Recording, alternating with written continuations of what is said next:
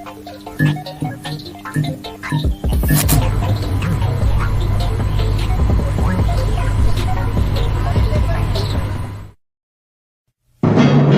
Jeff Meacham Network's Multiverse of Media. For over 15 years, the recognized symbol of excellence and the standard bearer in coverage of sports and entertainment.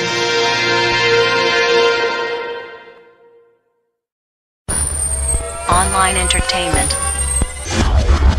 NoDQ.com. NoDQ.com. NoDQ.com. NoDQ.com. NoDQ.com. NoDQ.com. NoDQ.com. NoDQ.com. The people that know more about me know this. I am just a simple man and a lifelong fan of professional wrestling. Damn it! Whether it's the NoDQ Galaxy, the Jeff Meacham Network, the ATW Crew, Indie Force, or anything related to For the Win Productions, the gears of wrestling keep on turning, and we are here to give our thoughts, previews, and predictions. Good day to you all, and welcome to our panel for this week's Simply Predicting.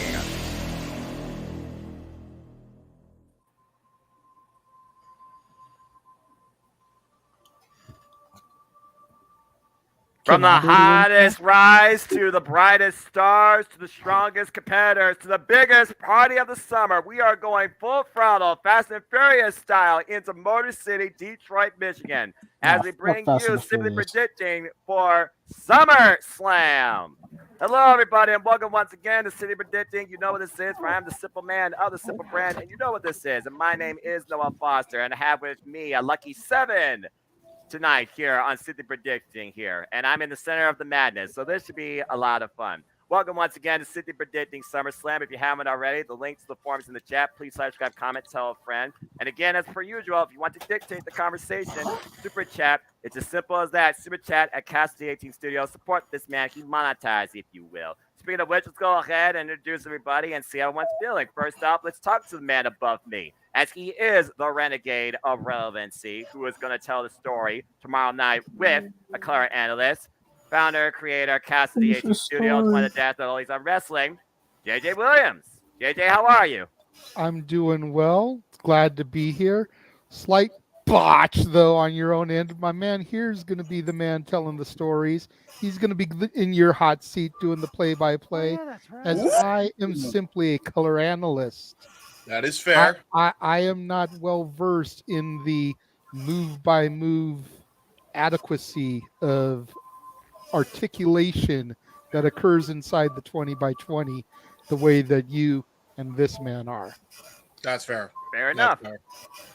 But it's good to be here. I'm glad to discuss SummerSlam, a pay-per-view PLE that is near and dear to my heart, going back to the mid to late 90s, as SummerSlam 98 was the first pay-per-view that was on my radar as a brand new fan of the WWF at the time.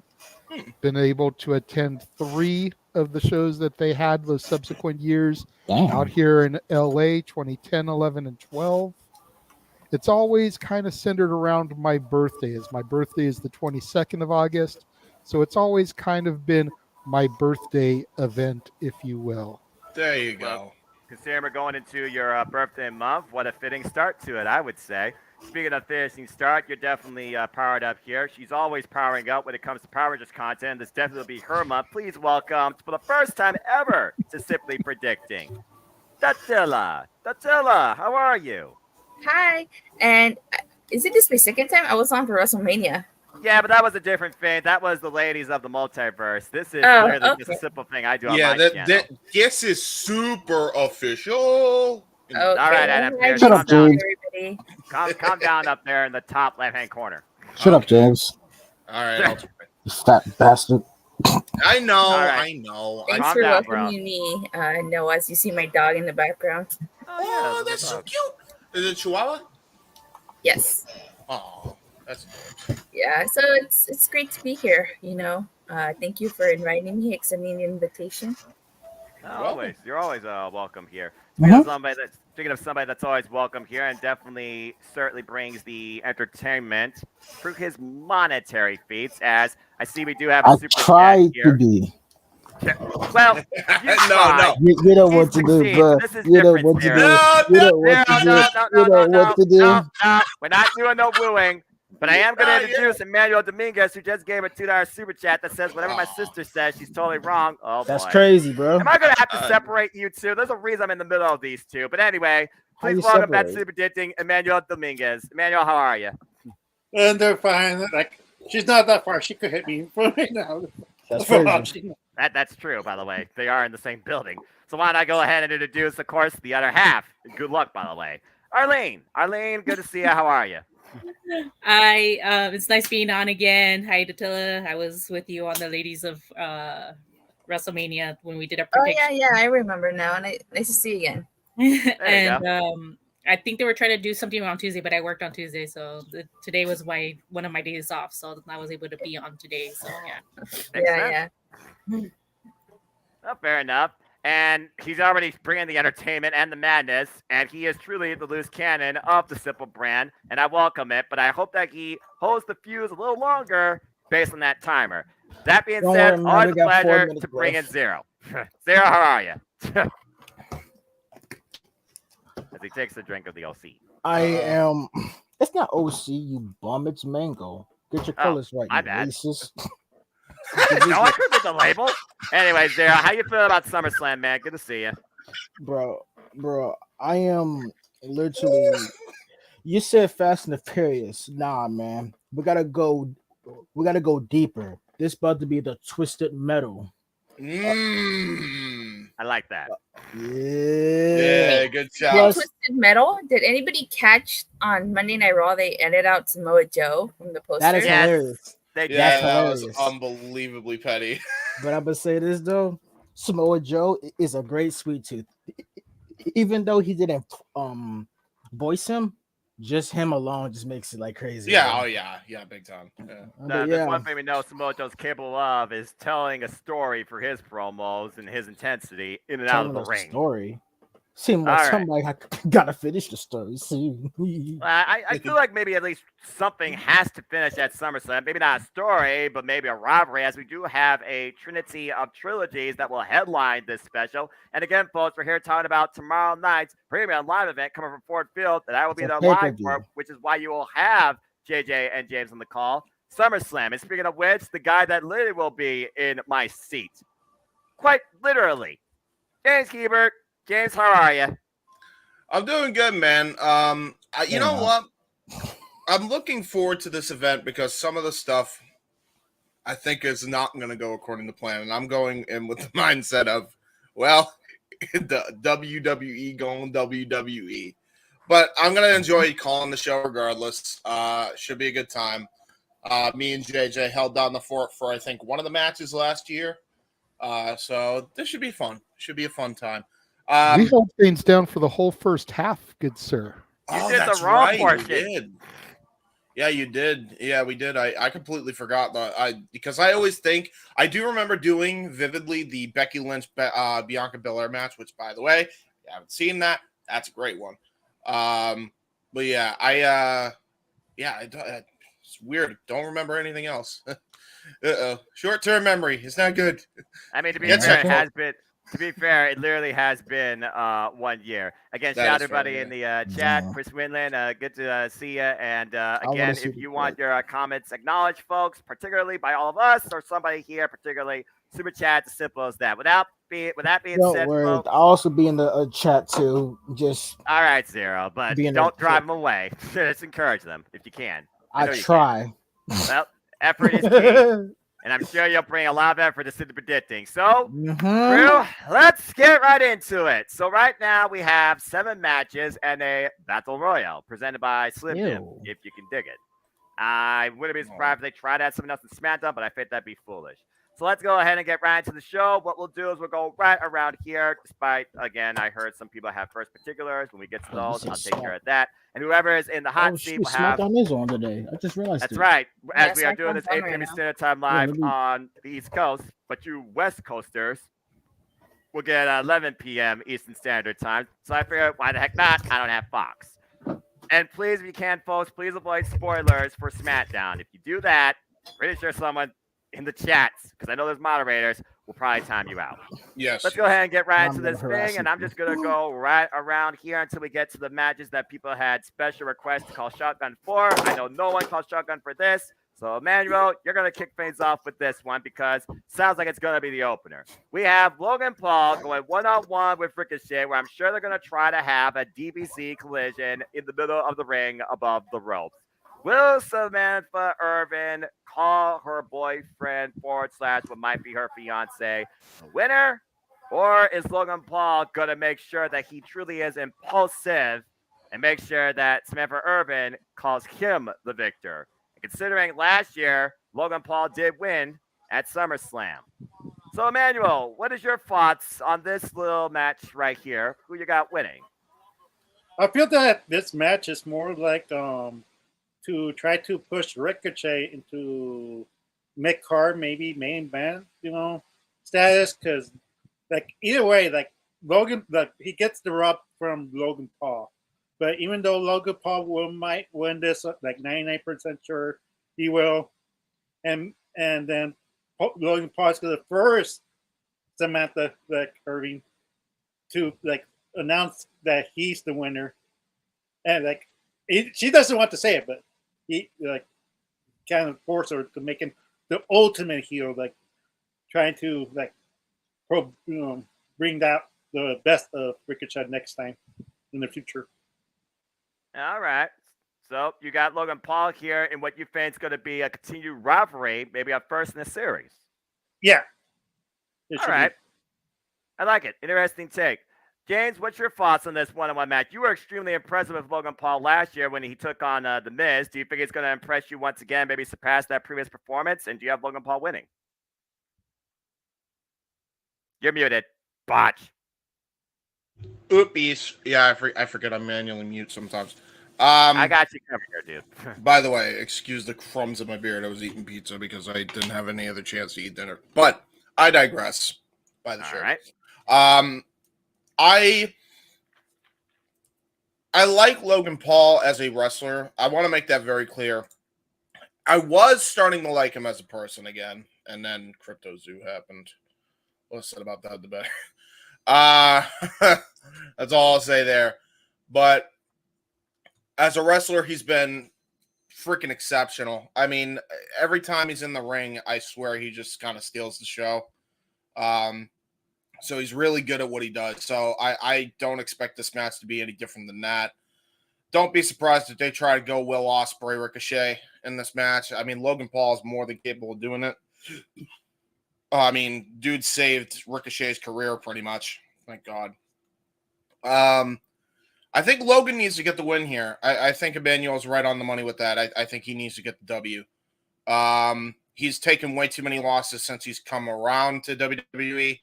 And I think that if you're going to use him in a character sense, and especially like a recurring character, and it does look like they're going to go that route going forward for a little bit, Logan definitely needs to win here, in my opinion. So I'm giving the win to Logan. All right. What I like to do on these multiple person panels, I like to get 2 to 3 retrospectives. Let's get one more here, and then we'll see if anyone, if it's unanimous, has a further take.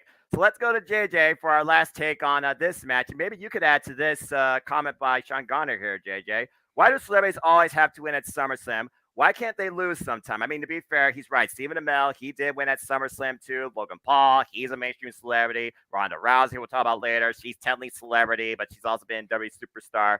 So what's your take on this match, JJ? Well, as far as why celebrities always have to win at SummerSlam, it's arguably the number 2 show of the year. If you're going to have celebrity involvement at WrestleMania, SummerSlam, possibly even the Royal Rumble, you're going to put the celebrity over because those are going to be your higher profile shows that are going to have more eyes on the product. That way you can get that mainstream recognition. That's what it comes down to right there. It's all business. As far as this match, I think the other 2 gentlemen hit the nail on the head.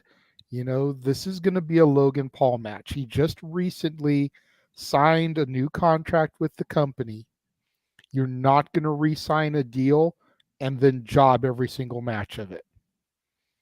That's a period, point blank right there. He did his job, losing the matches that he had once his feud with The Miz was over. We need to get a couple of W's in Logan's win-loss record. The fact that the next PLE is called Payback very much plays to it being kind of like the SummerSlam version of Backlash. I expect we'll probably see a couple of rematches there, and a Ricochet Logan Paul rematch at Payback very easily could be on the cards. So look for Samantha Irvin to have to declare your winner, the Maverick Logan Paul.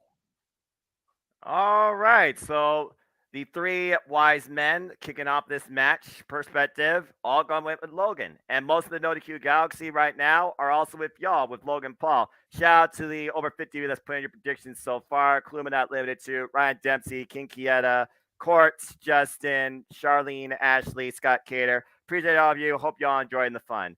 Now, before we continue down the card, does anyone else here have a different retrospective? Do you believe Datilla, Arlene, or Zero that Ricochet is going to win, or do you have any last thoughts? You can raise your hand if you do. Once, go to Arlene. All right, I saw Arlene. We'll let Arlene go first, then Zero. I do think Logan Paul's gonna win, but I think it's more like he's gonna cause Ricochet to maybe like he's probably gonna use Samantha Irvin to his advantage. There you go. Thank you, Benio.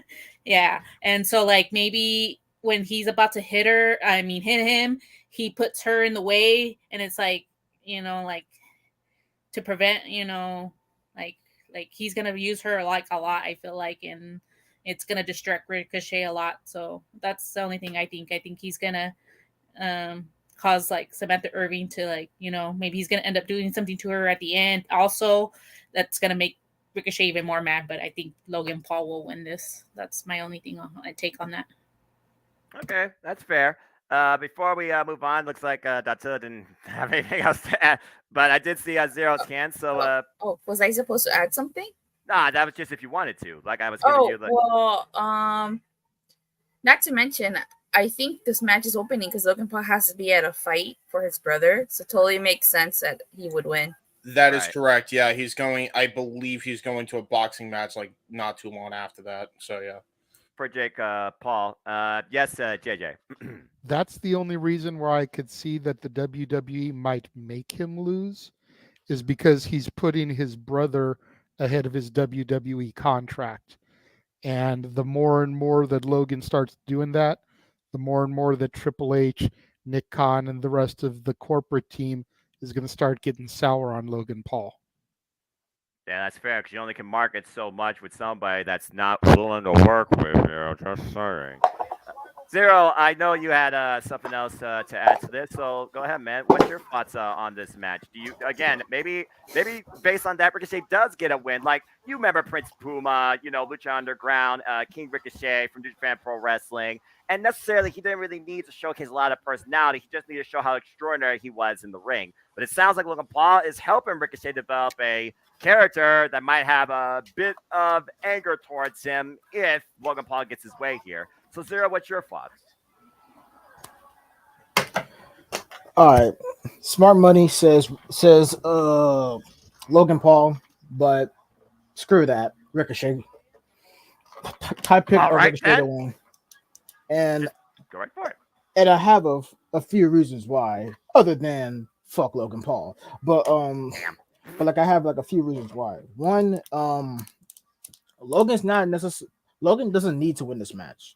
He really does not. He really doesn't have to win this match, because what do he gain already? He he already proved himself against the world champion Roman Reigns.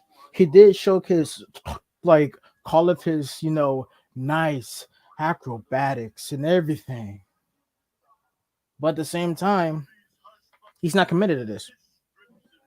Like, he is a celebrity, and usually celebrities win, which is bullshit in my opinion. But for real, he doesn't really have to win this match. The only thing he got to do is just step in the ring, do what he does best, and just show why not only he's good in the ring, but well, that's basically it. He just good in the ring. Like like like everything else, it doesn't really matter. Yes, he has to go to like a boxing fight to like to basically to basically support the worser of the brothers. So yeah. So like I want Ricochet to win this match because this motherfucker he needs a win.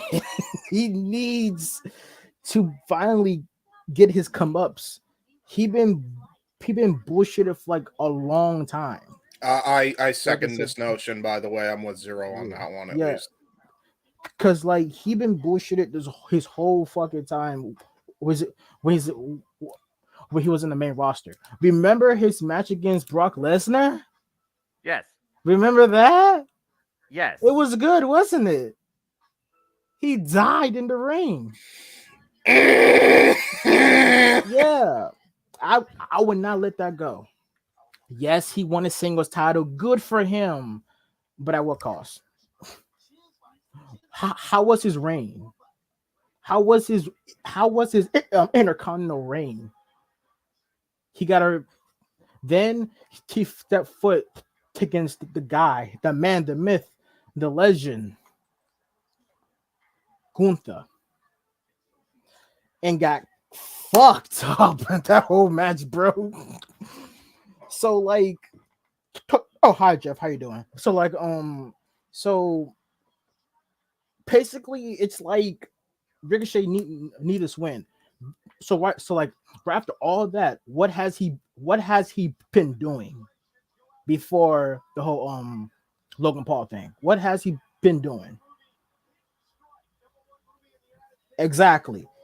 So basically like yeah, like he needs a win. This man needs to have a moment. The only good moments he had is basically when he's in a multi-man match.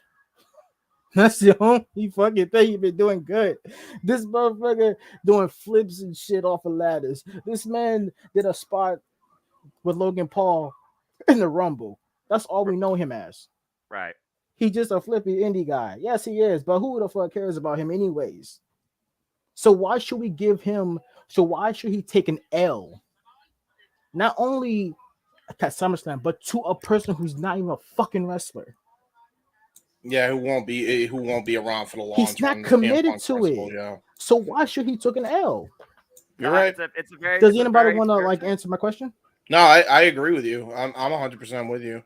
I agree.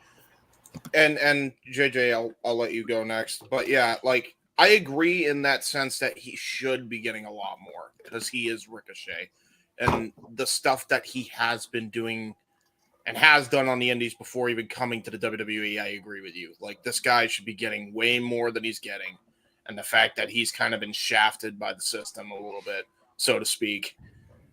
Yeah, I do agree with that sense. That don't mean they're ever going to give him the win, unfortunately. But I agree with you. I think they should be giving Ricochet a lot more. JJ, go ahead.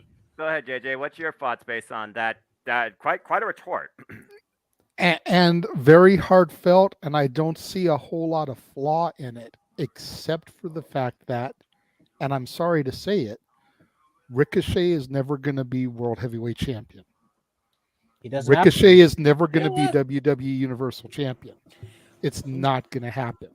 Right. As painful as it is to say, and I'm not the biggest fan of this booking either, Logan Paul will be a World Heavyweight Champion before Ricochet will. Right. Probably. So therein lies the problem with Ricochet. While I agree that he deserves a W, while I agree that he's been horribly misbooked, this isn't the time to do it. I think it was Arlene's suggestion where Samantha Irvin is going to be brought into this You know, maybe he's going to reach back, going to try and clock Logan, and he's going to accidentally hit his fiance. And then Logan rolls his ass back in the ring, and Ricochet gets counted out for 10. Yeah, I mean, because he's worried about what just happened to his fiance. And Right. then, like I said, we build towards payback, where Ricochet can actually get his W back and get some revenge, get some payback on Logan Paul. Right. You know, then it becomes a hell of a lot more personal. The stakes are raised, and when the stakes are raised, that's when you give Ricochet the W, because it's going to matter more.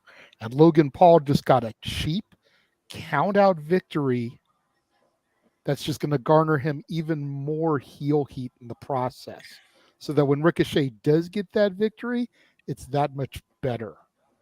I like that a lot. It reminds me what happened with Shawn Michaels and Chris Jericho at SummerSlam, when Chris Jericho accidentally decked Shawn Michaels' wife, and we saw what happened there towards, I think, No Mercy. So it's very fair. Let's give James the floor, because he waited for a moment. Then I think we'll move on, because we spent quite a bit of time on this. I have one thing left to say on this only. Go ahead. JJ, in response to Ricochet, being world champion, none of us, I think, in this panel are expecting him to be world champion. None of us want. I would even venture to say, none of us in this current moment right now, at this moment this year, want him to be world champion, but we want to see him booked better in the mid-card division, more so than he has been. Like, the one highlight that wasn't multi-man that I could think of that Zero said was the second time he fought Gunther, which is an excellent match on SmackDown. That's it, right? And I haven't even seen the match. So that's the highlight. That's like the lone highlight of Ricochet this entire year, singles-wise. That's what we're saying. I don't think anybody's expecting him to be world champion. And as far as Jeff's comment about Roddy Pepper always said die in the ring. Technically, he didn't almost die in the ring. He died almost outside of it. So, unfortunately, there is that. But there is one thing I want to know. Okay, because from seeing Logan Paul, he's not here like every single week, or like for any pay-per-view hype. He's not there. He's not there for the minor shows. He's only there for like SummerSlam, WrestleMania, Royal Rumble, Money in the Bank. He's not there for like the other shows. So that's why I'm like, I don't see them making this feud go longer, because he's not there he's not there as a WWE superstar. He's not fully committed to this. So basically, it's like this, right? You have the major stars like Cody Rhodes going through all parts and that. They're gonna be there for their whole thing. Logan Paul is just a special attraction. He's not gonna be there for all the other shows. To be fair as well, Zero. All right, hold on. I'm gonna call a timeout here, because I love how much in-depth discussion we're having, but it's our first match, and JJ, I think, has one last little take while we want to talk about contract negotiations. But I think it's time we finally move away from the impulsive one and the one and only. But JJ, go ahead and close this out. I agree with you, Noah. My retort to Zero on that one is this: how many Raws and SmackDowns and B-level pay-per-views did Brock Lesnar appear on when he was champion? How many consecutive SmackDowns has Roman Reigns been on this year alone? Thank you, JJ. I was going to say that. Noah, go ahead and take us to the next topic, sir. Roman Reigns, where's he been? And he's our champion. I can retort that exactly. too. I can retort that too. He's an actual WWE superstar. He's our champion. But he's Logan a Paul special attraction, just like Logan Paul is, just like Brock Lesnar was. All right, go ahead, Zero. Right. What do you got? Go ahead. All right, yeah. Yes. Give it a quick That's the- sentence if you can, because I can't give it a quick sentence. You know me by now, bro. I do. You know me I by do. now. So why would you say that? Because I like to try and improve you. You can't. Well, all right, then I'm gonna But go like- ahead and just kick this thing Yeah, into yeah, next let's- year, and we're gonna we'll- go into the next checkpoint. We'll save it for a conversation, debate on folks. another podcast, Zero.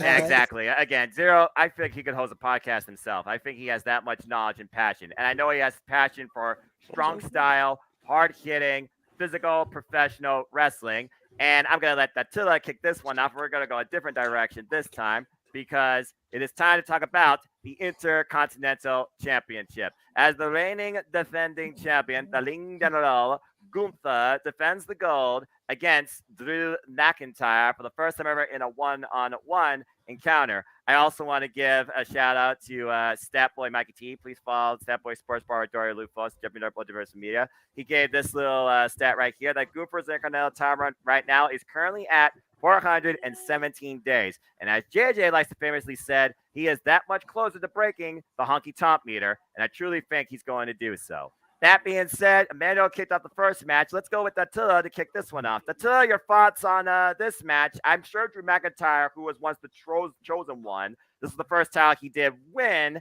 I don't think he's chosen to beat Gunther here. What's your take? Well, first off, I like Drew McIntyre. I do. Do I think maybe he'll eventually take the title off Gunther? Yes, but it's not gonna happen at SummerSlam.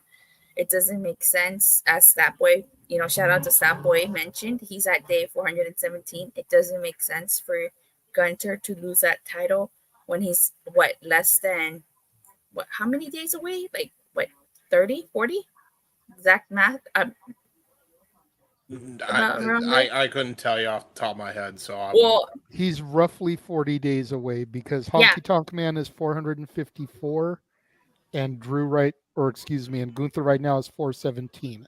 So okay, 40 would be 457. So okay, give or so take. He's 40 days away. It just doesn't make sense for him to lose a title when he's only 40 days away from beating the record. So yeah, I'm going with Gunther on this one.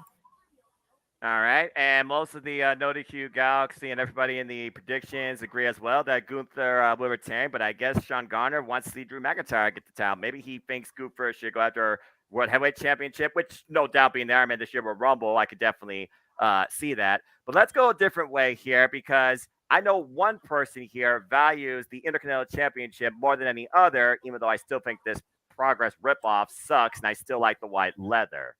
JJ, Intercontinental Championship. This is your title. Damn it. You told me that yourself verbatim. So what's your thoughts on this?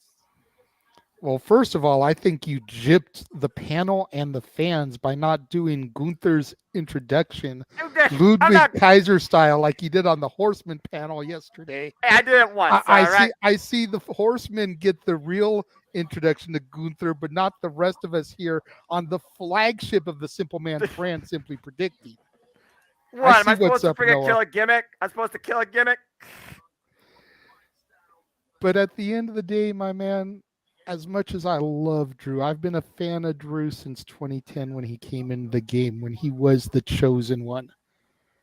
The mat is going to still be sacred, and the Ring General Gunther will continue to reign supreme until we surpass the honky tonky meter.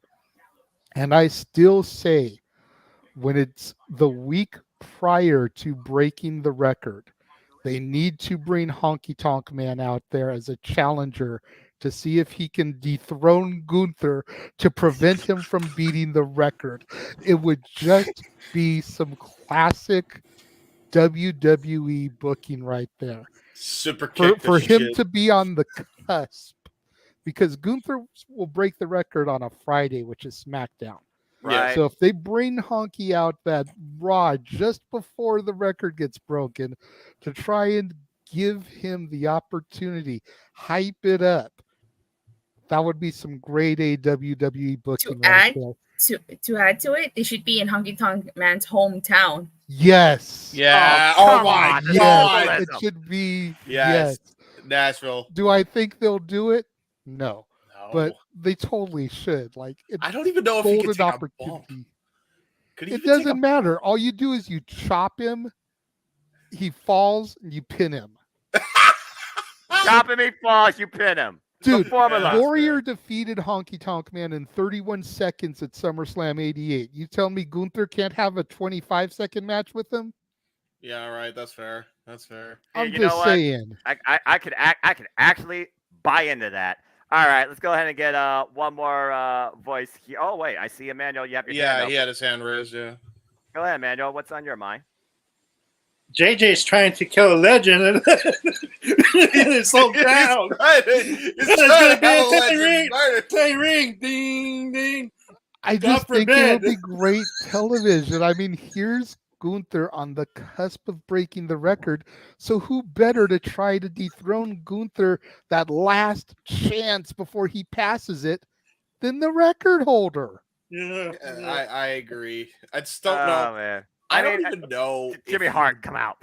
Can't even. But I gotta make an argument for those Drew lovers, Drew McIntyre lovers, because I picked Gunther. Like it's not gonna happen for Drew McIntyre. But I gotta make an argument. I think it's safe to say that everybody here picked Gunther. And as far as who beats Gunther, Sean, I said it once, I'll say it again. Only two names I can think of: JD McDonough, Ilya Dragunov. Though what they did with Chad Gable has potential.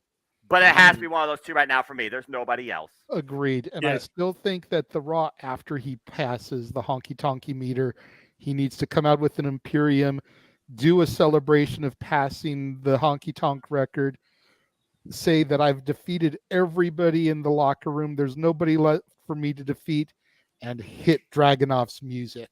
Well, celebrations, weddings, and contract signings in wrestling never end well. So exactly. That's the freaking truth. Emmanuel, you were saying. Yeah, I'll try to make an argument for Drew McIntyre, even though I picked I make the argument. Gunther. No, like I picked Gunther. But I gotta make the argument for those who did pick Drew. All right, a little bit of devil's advocacy. Okay. Okay, that was advocate. Yeah. I could see Drew winning if of two things. Either they could push him as the workhorse. I'm not saying Gunther is not the workhorse, but drive the mid card title for the next couple of years, or bring back his his own theme song, and that's how for sure that Drew McIntyre is going to win. What if he comes out to Broken Dreams? Broken Dreams, yeah. Maybe I could. And brings back the right the right IC title strap, and then that's the only way. I have a retort, and then we can go to whoever was supposed to go next. Here's the problem with that: if you go with that method, if he does that for the IC title, why didn't he do it at Clash of the fucking Castle? You know what I mean? You can't do it now. That was the moment, and you do it now. It's like, oh, so he did it for the first title. He won the first time. Okay. And people say that Drew McIntyre basically is main eventer, not mid carder. Why Sheamus, he has yet to win the championship in his career. Yeah. That being said, I always like to get at least 3 key thoughts. So good stuff, JJ Dattila. Arlene, what's your take on the Intercontinental Championship match? Before we conclude this, unless Zero has a short-term argument here for Drew McIntyre. Because, again, I think we're all Gunther unanimously. But go ahead, Arlene. Yeah, I think Gunther's going to win. He's so close to beating it, and I think he deserves to beat that. He's worked his way up. His character's, awesome and everything like that. I think in the end, I think someone's going to interfere, and I think it's probably going to be Sheamus because of what happened in WrestleMania. They both wanted to go for the Intercontinental Championship, and neither of them could, he feels like he should have been the only one, and maybe he resents Drew McIntyre for that, and maybe he's going to cost Drew McIntyre the title, and then maybe in payback they fight out to see who actually gets to face Gunther, and maybe after that, maybe Drew McIntyre could win that and dethrone Gunther, maybe. But maybe. I feel like they're that someone's. I think Sheamus or someone else is probably going to interfering, but most likely Sheamus, because I feel like he still resents the fact that Drew kind of inserted himself to the WrestleMania card when it should just been him, and maybe that would have gave Sheamus his moment as well. So I think that's the only thing I think of that it's going to happen. That Gunther's going to win, but because Sheamus interferes and costs Drew McIntyre the title. Hey, That he should have. I'm just saying though, the fact that he did insert himself in that greatest triple threat match of all time. Just saying. I'm not going to argue that. Emmanuel, you have your hand up. Then we'll go to JJ, and then I'll get some thoughts from Zero, and we'll move on here. What's Emmanuel? Yeah, just a quick word with my sister. Not because Gunther has been winning cleanly, so kind of him getting somebody interfered would ruin the mystique, because we keep seeing a lot of heels get interference. Gunther has won clean with that know-how of Imperium. So why would this make sense anyway? Let them win clean. Fair enough. True. JJ, you have one last thought regarding, I think, what Arlene was talking about here, or some of that's been in the chat. Go ahead, man. I just wanted to say, while everyone else was giving their opinion, I did look ahead. The September 4th Raw, which would be the Raw prior to the record break, is from Charlotte, North Carolina. So it's not far from Honky Tonk's hometown, but it's not in Tennessee either. So just wanted to throw that little tidbit out there. Okay. Fair enough. Before we move on, Zero, do you believe there's any reason that Drew McIntyre should be Intercontinental Champion again? Or do you have anything to say about Gunther and his run? By the way, you're muted. You've been muted. I think it's just a microphone thing. It's your microphone specifically. Yeah. There you go. Motherfucker, who says I picked Drew? Nobody did. Nobody did. We all know. For him. I know we are all. I know we're all picking Walter. It's okay, Zero. We just wanted to know if you had any argument for Drew. Yeah. Well, yeah. Well, there's one argument. Why not? That's it. Simon Miller. That's it. Simon Miller. Why? Yeah. All right. So here's the thing. So here's the bit, right? Oh shit! Some shit just happened in the SmackDown. I'm not gonna spoil it. Don't spoil. But that shit getting juicy, man. But hype is great. But I'm gonna say I love hype. All right. So Gunther's gonna win, lol, and he's gonna pass the record. Then we hear Comrades the Red Soldier. If you know that song, you know that was Dragunov's first theme song. Ooh. Before right. Then, yeah. Not copyright. Good shout. Man, good shout. Man, I don't know how to speak Russian, so I don't know what the fuck you're talking about. That's fair. so here's the thing. Okay, so hey, I'm gonna jump off real quick. Okay, I have to do something. I might come back. Yeah. All right, bro. So I have a theory. All right. Theory. Go. Well, first, Not Austin Theory. That's JJ's thing. Shut up, bitch. But well, Rods has a theory. I need you to pull it up because Rods has a really interesting theory. Do it. Yeah, but that's off topic. I started. I don't care. Show everybody. Gotta be on the super chat. Simple as that. That is fair. That's not fair. Rods, that's how it goes down here on the Simple Brand. They're discriminating you. They are. Wait, so I control everything here. Well, just what was the theory, Zero? What was the theory? All right, so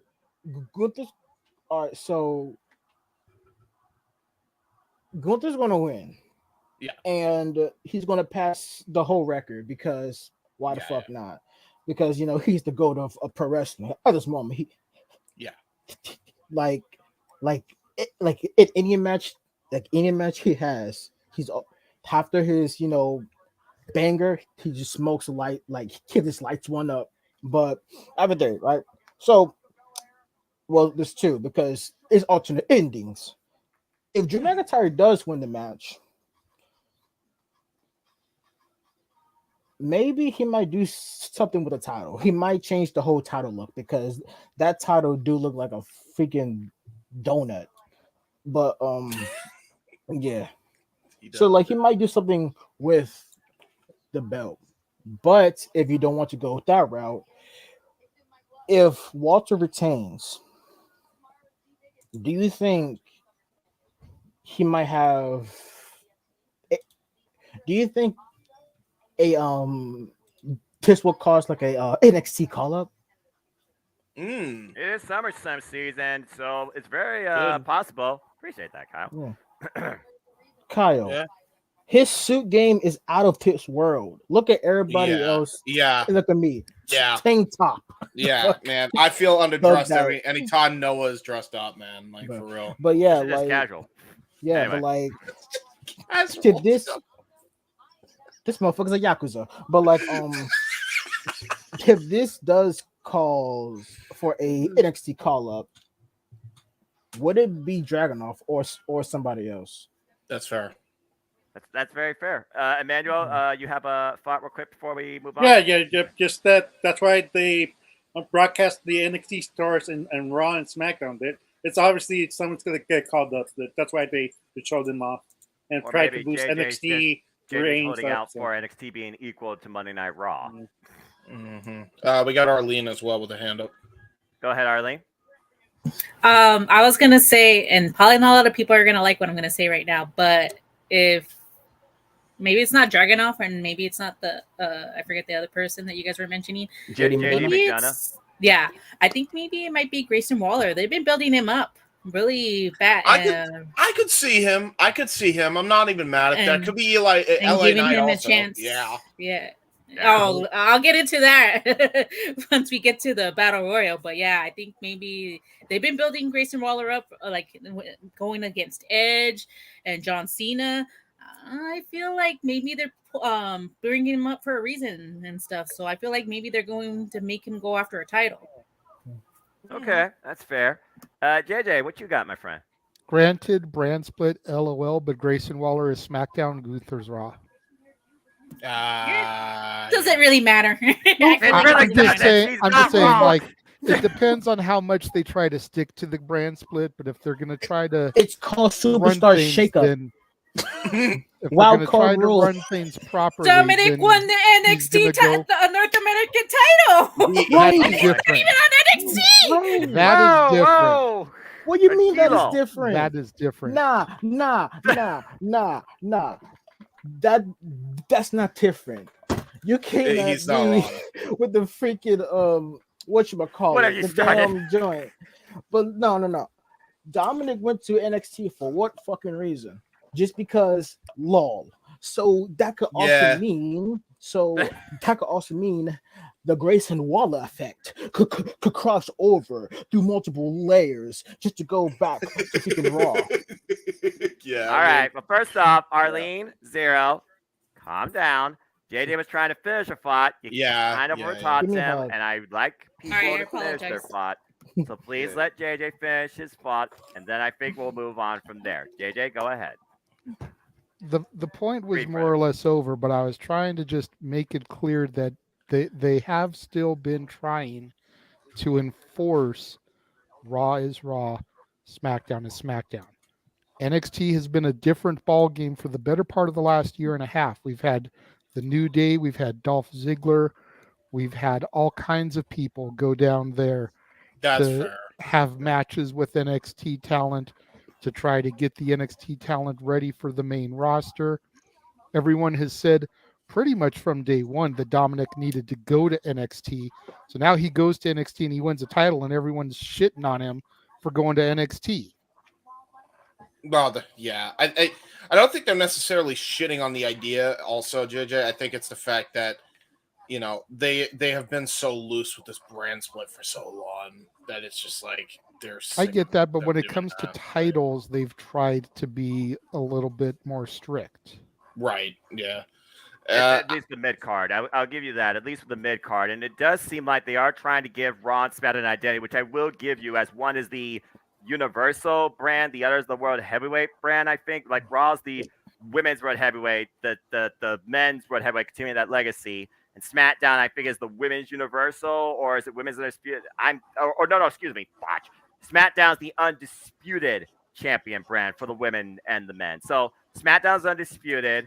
Raw is heavyweight. So basically, I understand what you're saying, but still good stuff. Well, we got Zero. Go ahead, Zero. Yes, you fucking cracker. But Hey, I'm the but- cracker. you Calm down. no, you're a Ritz. But That's fair. but wasn't they trying to make NXT like a third brand? Yes. Somewhat, yeah. I don't know how. Put it this way: So it counts as a brand, right? if they go full in with it, let's be real. It's They've been still saying it.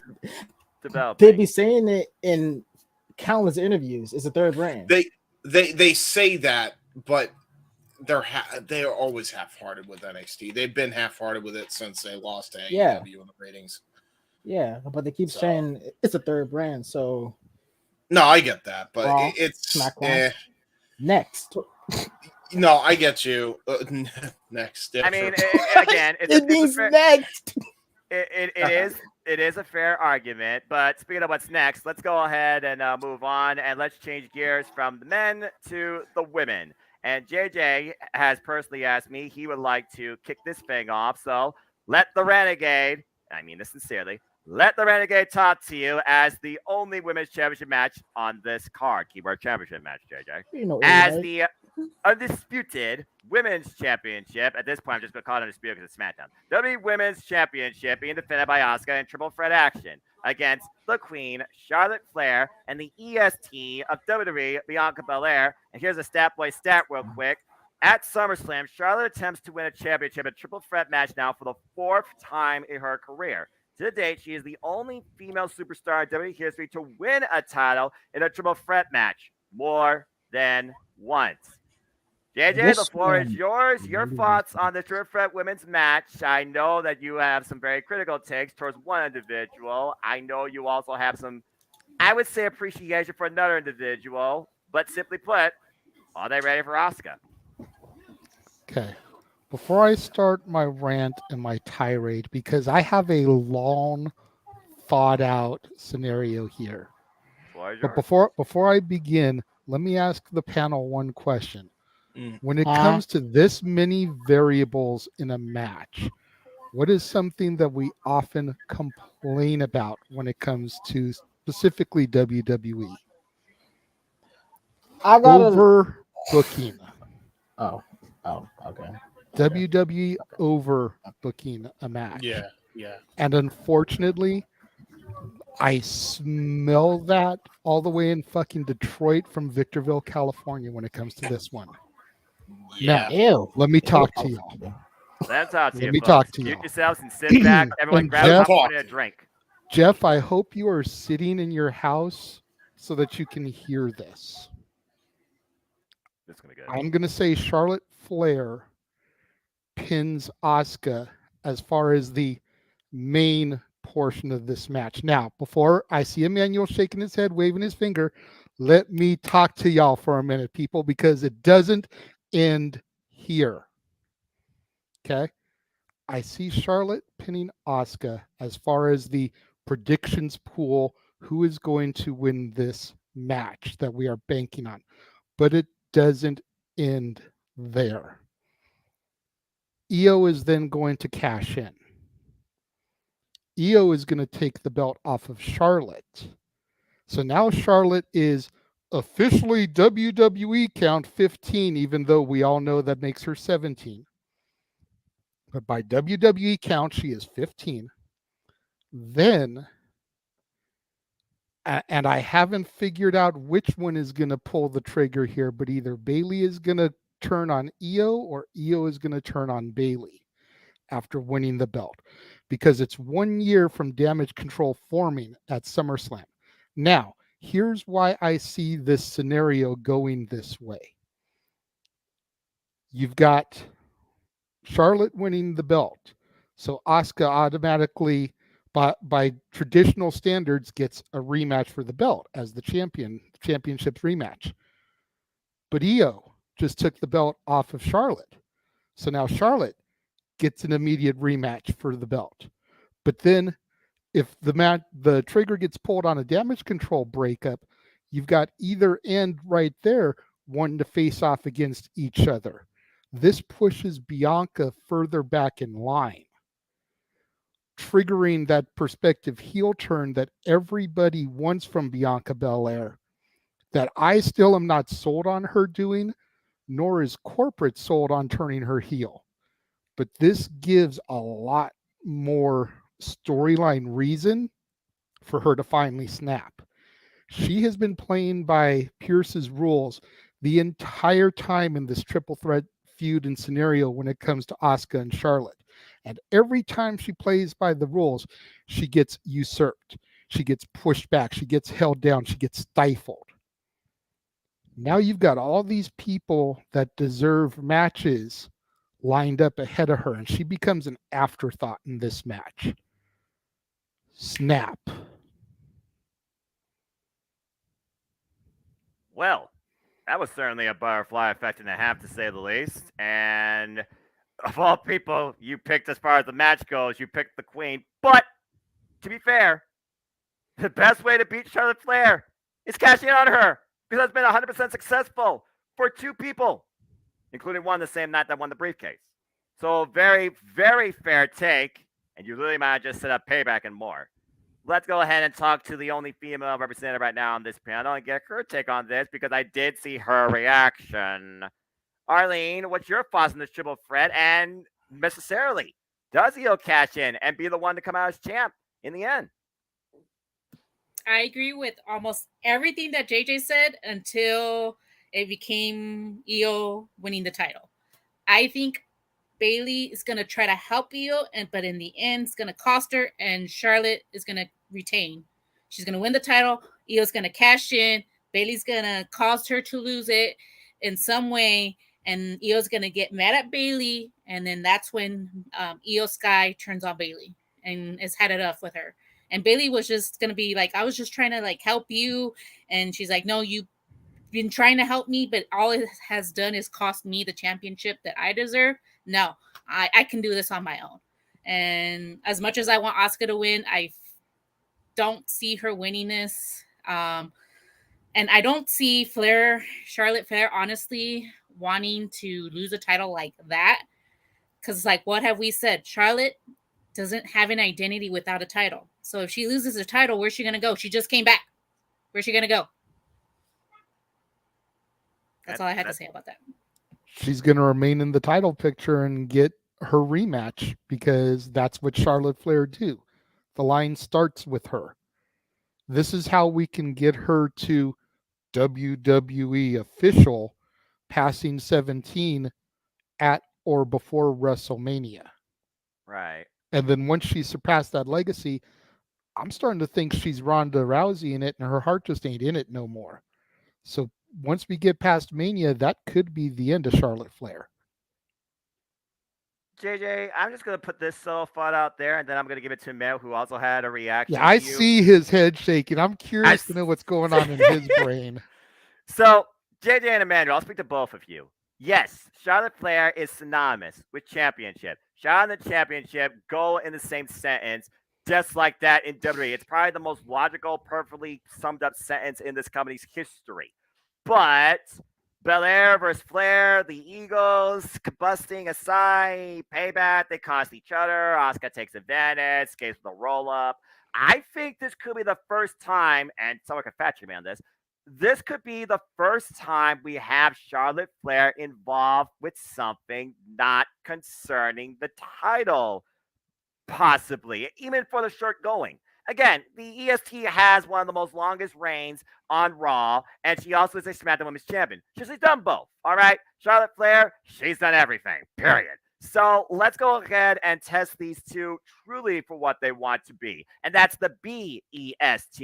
Doesn't mean they need the strap necessarily, so that's kind of my take, because I think Asuka should retain, but I'm going to give it to Mano because I know he was definitely thinking on something. But wait, you got a quick one. I was just going to say, I agree they don't need the belt, which is why doing a short reign with Charlotte and having a cash in doesn't hurt that. True. She still gets one more official title run, and the Flair EST still doesn't have to be for the belt.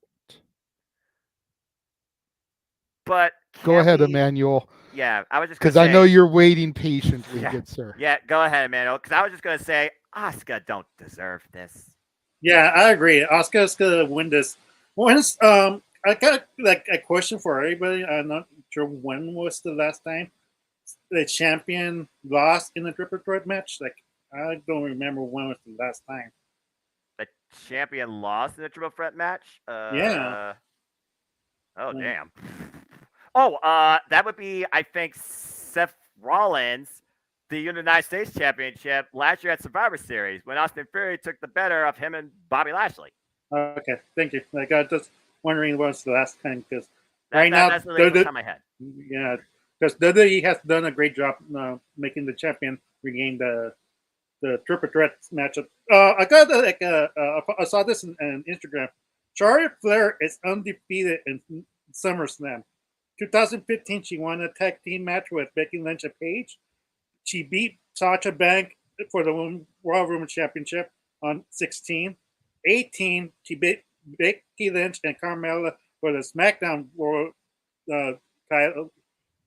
Then Trish Stratus become Queen of all eras, beat Rhea Ripley and Nikki Ash for the Royal Rumble title. That's the stats for Charlotte Flair.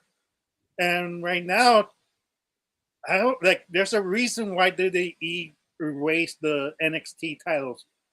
There's a reason they don't want her to break the record. There's a reason why they like. I feel there's a reason more to it. Like, it'd be a shame for Asuka to be just a, like a transitional. Transitional champion. Yeah, exactly. And it's like it's a crying shame. Like, it's not good for her. Like I feel like there's more to her. There's more to the story. Like I agree with you. You know that Asuka has become the piggyback. Like no one's paying attention to her. It's all about the AST and then Charlotte. Who's the better? That's why it doesn't need, like, if they really want to drive the women's division without a title, it has to be Charlotte versus Bianca Belair without the title. If not, then what are we doing here? Like another Flair title reign? I don't want to see that. Like, it's like it becomes like a meme, like LLL, dancing the wins. That's why Charlotte Flair is so hated and despised, because it's tiresome. It's boring. It's becomes so bland. Let her have a character. Let her have build momentum. That's why I don't agree with JJ. Like laugh out loud. She needs a championship. No, she doesn't. That's why you need to build her up without a championship. Make her feel like important, like memorable, and need to push that woman division, because without her, who else do you push? Like, you need to make Charlotte eat pants, push the woman division, make it more important. It's just like it doesn't make sense for her to win another championship, tying the record 15 times, and being her father's record eventually. But that could come later. She's still young, so it makes sense to wait a little bit. Make her win the All right, JJ, what's your rebuttal towards that? Again, I agree. I think everyone is glossing over or forgetting about the fact that I said Io's going to cash in. Yeah, Charlotte gets the victory. Yeah, Charlotte adds one more reign to her thing. Yeah, the entire capacity in Ford Field is going to let out an audible groan that you're going to be able to hear over the television set. But they're going to pop even louder when Io cashes in on her. And she takes that away from them. Okay. It's all about, for WWE, it's all about making history, and it's all about the numbers. It's all about lulling the fans into that false sense of security. When they see Charlotte beat Asuka, they are going to be so beside themselves that when Damage Control's music hits and Io comes out there, they're going to be like, Thank you, fucking Jesus. Wow. That's a hot take. And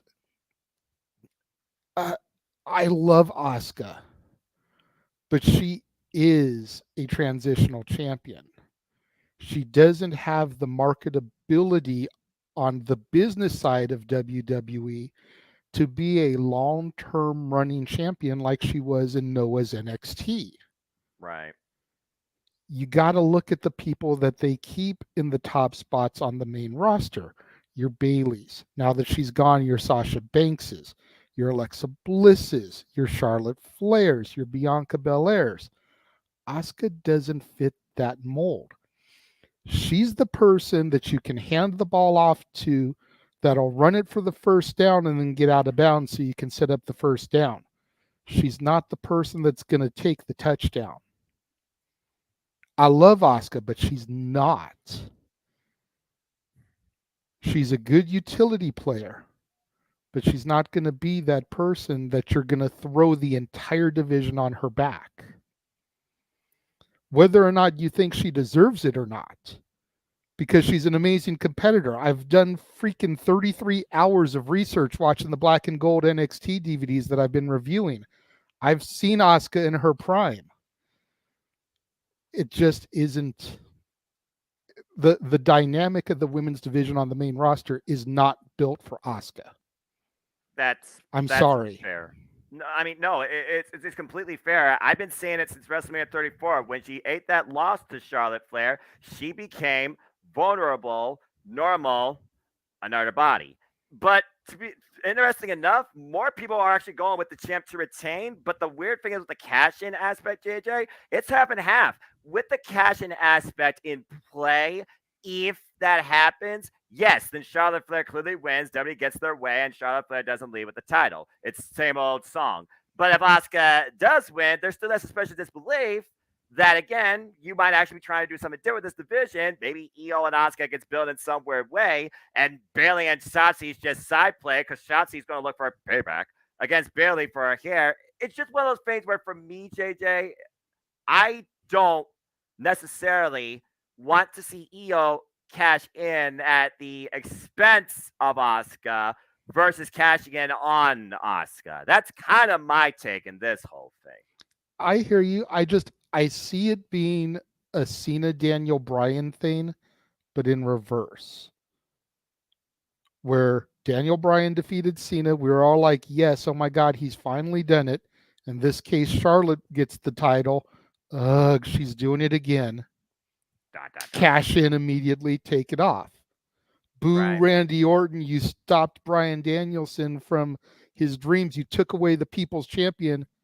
Yay, ooh, Io, you stopped Charlotte. We don't have to deal with the Wicked Witch of the West and her bullshit. Fair enough. All right. And also, Jeff, again, have fun with this match tomorrow, my friend. That's all I got to say about that. I know me and James are going to enjoy calling the shit out of this one. Yeah, no kidding. All right, let's get Emmanuel here, who has, I think, one other thought, and then I'll check and see if these two have anything, and then we'll move on. Emmanuel, go ahead. Just a quick rebuttal, because so many people had cashed in against Charlotte Flair. Yes. Nikki Ash, what happened to her? What happened to I forget who else who had cashed in on Charlotte Flair.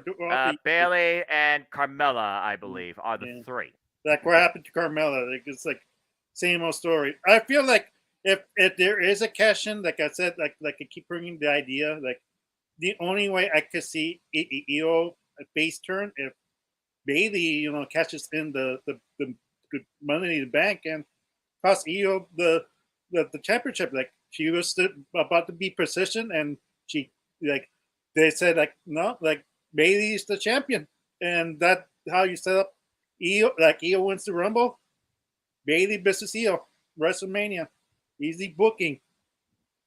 Well, Dakota Kai could cost Io that's the name that I have brought up. Maybe Dakota Kai comes and costs Io, and Bayley has to step in for Io, and there's your setup. Dakota Kai versus Io to try and right now to August to December. January to WrestleMania, Bailey business. All All right. I just wanted to add to Emmanuel's point also that you could also probably throw in Asuka into the mix, and then you have a nice little feud for EO as the champion as well if you go that route.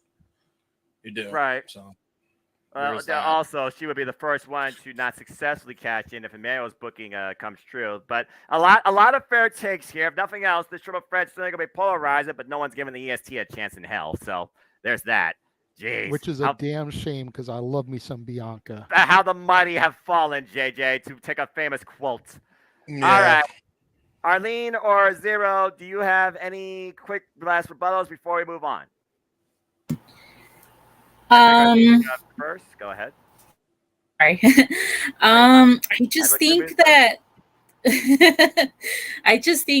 that EO is kind of in the same position as Asuka. That's why I don't think she's going to be, if she's going to be champion, she's not going to be champion for long because she can't talk on the mic, I don't think. And that's going to be a problem. So that's why I don't think she's going to be in the long run. She's going to be in the same boat as Asuka, unless Bailey's going to do all the talking for her.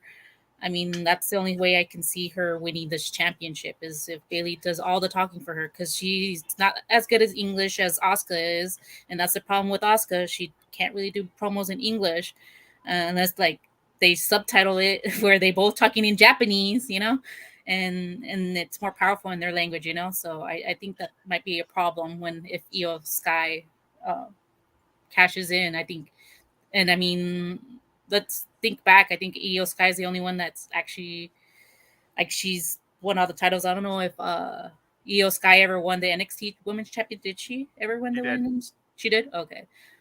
So I mean, I don't know. It's been a while that she's won. I don't think she's ready. I don't think Io Sky is ready to be the champion yet. I think she still needs a little time to grow and stuff. And she's depending on Bailey too long. I think she needs Bailey out of the picture in order to do that. So that's why I don't think Io Sky is ready to be in that picture shot. So I think when she does cash in, I don't think she's going to be very successful in it. But that's just my take. No, I mean, again, it's fair because at the end of the day, JJ and I talk about all the time. To succeed in this business, you got to speak, you got to work. James, what you got your hand up for, bro? Okay. That whole argument, I think, is such a old school, and not even an old school, such a Vince school way of thinking. I hate it, always hate it, will never stop hating it. And there is a few reasons why, okay? Number one, the fact that they can't speak good English, okay, that's their racist ass for not seeing the other factors that they have to bring as a world champion. That's their freaking racist ass problem, not mine. All right, just putting that out there right out of the gate. Number two, look at UFC. How many freaking interpreters do they have hired for people to speak other languages and translate it out for them? You're telling me in the world of sports entertainment, you don't have one guy that you can hire to be a freaking interpreter? Not one. Not one person that could be an interpreter for freaking Asuka to actually get her over as this dominant threat. I don't know. Isn't that something? And not to mention, by the way, look at freaking AEW and what they're doing right now. Seriously. They're turning the biggest heel of all time in the last, I don't even know, decade, maybe two, babyface. At least for right now. They're taking a risk with what they're doing here. They're actually going against the grain. They're completely rerouting their river system there. I'm not saying MJF is Asuka or Asuka's MJF. That's not what I'm saying. But it's my point is they took a freaking risk. Can they not take a risk here? I'm just saying I'm not racist or anything. I'm just no. I know you're not. I'm speaking correctly. I know you're not. I know. I'm just saying Vince McMahon's mindset, because whether we like it or not, Vince might still be whispering in little Triple H's ear. That's all. Yeah, a little bit. He might be a little bit racist. That's all I was trying to say. Not that I think they're perfectly capable, but I'm just saying that in Vince's mindset, maybe they're. That's why. Yeah, I agree with you. Unfortunately, it's go ahead, JJ. It groins my gears that that's still a thing. Right. No, I totally get you, and I agree with you guys on that. But again, we have to look ahead, and there's no saying that EO can't lose the belt at Payback, at Fastlane, or even at Survivor Series Right. to then set up whoever's going to be champion heading into Mania season. Again, that utility player that's going to run it for a first down, but they're not going to get the touchdown with it. EO deserves to break away from the damage control mold and cashing in successfully on the Queen Charlotte is going to do that and help, by leaps and bounds. To piggyback very briefly, kind of off topic, but to what James mentioned about MJF, you're also assuming that they're not Rocky Maivia us, where we swear to God that he's the people's champion just for him to align with the corporation at the last moment. I know there is. So fear, let's not act like this isn't going to be typical MJF. Be like, oh, you thought I was going to give it to you. Fuck you guys. I really do hope they go with it, though. I'm okay with teasing those tendencies, but I hope he goes against that grain. I want to see. That would be one of the most. Because I think it would be abnormal for MJF, but you're assuming they're not going to pull that kind of swerve. I know. Noah, back to the SummerSlam card. I mean, I'm about to say, seeing is believing. Zero, go ahead and give a quick thought here for the women's match, and then we'll move on. You're muted, bruv. Do I need to unmute you? Come on, bro. You unmuted me, so I thought you gotta do it. But all right, so this is going to be Triple Threat. Your thoughts, and if EO does come into play. All right, I picked Asuka to win because I just want her to win. There's no other way around it. I just want her to win, and I picked the cash in because I'm trying to be right in the predictions league, even though I don't want to cash in, and I kind of think there won't be a cash in or fail. So yeah.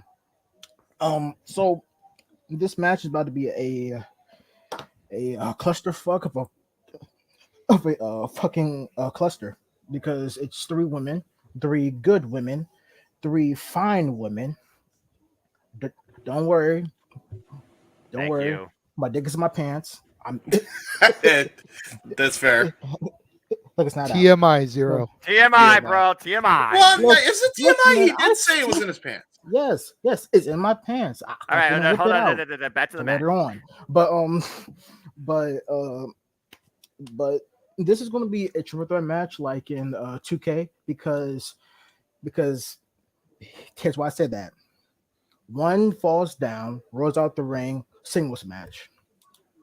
Comes back up, knock down the other chick, rolls out the ring, singles match. It's going to be a typical joint. It's not going to be no fun. Three girls just beating the absolute dog shit at each other like they're men. But I could kind of see Charlotte winning because lol. But but like could a why is me Jeff's here? Holy shit! But Well, now you definitely need to be careful, and we're on the match that I was like, this boy. I don't have to be careful. Look, man, I'm gonna lose count. I don't have to be careful. Just because I showed up, y'all relax. Jesus, like seriously. Jesus Christ. Hey, put some respect on that man's name. Good old Jim, Jeff, great to see you. Hi, Bubble Bass. God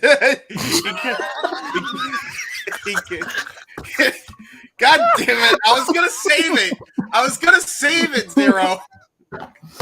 I spoiled something in the translation here, but okay, sure. I'll send it to you later, Jeff. How about we need an interpreter from Endeavor? Like, shoot, we need an Endeavor just to understand what the hell Zero's talking about. Okay. Look, sorry. So continue, Zero, please. Yes. Yes, Daddy. But this got weird.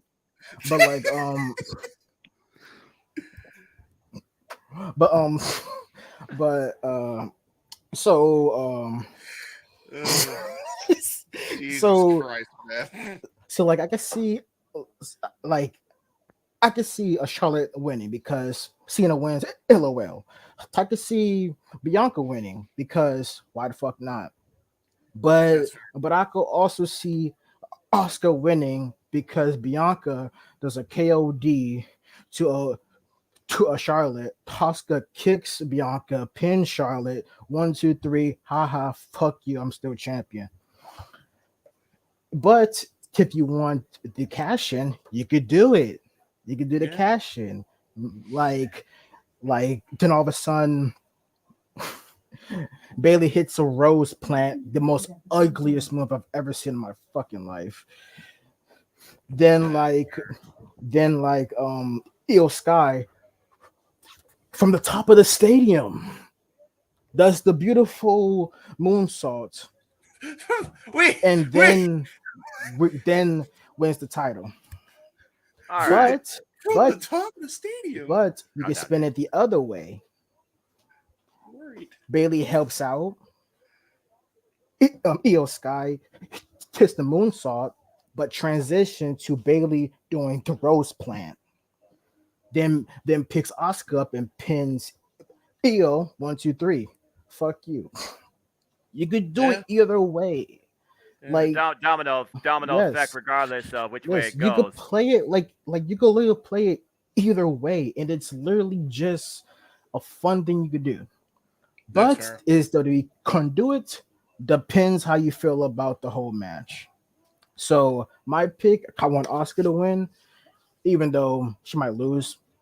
But say a cash in happens, yes, no. I pick yes, so I can at least have something right in the league.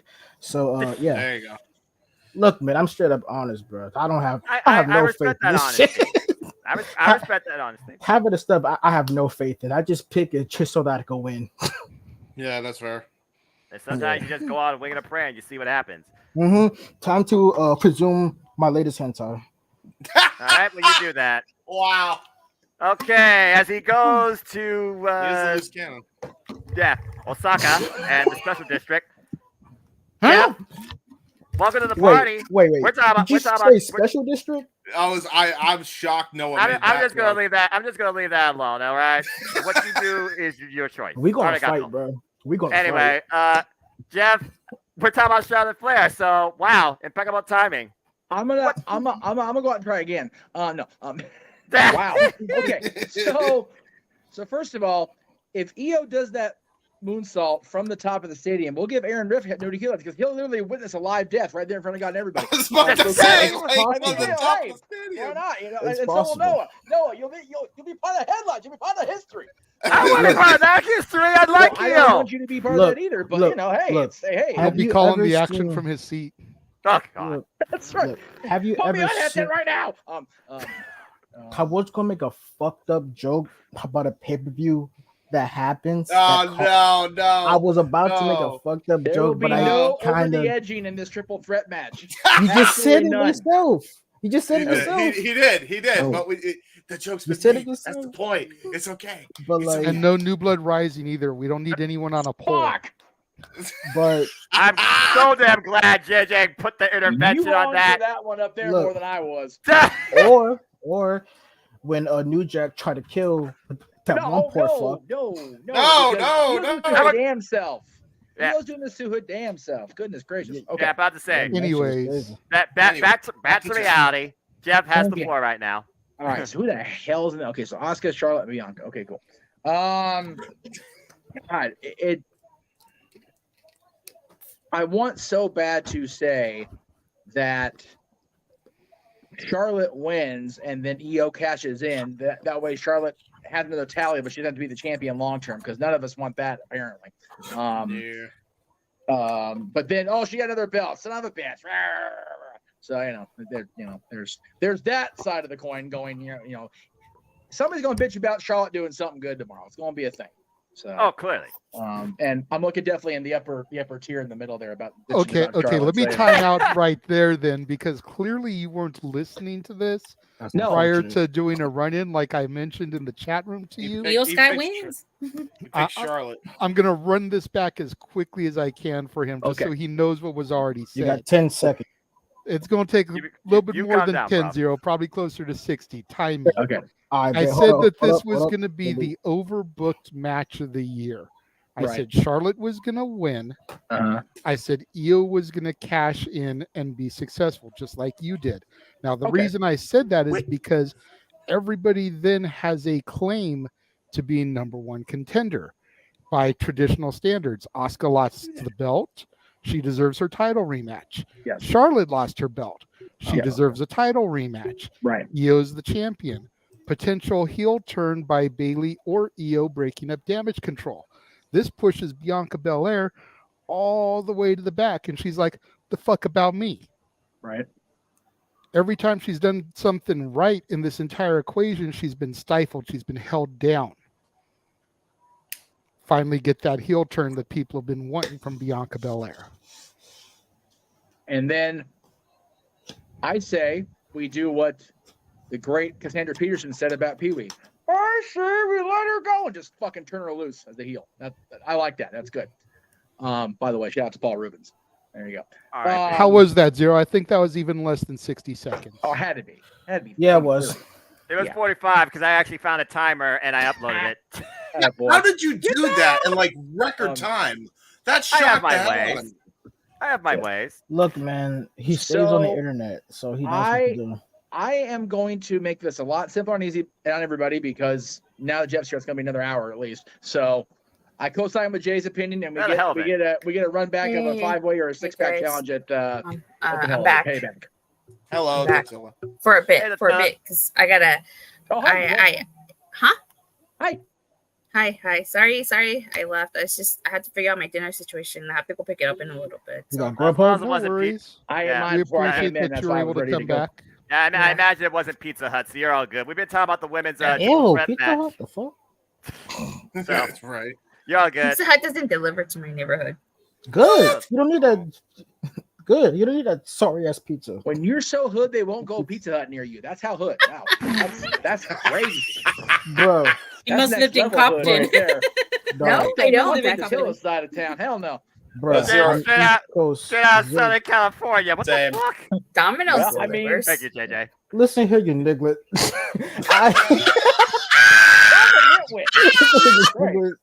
Hop from the DMV, Oh my gosh. DC, Maryland, and Virginia. DMV. I'm the king of DMV, anyways. But yeah, All right, we well, have Pizza Hut. That's All right. Well, while we're talking about food, let's go ahead and talk about a new food sponsor for WWE because I don't have Slim Jims. I'm sure you don't either. But let's go ahead and blast the hell out of this battle royale situation and wonder why the hell the winner is not going to be L.A. Knight. Yeah. You guys are so cringy. Hey, Can I interject real quick right here? I think ahead. everybody in this room thinks LA Knight is the primary pick for this. Yes. Yeah. If you're gonna say Okay, hold on. Night, Hold for on. the I Jesters. see you, Arlene. I see you. Calm down, everybody. I was gonna Calm say, down. I think JJ, everybody in the room here pretty much is picking LA Knight as their primary. Right. If The they're not, we'll go to them first for who they think is going to win, and then we Yep. can just do a Karrion quick run Kross. around the room. That's who we've got for our secondary pick. That's exactly my thinking. Because as far as I'm concerned, if you're not picking, all right, that's you want to put JJ on the spot. I'll make This sure I do it. motherfucker say JD. If you That's if you crazy. don't want to put L.A. Knight in that spot, then I ask now who the hell you put in that spot if someone else has a different name. Arlene. Arlene, I did see Oh, your hand. You I are was first. waiting for you to say a name, and then when You're fine. You're fine. Okay. Wait, you said his name? Is he going No. to appear? No. Say his name and he Please, God, no. I believe in Joe Joe Hendry. Hendry. I believe in Joe Hendry. Good one, London Nutella. and Tokyo, London and Europe and Tokyo. I lost JJ. Walk out the room. Oh, we got a dad's walk off, Jeff. You should be proud. Mm-hmm. Okay, on it. Oh, no, we got two dads walk off. So wait a minute. I walk off and I'm JJ's picture. He walks off and it's Chase U with Thea, who's clearly happy I'm that sorry. she is right now. Jeff. What the actual hell's going on around here? Anyway. Because last time someone was on your account as producer, it was me. I changed it to my picture. Oh, well, exactly. I'm gonna fix that shit. Hold up. Hey, Jeff. That's me most of the time. True. Want to see something really good? Oh, Lord. Sure. No, you're not wooing on air. He's wooing on air. Save that for a super chat. If you want to see Zero do a super chat, then kick down a $50 super chat. Stop giving the people. Stop.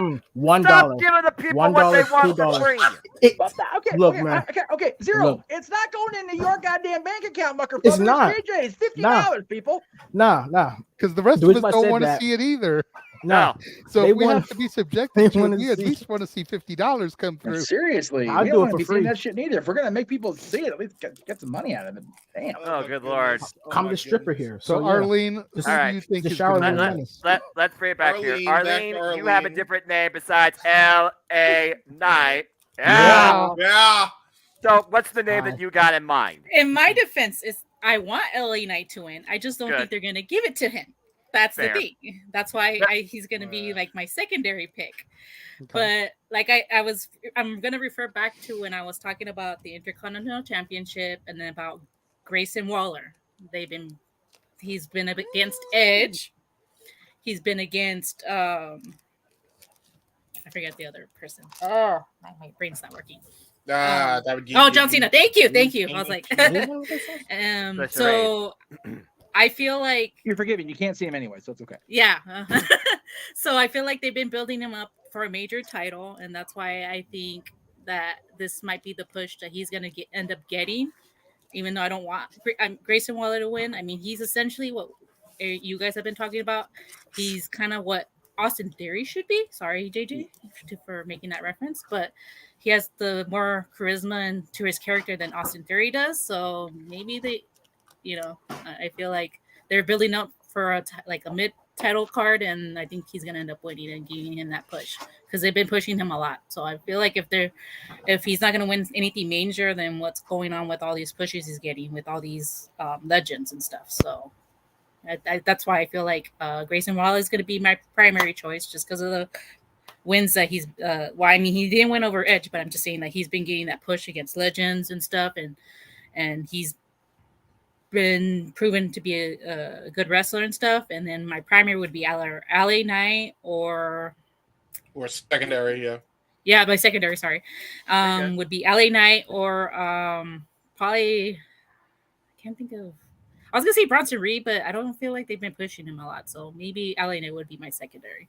To add to Arlene's comment about Grayson Waller, if WWE really wants to anger the fans, they'll have Grayson Waller and LA Knight. Yeah, be the final two. Yeah, to be the final two. Exactly. Yeah. I was gonna say as well, because they want to do something. And I mentioned this, I think, a couple videos ago. I think I mentioned this on the Four Horsemen panel, didn't I? Know on a comment, so I'll mention it here.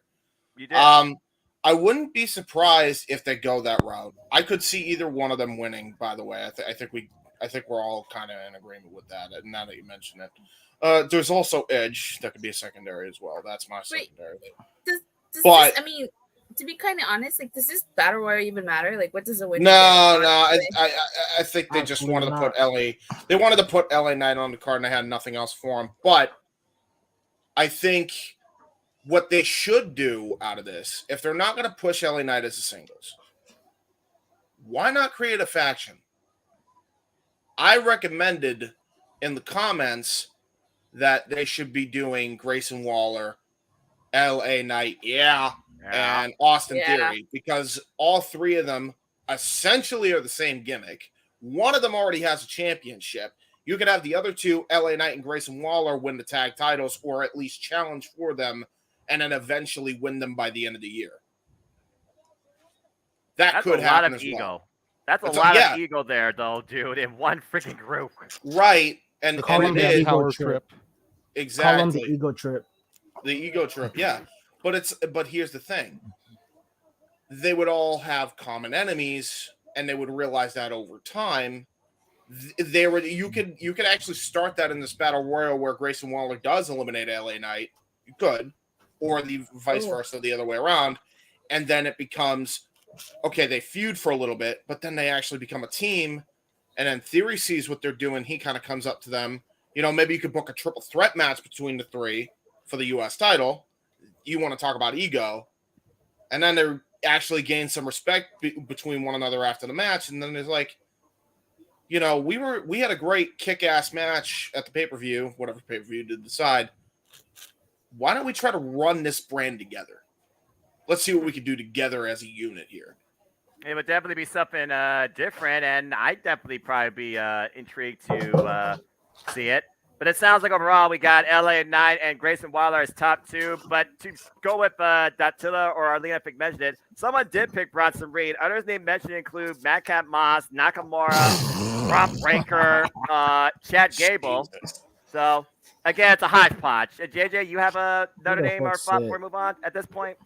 I just wanted to touch on, because it is something I had been thinking about for a long time, but I think it was Chris yesterday on the Horseman panel really got my head scratching before I submitted the form, and I picked Braun Breaker as my secondary choice.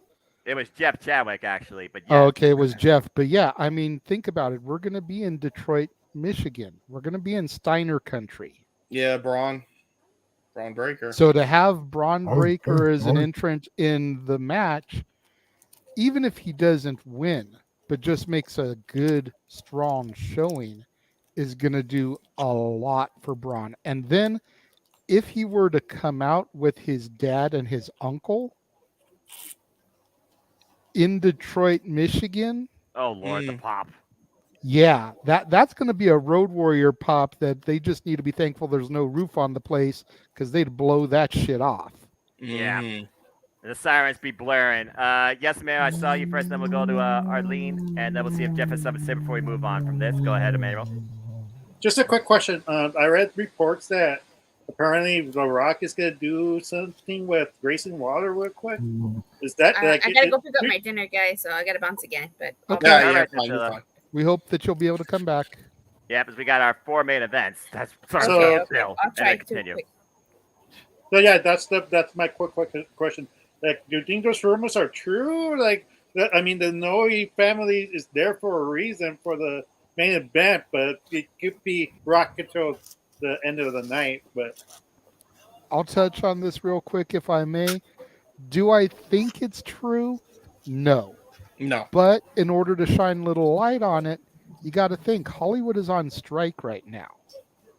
So it would be the perfect opportunity for a Hollywood icon like Dwayne "The Rock" Johnson to give back to the wrestling family and get that payday. Maybe. You know, it would be a great opportunity. Come in, he could do the Grayson Waller effect.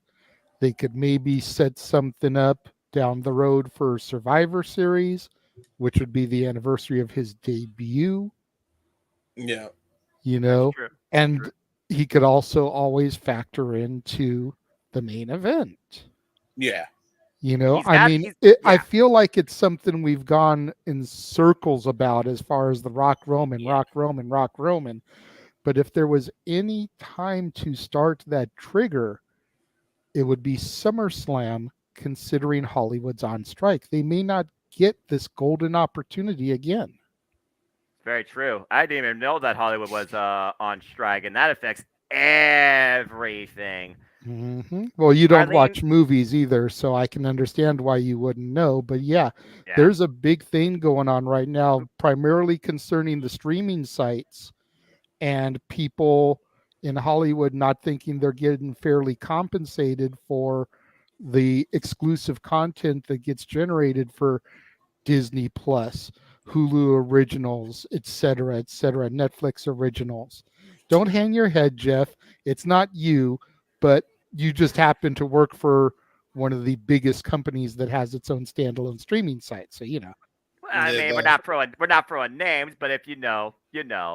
No, it's definitely a very sketchy situation on a lot of fronts, and it's just unfortunate that a lot of my fellow cast members at the parks also are part of both of those organizations, which is why they're leaning so heavy on getting work on property because they can't go to work at the studios.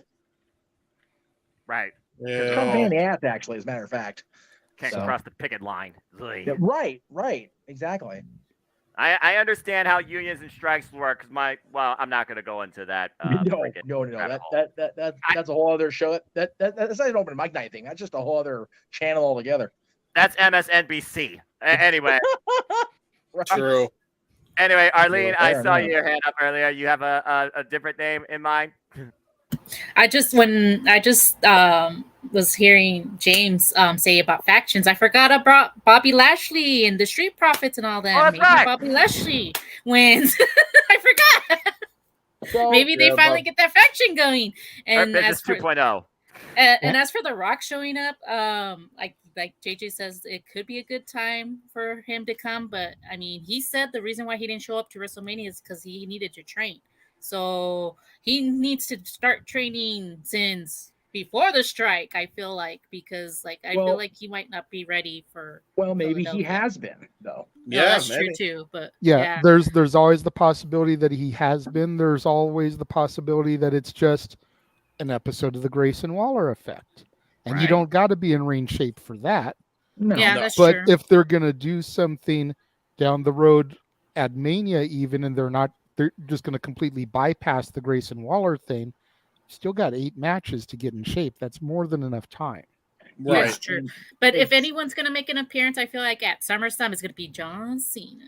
Well, Well, see, I've heard rumors from trusted journalists, so we'll take it as for what it's worth. Right. That and I think Noah will be happy with this one. A certain glorious one has been spotted in Detroit City. If I hear that theme. Well, so could he be involved in this battle royal? Because who knows where he'd fit in on the rest of the card. And before Jeff interjects, I've heard that he's probably going to be there in a producer role. No. But that doesn't mean that he can't give the fans a one-off battle royal appearance either. Maybe. Go ahead, Jeff. Based on the nature of his surgery, I don't think it will happen, but it doesn't mean it won't. And I would think that they would be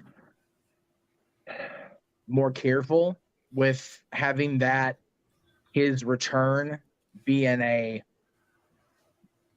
having his return be the moment, but then going into a battle royal where you have to go over the top 2 lose.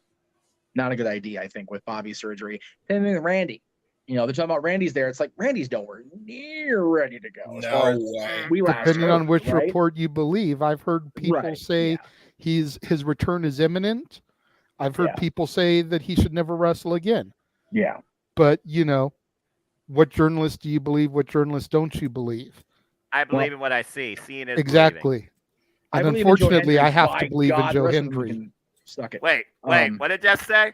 God damn it. I believe in Joe Hendry. The rest of these journalists can suck it. So, there is that. And journalists, like I said, I've made it clear for 20 years. I'm not a journalist. I'm a fan that happens to have a lot of phone numbers and know a lot of people. Like, whoopie shit for me. So far confirmed. LA Knight, Sheamus, Ciampa, Nakamura, Otis and Gable, Cross, Waller, Santos, who was on NXT this week for no particular reason other than a favor. Riddle. It made Styles. perfect sense because there had been the whole family Legato feud. So it made perfect sense. It did. It seemed like he was just, he's been heavily showcased as part of the LWO. And it's like, let's bring him in NXT, give them another rub, which that part makes sense. If they're bringing NXT to give more of a rub from the main roster, cool. Santos, Riddle, AJ, and Miz. So you've got a lot of people in here that, even 5 years ago, it's like, we can't put them on SummerSlam anything but a Battle Royal? Really? Yeah. Okay. Get Styles, Miz, freaking Sheamus, Nakamura, who's been WWE Championship contender about 45 times, it feels like. LA Knight, who, however cringe it is, I still think he's getting way underutilized. Agree. Yeah, I agree. He is my primary pick for what it's worth. Based on the form, I haven't filled out the form yet because I wanted to be on this first. If our secondary pick ends up not in the battle royal, or somebody that's not confirmed to be in it wins it, is that just going to be a wash on the picks, or? I imagine it would have to be. I mean, if they give us a graphic of actually who's in it, then I'll update with that to at least give people a chance. Okay. All you're saying is give us a chance, Noah. Yeah. Yeah. Yes. Elliot's primary pick. I'll go with the Braun Breaker thing because it's in Michigan. He's not on the confirmed list, but I like that. I like the idea. Apparently, it's a 25-person Slim Jim SummerSlam Battle Royal thing, Mike. 25. Which makes no sense. Either make it 20 or make it 30. Yeah. Well, no, because the Royal Rumble's always 30. Battle Royals are mostly 20. Let's just be different, by God. Stupid. It's a Slim Jim. The extra 5 is the length of a Slim Jim case. Well, then do 35 since it's the 35th anniversary of the original SummerSlam. Well, yeah. That's fair. That makes more sense. Maybe it's 25 because it's your anniversary. Maybe they we need the length. If SummerSlam 98 was your first SummerSlam, Jay, and they're honoring that number. What were you saying, Zero? No. Zero's like, no. We gotta snap it to a Slim Jim, mate. We gotta have that good meat. That's fair. I gotta have a tag for a non-technical plug for a joint. None of us except Zero eat. Cool. Okay. Look, man, I say Biggie knows about good meat, and Biggie's got a better chance coming out than Renegade. Let's go ahead and move on from this. Wait, Zero still has to give his pick, doesn't he? He said he was going to give it. Zero. There's so much shenanigans that I lost track. I'm too much for y'all anyway, so I understand. Do you have a out of wild pick? I have to reply to whoever voted for Madcap Moss. You need to get hit by a goddamn fork, bro. You need to get stabbed by a spoon. Madcap. What poor Madcap? Who picked Madcap? I need names right now. Who picked Madcap? Because I protect people's identities. Hey, listen, man, I'm telling you, whoever picked Madcap needs to get stabbed by a damn remote controller, bro. A remote controller? How? Bro, what the hell? It's the most outlandish pick I've ever heard in my life. I mean, the only way I could see you doing that with a remote. Yeah, bro. Yeah, that's actually fair. That's fair. Nah, man, we gotta shove it up somebody's ass. But all right, Rock. But calm down. But I also need to say my main pick. You're giving Jeff ideas now. No, he's looking at something. Jeff, are you into enemas? I want you to look it up, bro. I want you to look it up. But, I didn't hear what you said, first of all. Are you into enemas? Enemas. On behalf of watching the segment with Austin McMahon in the hospital, that's a hard no. Thank you. Hey, man. It's a wild ride. But anyways, my main pick is LA Knight. If y'all say yeah, I'm gonna smack off. You already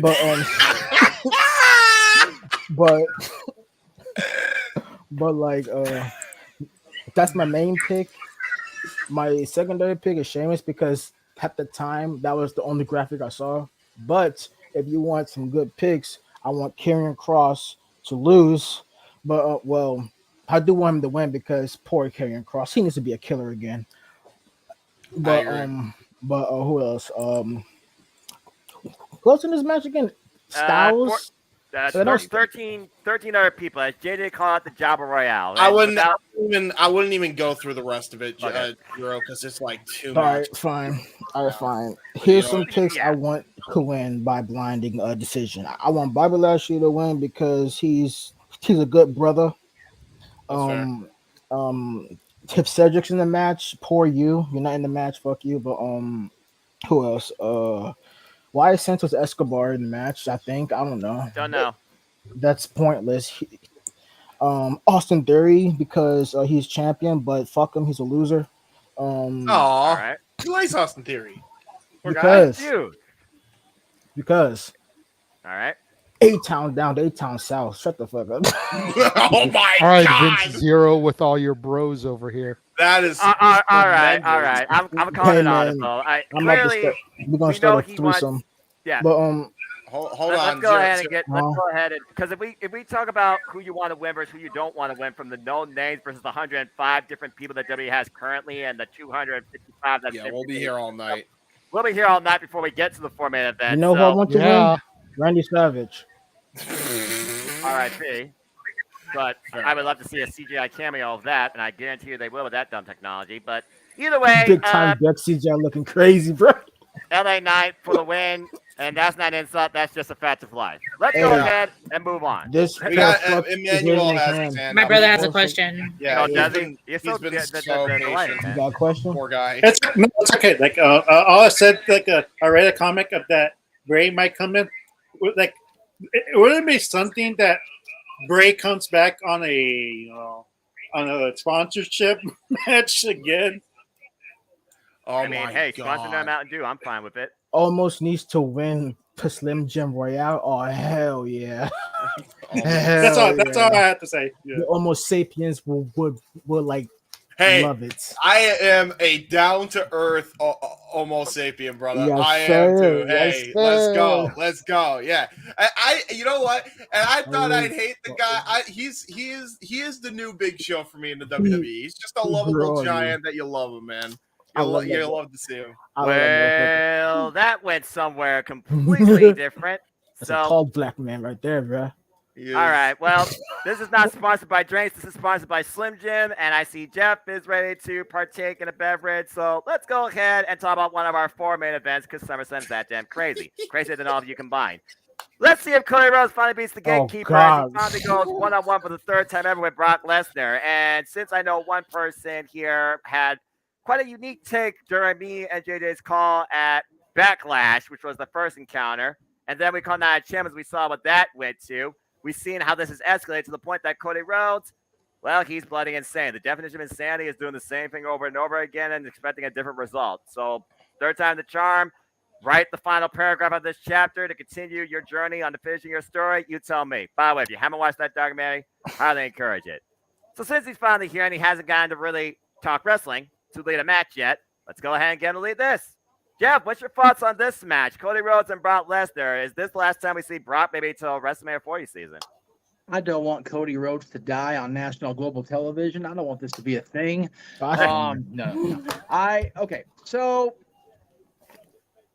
because it is a third match, they've each won one, conventional wisdom would dictate that the person who needs the momentum going out of this premium event would win, which for my money is Cody Rhodes.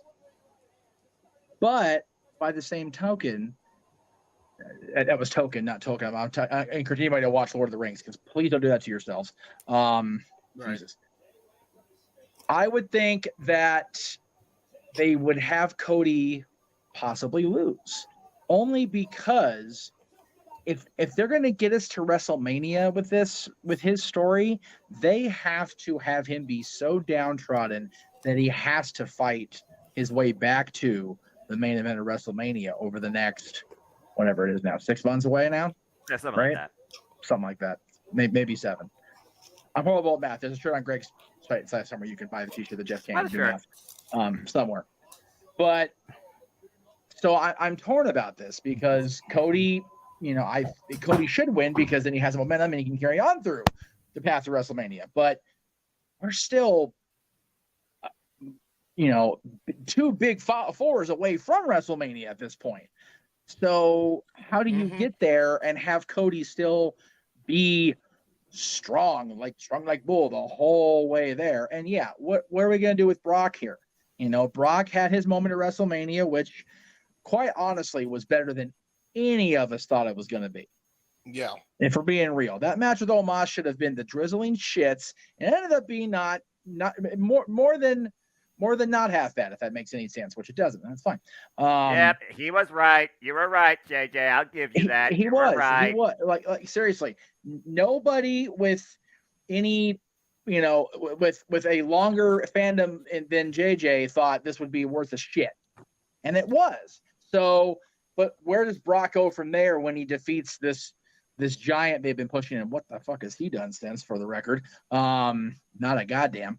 So Brock needed to have something to do to get back to being Brock Lesnar.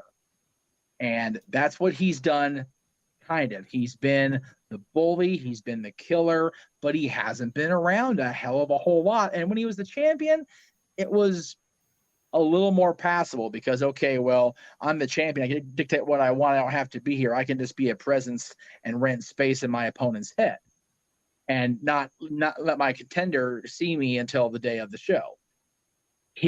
This booking has been much more, not nonsensical, but definitely seeming less than. So I think by that definition, Cody has to win here because we're going to have Cody back every week. And then we build toward Payback, whatever that means for Cody, or the one after that, which is, I'll get there in a minute. Fastlane. Thank you. So Cody needs to keep building momentum. Brock Lesnar, I think, is at the point of his life and his career where the only momentum he wants is a swift kick in the jetpack to get back to his farm and do his farming thing and make crazy love drinking the wrong kind of beer to his wife. That's what Brock wants to do with his life now. And he's fine. I'm not questioning anything Brock does because I don't want to die. So, well, no, like I've said since he came back, from the neck up, he looks freaking ridiculous. From the neck down, I'm not telling him he looks freaking ridiculous. Not doing that. I enjoy my limbs being mostly intact, except for this damn shoulder. So, yeah, Cody wins here is what I was trying to get with it. I went way long roundabout saying it, but not good. I think Cody needs it more than Brock winning makes sense. So, Yep. That's fair. So, JJ, remember Undertaker brought Lesnar at SummerSlam and how it was kind of like under circumstances it led to this particular match. So, could they possibly run this type of thing beyond SummerSlam? Or, as Jeff eloquently summed up, do you think Cody Rhodes closes this, let's call it what it is, super long paragraph as a continued journey to finish his story?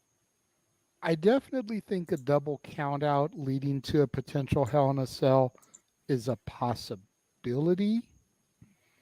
Not what I want to see, though. I mean, it would make sense with the next show being called Payback, but Brock traditionally doesn't work B and C list shows.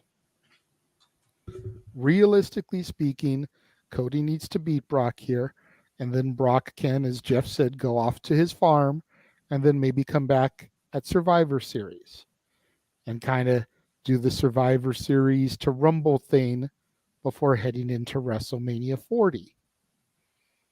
But then where does that leave Cody?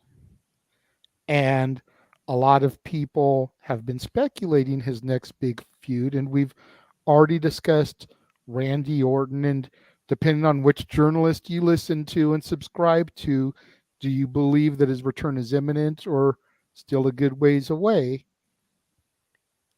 I think the trigger needs to be pulled for Bray Wyatt here. I think if Bray returns, this is where he returns.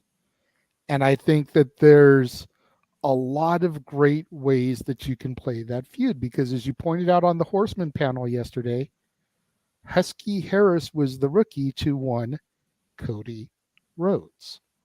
You've also got the familial legacies, the Rotundas and the Rhodeses. You've also got this, larger than life supernatural being that can bring up the past. Like we saw on the documentary, they can bring up the dashing mask and the paper bags. He can bring up the stardust. All these things in the Firefly Funhouse that would totally just fuck with Cody. And we get another good, solid 3-month feud for Cody here. Payback, Fastlane, Survivor Series. As we start to get that push into the Rumble. I kind of agree with Jeff about Cody needs to be downtrodden and beaten, and how is he going to get there? And we start that in the Rumble. Last year, Cody got the Grace of God poll, and he got to be number 30 and won the match. This year, he enters at number 1. And if Cody's going to get back to Mania 2 years in a row, he's got to go from the number 1 spot through 30 people. And periodically, you start to throw the ghosts of Cody's past in his face. You get Brock coming in there. You get Bray coming in there, if that's where they go based on my theory. You get Seth in there, as so I'm sure we're going to get here momentarily. Spoiler alert, I don't think he's walking out with the belt. So you get these ghosts of Cody's past kind of sprinkled in his way throughout the Rumble as he tries to go from 1 through done. And he doesn't conquer the Rumble. So how does he get back to WrestleMania? The Elimination Chamber. The match that didn't exist in the 90s as that second chance for the second title. However, the problem we have with that is the Chamber, you don't get to call your shot. No. So unless the winner of the Rumble has already called their shot by Chamber, then we run into that problem. But that's how I handle that situation. So Cody Rhodes wins. Lights go out. Bray Wyatt returns. And that is his next feud. And just for shits and giggles, I want him using the original Wyatt family theme. God damn it! I love. I would love that. Get the have the lights go out and just have the rocking chair right there with the little stand of maybe that picture that Cody Rhodes refers to every time, and you finally let him in. And this is another way that Cody Rhodes' story faces it. I love that simplicity and just the aesthetics to bring him into this. I love that. And also, JJ, I think you pretty much just booked freaking Elimination Chamber for me at this point. Especially, Guys, and then you've got 90,000 people in Ford Field with their phone flashlights going as the Wyatt family theme plays for the Fireflies.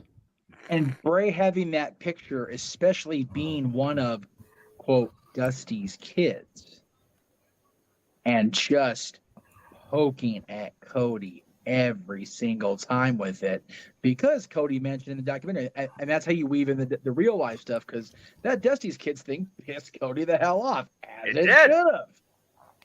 So that's how you weave in the real life with the storyline stuff, again, which is what WWE has tried to do more often than not in recent years. I don't know what's worse, the light or the fact that red circle thing is reflecting as a result of him using that light, and it's just making the whole shot just completely fucked up. Yeah, right. I noticed that. Yeah. Sensory warning, folks. What is going on in square one up there? Like, what in the? I don't know. I don't know, but I don't know. Welcome to Simply Predicting SummerSlam. That being said, JJ, Jeff, well executed and very interesting booking. I could definitely go along the ride for this. And practically everybody, 93% are going with Cody Rhodes finishes this chapter because, well, I know you want him to finish the story, but we both want him to finish the story. At this point, we're just finishing a book in a series. So, Zero, why don't you go ahead and give your thoughts towards this match?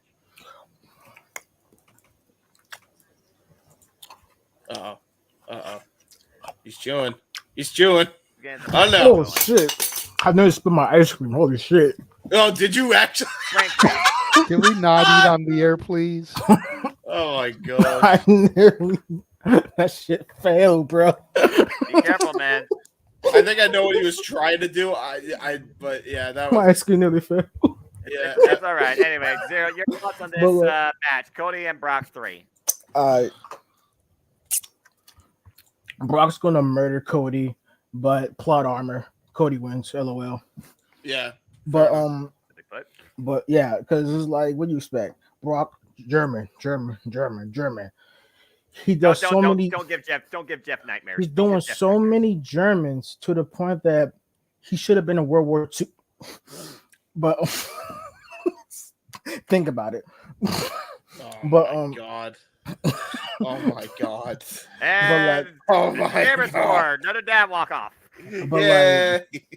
look, man, I'm Oh, on no. Hinge, bro. Go ahead, Jared. But like, man, I'm surprised I'm not canceled, but but I would love to be. But anyways, so this is gonna be like a typical big nigga versus story nigga match, where the story nigga wins by plot armor. That's fair. And like no, like Brock is gonna like literally throw everything at him. A German. I feel like he does Another more. German. He does more than If he doesn't do a shooting star press, I don't care. But like, I don't think he'll ever do a shooting star press again. I wish he does. But like, this is gonna be like a really interesting match for real. Well, I lied. It's not gonna be interesting. It's just gonna be a typical match. But what I'm really wanting to happen is the ending of the match. Right. F5 counter to a crossroads, to a crossroads, to a crossroads. 1, 2, 3. Adrenaline in the soul. And everyone sings it, and Cody Rhodes wins. That would be one hell of a finish. I mean, again, it's not a bad way to execute the ending to this chapter or this first book in the series of Cody Rhodes finish a story. Then we're gonna have this, right? Let's go out. Pong, pong, pong. Just the piano key start hitting a few times. And instead of Bray Wyatt, it's gonna be a rocking chair with a damn picture. Then it just black screens again. Just laughter. Behind him. No. Okay. Behind him, Uncle Howdy. Howdy do. In front of him, Bray Wyatt. Or if you want to be an absolute dickhead, the Fiend. Because here's how I'm going to operate the Fiend. The nightmare haunts the dream. The Fiend could only come out when Uncle Howdy said so. Uncle Howdy controls the Fiend. Bray Wyatt is just a vessel. He's just because if you know, because I'm a master Bray Wyatt mark. I'm a master Bray Wyatt. That is my boy since day one I saw him as a kid. So how I would do is basically this. Bray Wyatt is he's just a human. He has the Fiend inside of him, but Uncle Howdy could tell him when to let it go. Because if you remember when Uncle Howdy showed his face, he said, you let him away. Like you sent him away, and it shows the Fiend.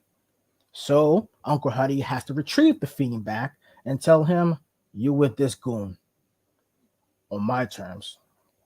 And throughout the whole storyline, Bray Wyatt is basically tormenting him mentally, emotionally, and maybe physically by showing him pics, showing Dusty, maybe playing with some Dusty voices just to fuck with him, play his theme song a bit, but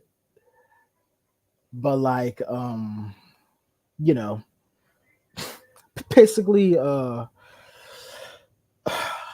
put it, play the American Dream song but make it a bit more distorted.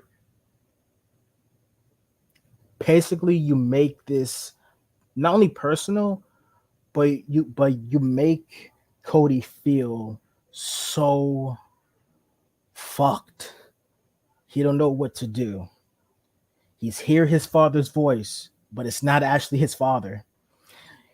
He sees his father, but it's not actually the father. And then when they have the match, make it cinematic. Make it not take place in the ring. Make it take place somewhere familiar. Somewhere personal. We don't know where. Only Cody knows. We'll find And out. yep. And who wins that match? Bray. Bray, of It'll be the course. first one. Yeah. Yeah, because the thing is, Bray fucked him up so bad to the point Cody can't take it. Cody either snaps or have a breakdown. And that feud is going to toughen Cody up. Cody's going to win the last match, but let's have some fun and let Cody die a little bit.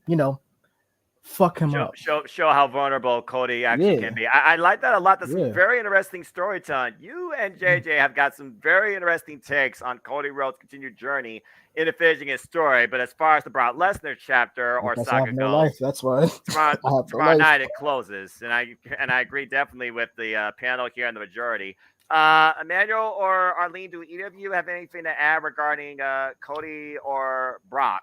Or I think the dads and Zero gave us quite a summary to finish this story. And James, that basically you were just going along for the whole ride with it. So James, do you have anything to add, or are we ready to move on?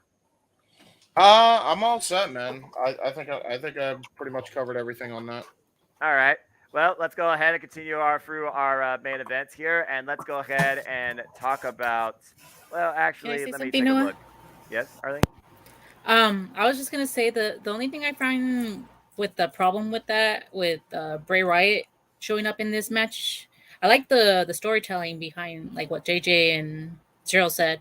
It's just that to me, like, it has Brock Lesnar in it, and I feel like if the stories are true and Brock Lesnar didn't want to do a storyline with him, I don't see him wanting to interrupt this match because I feel like, like, I don't know. I just feel like, he has history with Brock Lesnar. Like during this match, I get where the story is going from what JJ said, and it's a wonderful story. I like it.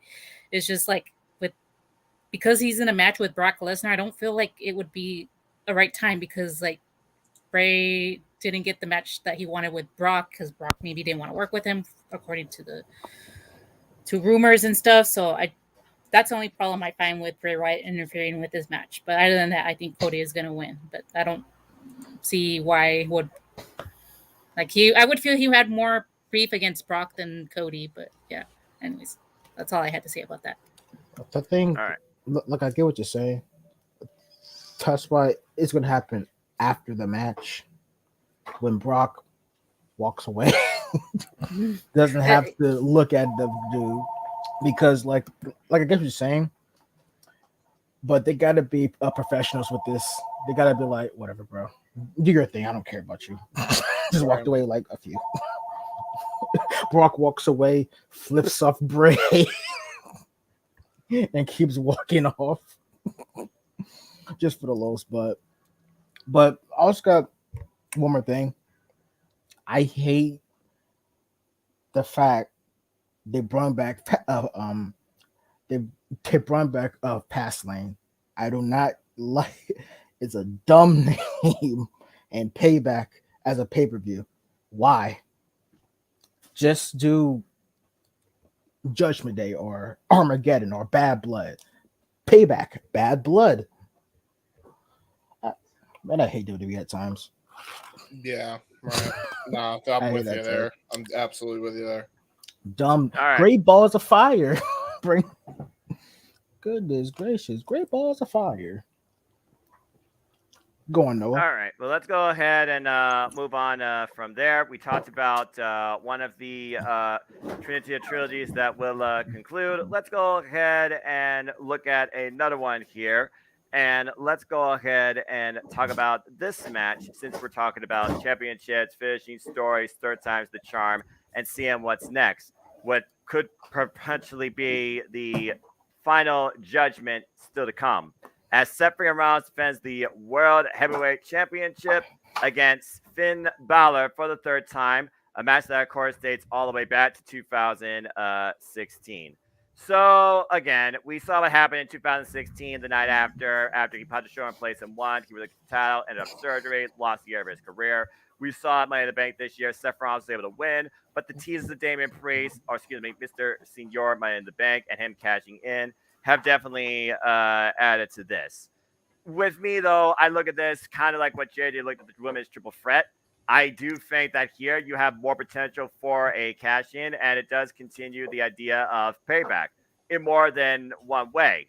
And to echo JJ's summits, and James, I'll let you lead this one off. I think the Prince finally doesn't miss and finally gets the better of Seth freaking Rollins. But James, what's your take on this championship match?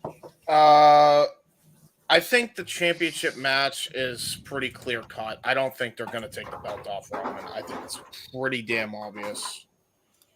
But yeah, it's just I don't see Jay winning it. I could see him also somewhat winning it, but at this point, I'd rather Cody. Cody should be the one to get it.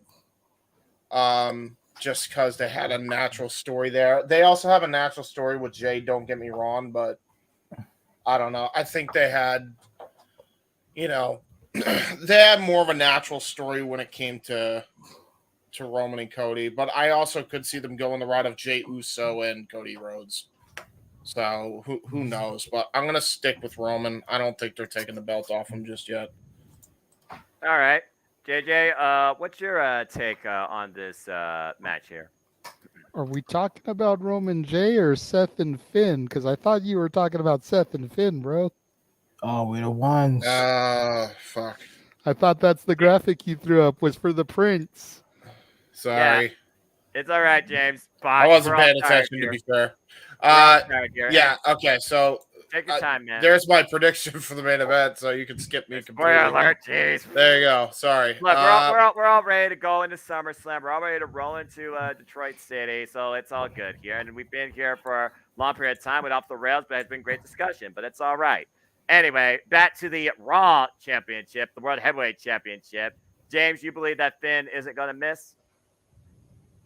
I don't think so either. I think the two world title matches are pretty cut and dry. I think Seth retains, Roman retains. So yeah, Seth, same thing. I don't see them taking the belt off him this quickly after he just won the belt not too long ago. You know what I mean? Mm-hmm. So, all right. JJ, again, thank you for bringing it back around. I mean, it's all good. We talked about it Night of Champions when it was crowned. Even you said it needs a good run, not say a long run, to establish itself. Seth freaking Rollins now has been champion since the end of May. So basically about 2 months and a week, let's say. So I think that pretty much kind of establishes as a title, a mainstay on Monday Night Raw. And for Finn Balor at this point, if he doesn't get it done here, will it have the same impact if he gets it done later? It's kind of like how we talk about, Cody Rhodes and the whole finish story, which I know we'll talk about more later. He might, though, stating it's way too soon, but you've also talked about how you feel a title doesn't need a significantly long-running champion. So has Seth run his course with this title? See, and I feel like I've backed myself into a corner with some of my words, the same way I feel like WWE has backed themselves in a corner with this match. Because, yes, I said that in order to establish this title, it needs to have a good, long run. At least until Chamber or Mania. Right. Give it some history behind it. But at the same time, I feel like they've backed this story into a corner where Finn Balor has to win this. Where does Finn go from here if he doesn't win the title? And whether they do a cash-in from Priest to take the strap off of Balor or they don't, where does Finn go?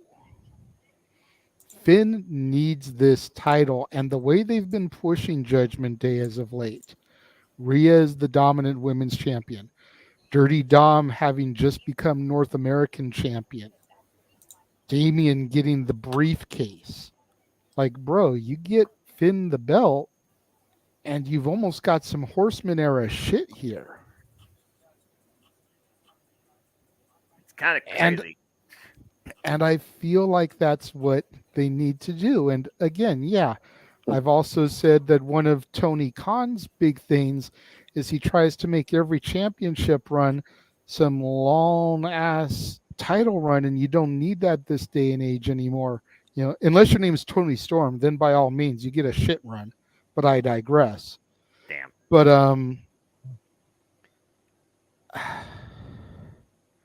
I say Finn Balor retains here.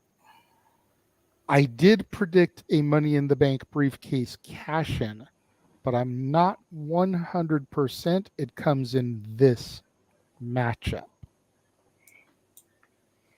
Okay.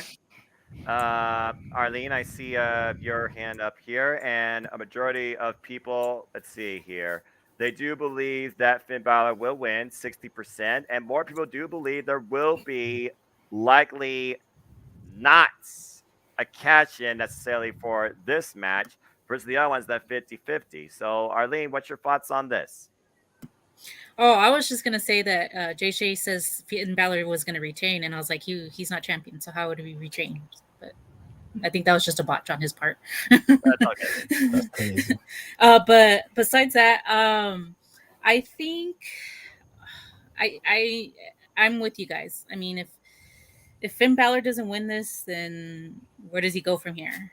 And at this point, if he doesn't win, I think it's a wake up call for him to be kicked out of Judgment Day, and then he gets replaced by JD Dunham, and that's where I see if he doesn't win. And so I think somehow it's going to retain. I think somehow Finn Balor is going to be the one getting kicked out, and because he hasn't done anything significant since joining Judgment Day, so they feel like they need to kick him out because he's not contributing to Judgment Day. And I don't think Damian Priest is going to cash in on this pay-per-view. I think he's going to wait to to WrestleMania, where Cody beats Roman Reigns, and then you hear Damian Priest's song play, and then he ends up pinning Cody. And just like his father before him, he only held that belt for a little bit before he lost it. Right, yeah.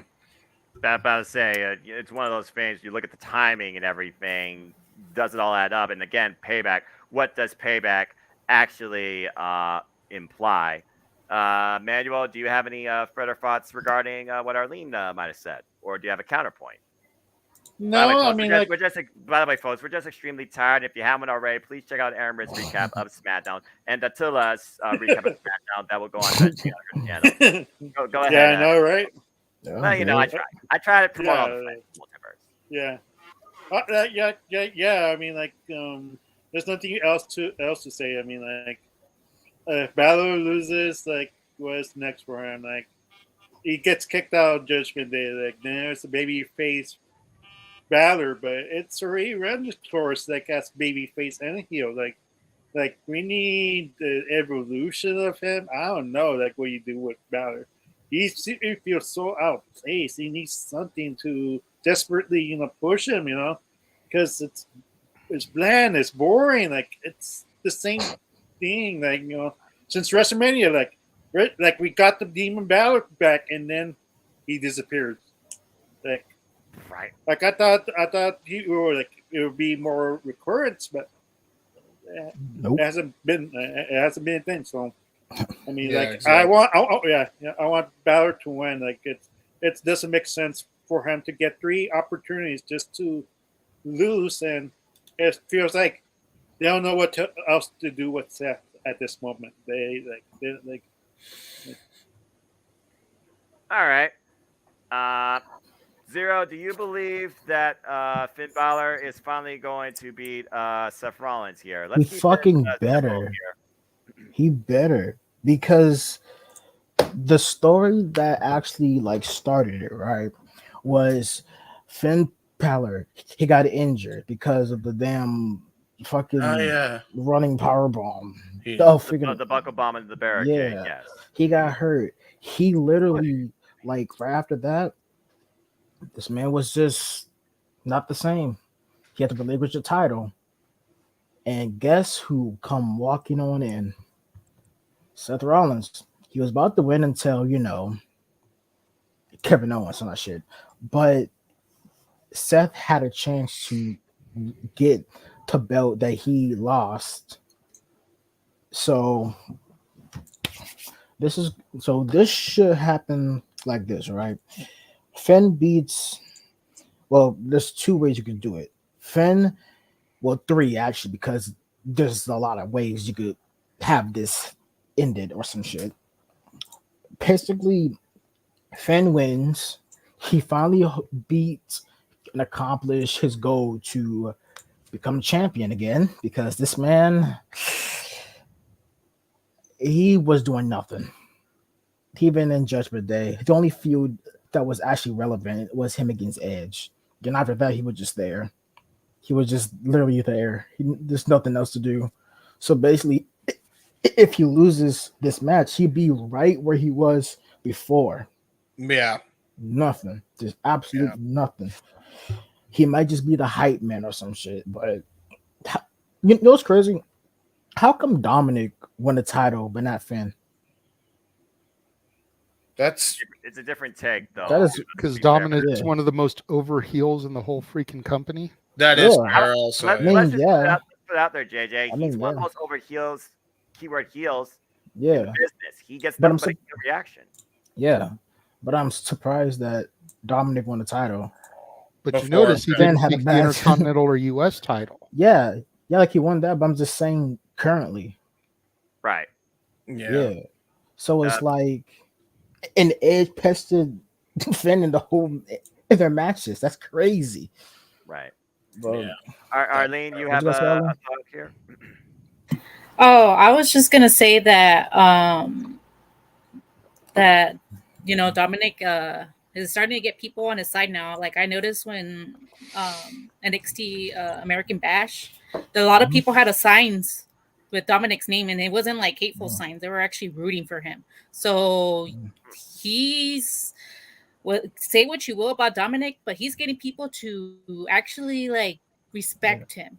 And even though some people still hate him, like I said, those signs shows that WWE is going in the right direction. And like JJ said earlier, like people wanted him to start out in NXT, like he should have started there, and glad that he's like trying to bring up the company and stuff. But I feel like if he's gonna like be the NXT champion just to stay on NXT, that's my only gripe with that. But I mean, I understand with him having to follow mommy and him are a thing. So, but besides that, I mean, that's my only thing with him being the champion for NXT. But besides that, I mean, he's proven himself, and he's gotten people to actually now be behind him. Like I said, like when I was seeing the match on Peacock, I mean, I saw a lot of signs that had Dominic actually like people saying that they like Dominic. So he's getting people on his side. So yeah, that's all I had to say about that. That's fair. Yes, JJ? The advantage to him appearing on Raw as the North American champion, Arlene, is that it brings attention to the brand. No, because yeah, I people understand that see him as the belt holder, those that may have never watched NXT are like, wait a minute, what belt is he holding? Mm-hmm. Oh, it's the NXT North American Championship. What's NXT? Sorry, I didn't mean to. So that's the advantage of that, is by him still being on weekly Raw TV, he's bringing new viewers to my NXT. And yeah, I totally agree with it, and that's what I was trying to say. I didn't mean to interrupt you, but like also like help build NXT, like build those guys up too. I think is a reason why I think he should also stay a little bit more on NXT. But I get you, JJ. I totally get you. I'd love to see a full-on feud between him and Carmelo Hayes. I think that would be a freaking banger. Yeah, that'd be a very different dynamic. Him trying to go after the NXT championship, trying to do what Keith Lee, Adam Cole did when they unified the titles for that short sprint. You'll learn that if you didn't see during the network era of NXT, JJ. But like, what I meant by how come Dominic's a champion to not Finn is if because it's crazy because Dom is technically their young boy.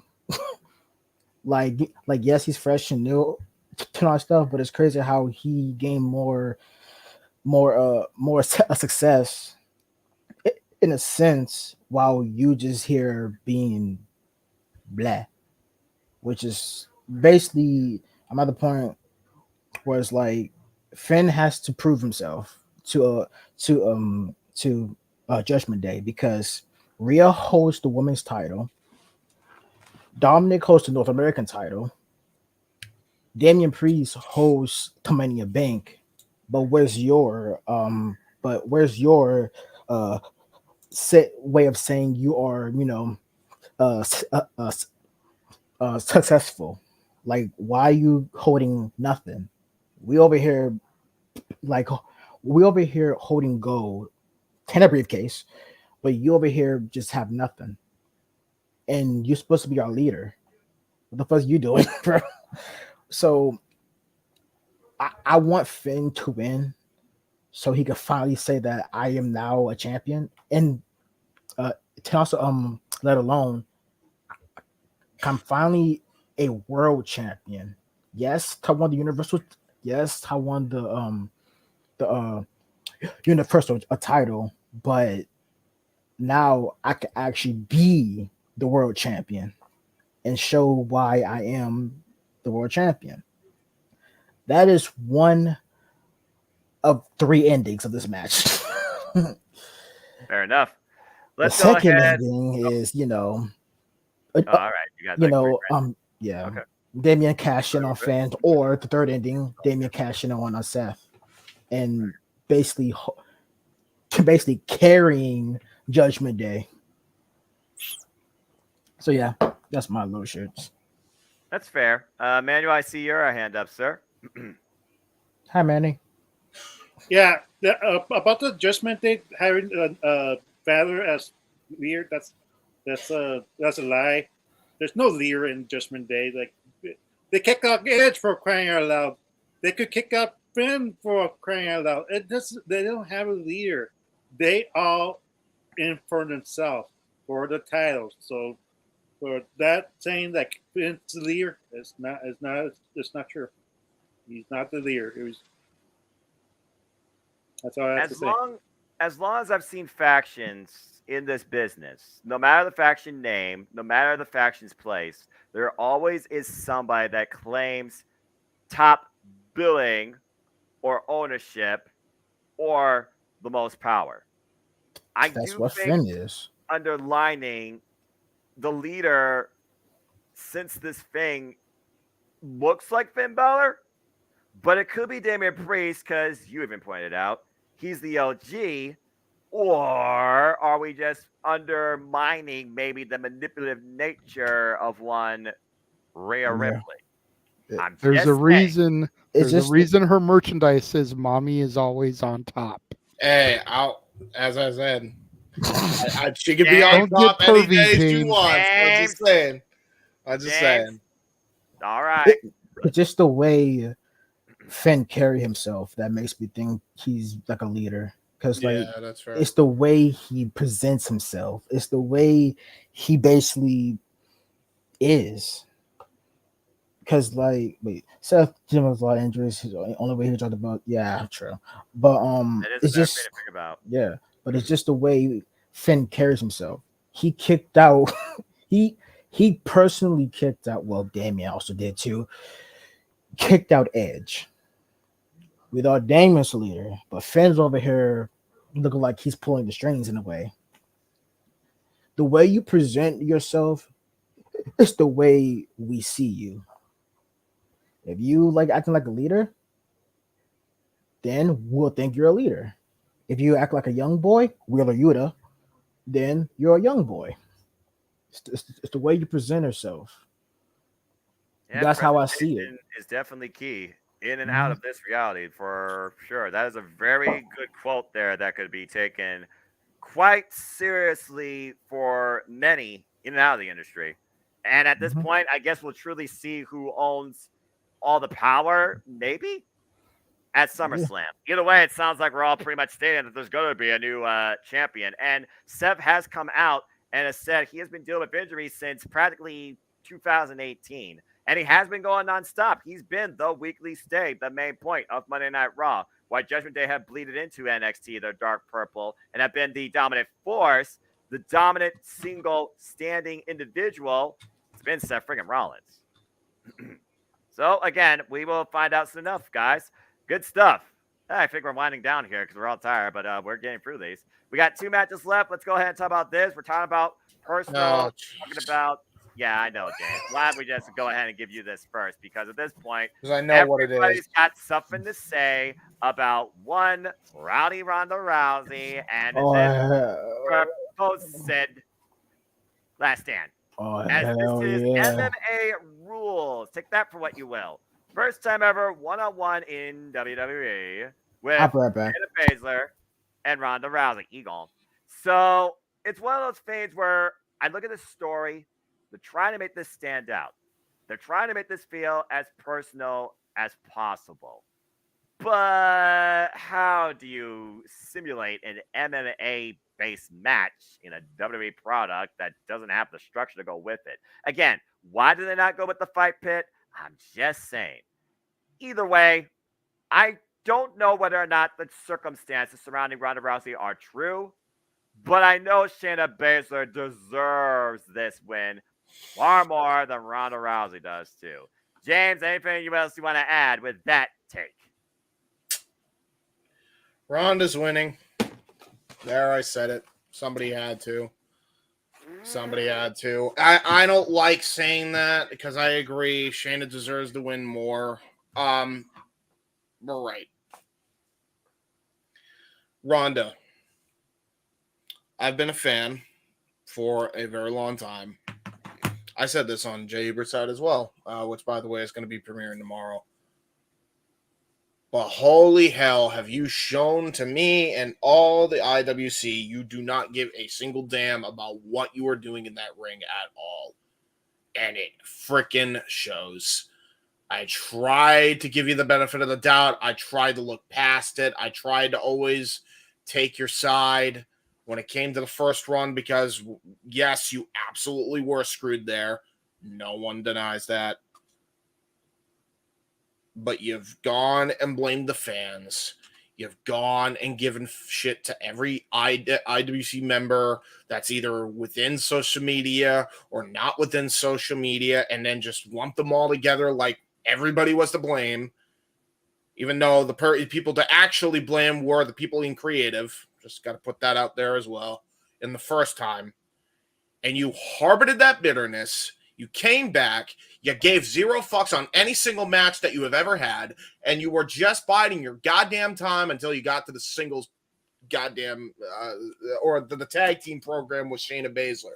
Which, by the way, by the time you got there, you couldn't even do it when you initially wanted to do it because you ended up getting injured halfway through the beginning of this damn year. So instead of having a lengthy title run, which would actually make the division mean something, you decided, well, I want the tag team titles. Time to drop them. And even gave your best friend no freaking 0 F's given, pretty much, to your own friend. So why should I care? Why should I care about this? Ronda should win to give me something tangible to give a shit about when it comes to Ronda Rousey again.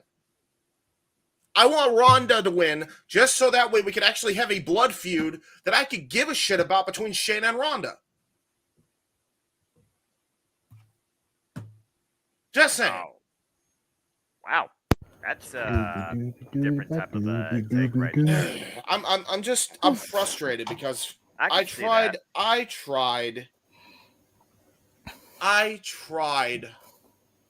to like be okay with Ronda and be like, okay, I understand why she's being the way she is. But you know what? You said something on the Horseman panel that I really thought about. I'm like, yeah, she kind of got to take a lot of the blame on this. I'm sorry, she does.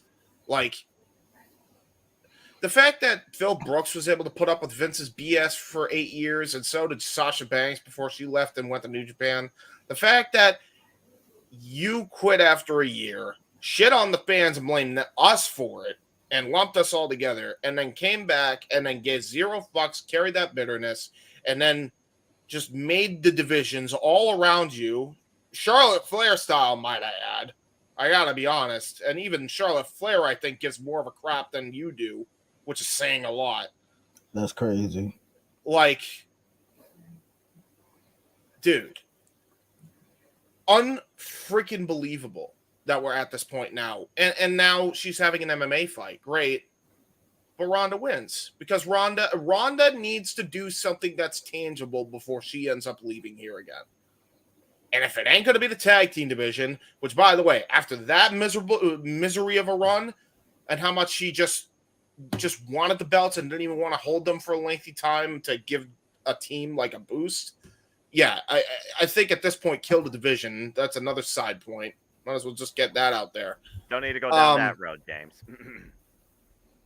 Yeah, it just Ronda wins so you can continue the blood feud, hopefully in the fight pit as the blow off or Hell in a Cell, however they want to do it. Like, just do that. And yeah, like, because there needs to be something tangible with this. Actually put Shayna over. It can't be here. It can't be here in a one-off, because then you just wasted my time and you wasted a lot of other people's. You did. Okay, then. Sorry. No, I mean, again, I respect that take, and that's what this is all about. You got a lot of good points there, and I'm sure many people have echoed similar sentiments towards what you're thinking. But again, people want Ronda to do something. You want her to actually do something worthwhile, not just for her friend, but for the WWE. People want her to do something else, quite literally. And so that's been the rumor, too. JJ, what's your take on this MMA rules match between Ronda Rousey and Shayna Baszler? Is it a one-off? Is it Ronda's last stand? Does Shayna put Ronda into a submission? Is this truly, as personal as it needs to be at this point to be under this circumstance? What's your take on this little story? Well, got James over here with the Shawn Michaels philosophy talking about follow that. Yeah, no kidding. To be fair, at the end of the day, I think Ronda is winning too. I'm not as salty about it as James is. Right now I think James is the mascot on the cover of Morton's, the way he just laid that all out. But I digress. Buy the shirt. We all know I did. I think Ronda's going to take it here. And like James said, going to keep this thing going.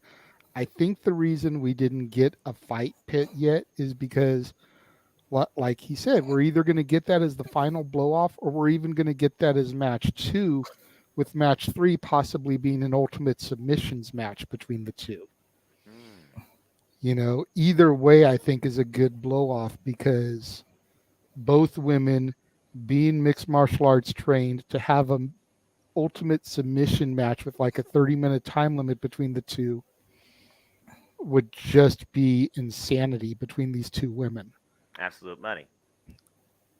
But I think, much like I had mentioned with the Ricochet Logan Paul match, the next show is called Payback.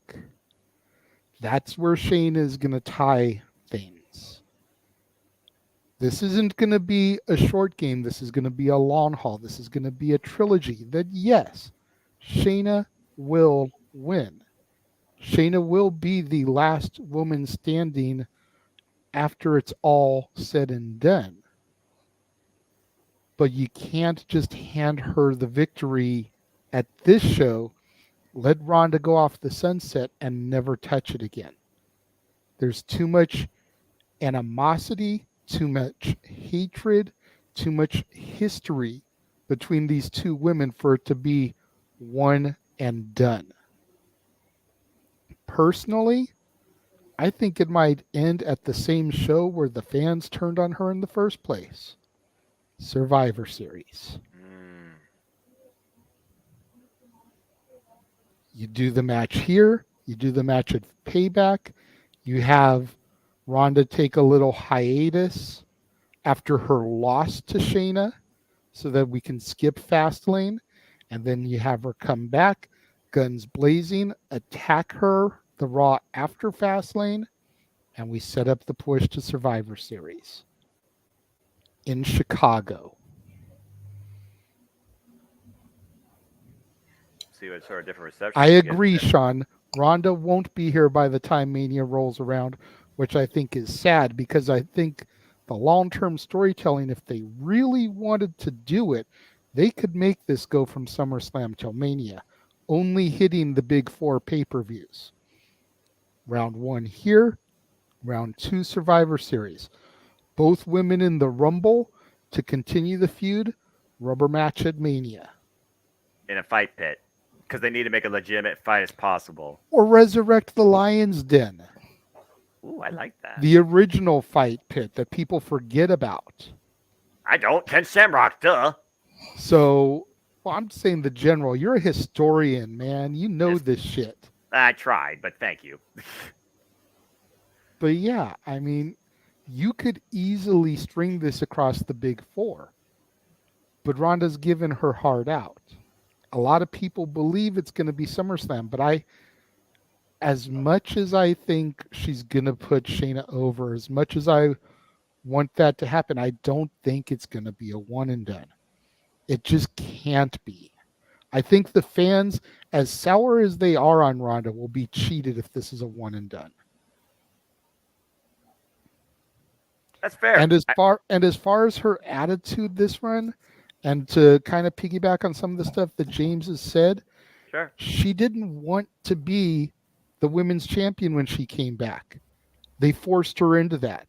She wanted to do the tag team thing with Shayna.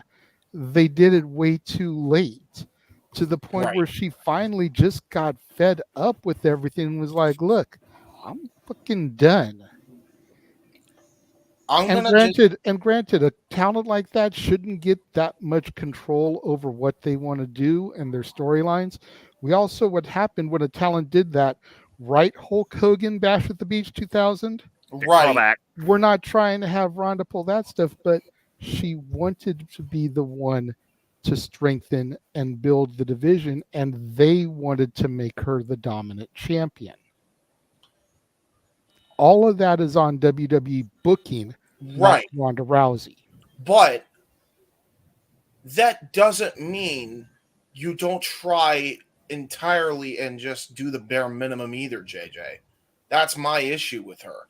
She has done the bare minimum in every singles match she was in, with the exception of Charlotte, because Charlotte can make anything, as much as we don't necessarily like her, can make anything in the gold, really, match-wise. So, that's not the issue I have. I get being frustrated creatively, but Punk was frustrated creatively. He still gave his all up until he just couldn't anymore, and he fucked off and left. Same with Mercedes, right? And that took him 8 years. How many years has Ronda been in the WWE collectively in the system? 5. 5 years? That's crazy. I was going to say, you're asking the wrong guy, because I wasn't watching when she officially debuted.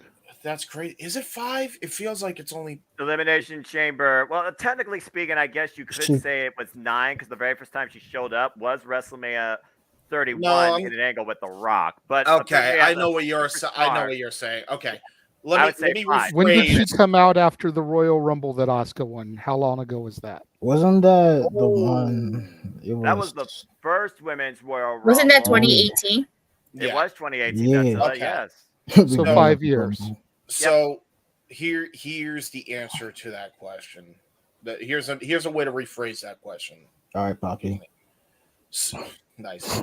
As far as how many years was she actually active in the business? And she wasn't, and it wasn't that many. I know it wasn't that many. We're talking 2.5 years.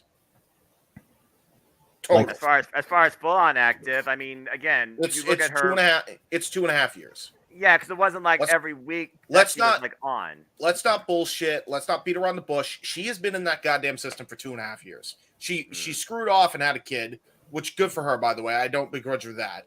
But that's what she did. So she wasn't in the WWE during that time. So she's been in that company for like 2.5 years. There is no ifs, ands, or buts about it. That is the legitimate statement, fact, Statboy proved. All right. So she's been in there for 2.5 years, and she carried that bitterness from year one.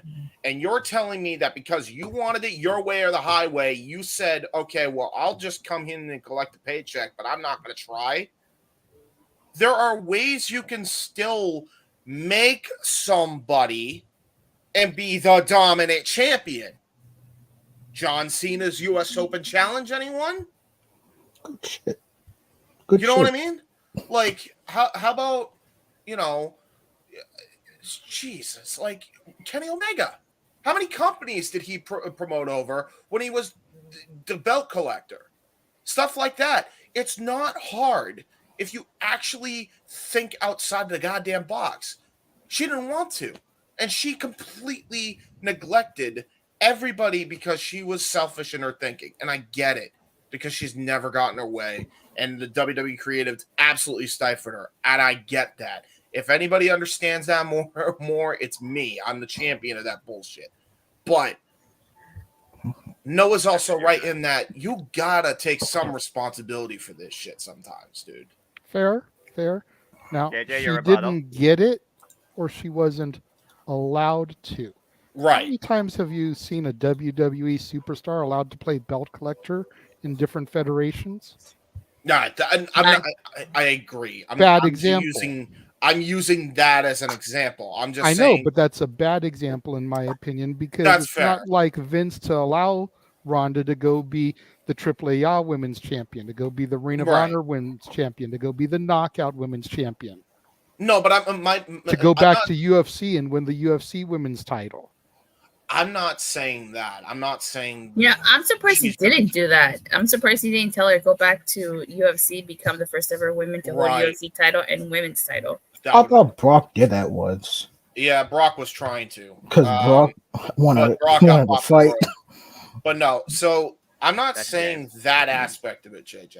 That's not the aspect I'm focusing on, the belt collector thing. I'm I talking know, about but Kenny my Omega being a dominant champion. I get That that. aspect. But my main rebuttal, just picking on that one, is Vince stifles people.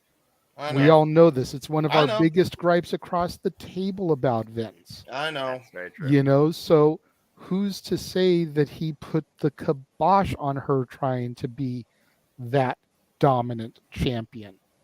No, I get that. If the majority of this run had been under the Triple H administration unhindered, I'd almost be willing to wager money I don't have that Ronda wouldn't be as salty.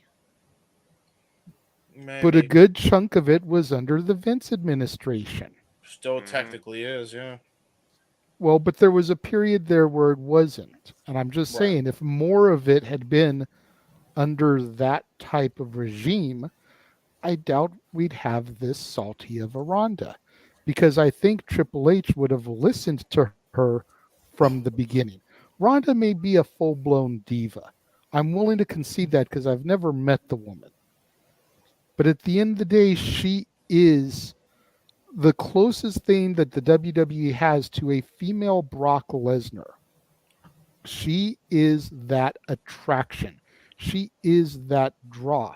Whatever Ronda wanted, WWE should have handed her on a silver platter within reason, because she is going to draw eyes to the product.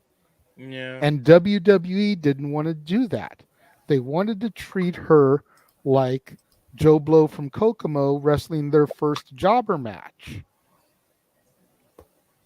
And you don't do that to a celebrity like Ronda Rousey, especially somebody that's going to come in with that ego that Ronda possesses. She's already been UFC champion. She's already been in movies. She doesn't need the WWE for jack diddly shit. I agree Accurate. with that as well. But if that's They the case, she should've needed won. her. Right. So in the fact that they needed her, they should have allowed her to be like, okay, look, you're going to utilize me. These are the things that I want to do during my time with the company. We can do them in any order you want. That's cool. But these are the things that I would like to do. Work within reason. Basically, And work within yeah, reason. within reason. Because again, you don't want to have a fucking Hollywood Hogan Bash at the Beach 2000 situation. So, and none of that I don't think was taken into consideration, because if it had been, then once the Mania match happened, she should have moved straight into. No, I'll take that back. Once she lost the title to Liv via the cash-in, she should have moved immediately into the tag team division with Shayna. Mm-hmm. But they waited like 8 months. And by the time they did it, she was beyond fucking done. She was done because her and Shayna should have been the women's tag champions the minute that Sasha Banks walked out. I said it, I mean it. Right. Yeah, I agree. That I do would have agree with helped that. I've elevate been the on that titles. bandwagon. Yeah, absolutely agree with that. I am on that bandwagon. I'm not denying that. But I get that Ronda leaves a bad taste in people's mouths, but I'm over the fuck Ronda Rousey rhetoric from the general IWC. And I know we've got somebody in the room here that turned on Ronda at that Survivor Series back in LA, who's anticipating his opportunity to speak on things. But it's not her fault, y'all.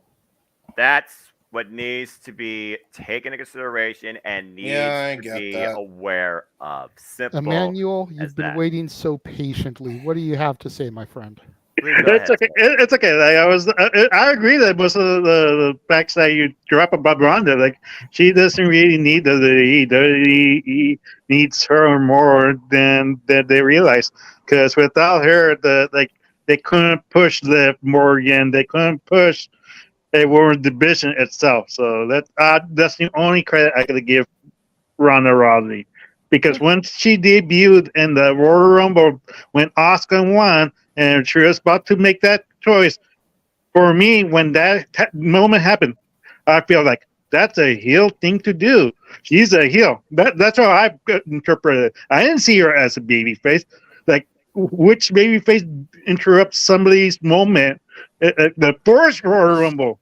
That's my only gripe about Ronda Rousey. Ever since then, I did not like Ronda Rousey. I'm like, no. Like, you're not going to convince me. It's Ronda Rousey business. Our favorite 4 horsewomen, and she's taking them down one by one, and that's why people were booing her, because let's face it, like even if Becky didn't suffer that nose break, people will still boo her in Los Angeles. It didn't matter. Because we knew secretly it was going to be Ronda versus Charlotte, and Charlotte getting the rub again. How many rubs does that girl need? She defeated Asuka, and they had the nerve to even get her to win over Ronda Rousey? You're freaking kidding me? That's why I don't like Charlotte either. It's frustrating, but Kaylee needs to win this, because if ESPN and WWE are working each other, it would make more of a career for Shayna to be in the front page. Shayna Baszler taps out Ronda Rousey. I like that a lot. I really do like that idea a lot. It's kind of like how Summerversary Trinity was able to be the first person ever to submit the Virtuoso, who's been dominated the Knockouts division. And again, me and Dattila will always vouch that the only company that knows how to book women's professional wrestling right is Impact Wrestling. Yeah. Anyway, one question. One question. Ronda Rousey and Shayna Baszler ever faced in the UFC ring, or they never did? I think they only mentioned about it in Ultimate Fighter based on that promo, but as far as actual UFC, no. So technically speaking, this is their true first time ever Okay. one-on-one encounter. Every other time has been sparring session, apparently, and Shayna Baszler's getting the butt whooping. So just to catch you up a little bit of speed. Anyway, Attila, what's your thoughts on this match here? Or this fight, excuse me.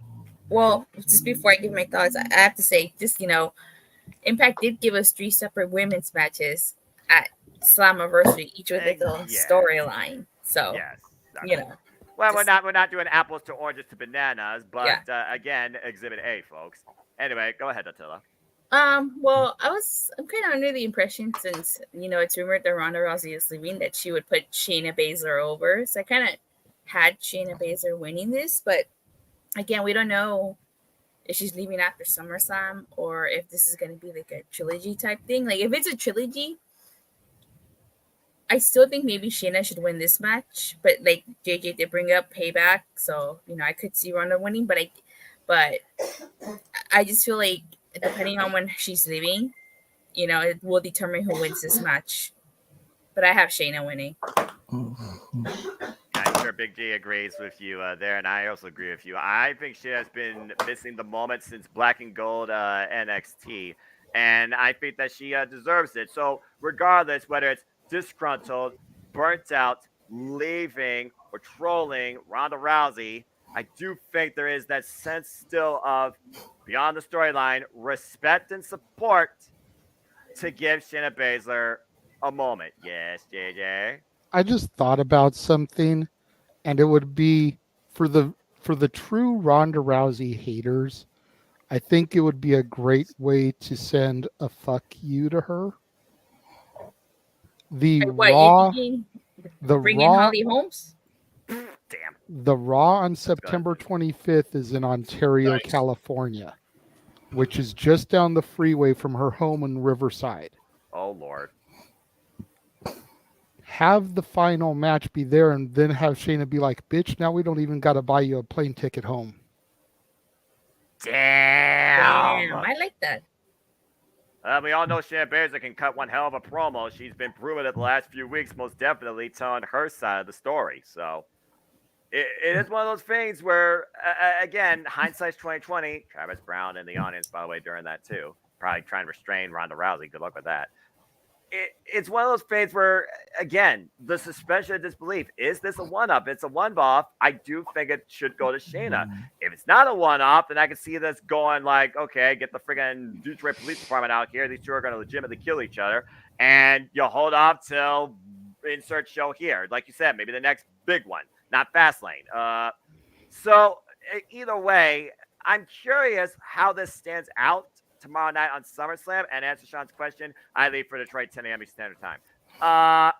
But I think that Shayna needs it. Not to say deserves it, needs this. Because honestly, when was the last time she was involved in any sort of major WWE program of sorts? This could be her breakout moment. Point of no return. Arlene, you've been quiet the whole time, my friend. The floor is yours. I was gonna say back to what Attila was saying about Holly Holmes, I think was her name. Yeah. That's the first person that she lost to, right? Holly Holmes. That's the first. That's the first person that made her realize what it means to be defeated. So during this time, she was like making movies and everything like that, and she was like feeling like God mode, like no one could touch me. When that happened, I think reality hit. Like like maybe like damn, like I've been doing all this talking and I'm this baddest person on the planet, and this that match I feel like kind of made her feel like more humble, I guess. And I don't know Ronda personally, none of us do when it comes to that, so maybe she does kind of have that ego where she still thinks like she's above any other wrestlers in the company, and then she sees herself. I don't know, like we don't know how she is in real life to her character. So like let's just say that for all intents purposes is that we don't know how she is in real life. Maybe she does have an ego, maybe she doesn't. Ultimately only the people that work with her know her true personality. So I got to give that to Ronda. I mean, like my brother says, I'm not a fan of Ronda just because, like my brother said, she ruined Asuka's moment. She won the first Royal Rumble, and then it was like Ronda Rousey came in and said, "Look, pay attention to me. Look at me," taking that away from Asuka. And I feel like a lot of fans just didn't appreciate it. Like, like let Asuka have her moment. You could have done it the next night on Raw or something, But I just felt like she shouldn't have done it at that exact moment. And as for who wins this, I think Shayna's gonna win it, and then she's gonna make a reference to maybe going back to saying, "It's because I wasn't ready, Shayna.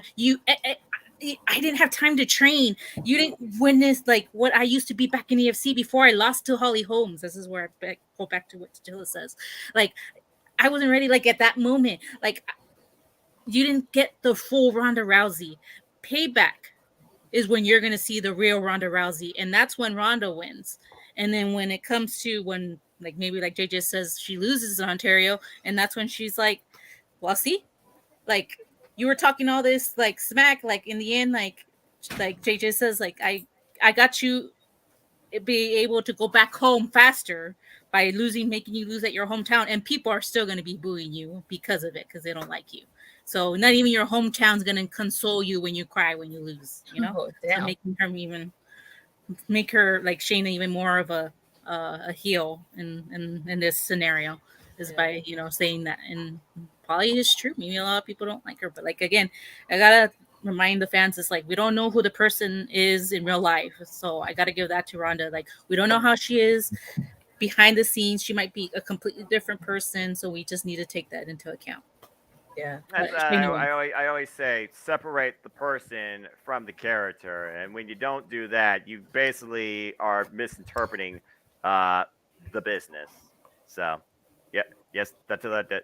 I see you. Oh, sorry. I have to say my favorite match, I guess you can say, of Ronda's till this very day, has been the mixed tag match with her, Kurt Angle versus Triple H and Stephanie McMahon. I believe that has been her best match today, and it was actually my favorite match. It's actually been my favorite match of hers since she came into WWE. I feel like that's just been the best. I actually liked her versus Sasha Banks of Royal Rumble personally, because I think when she wore the White Ranger attire, that was exactly that too. We saw it shining that night.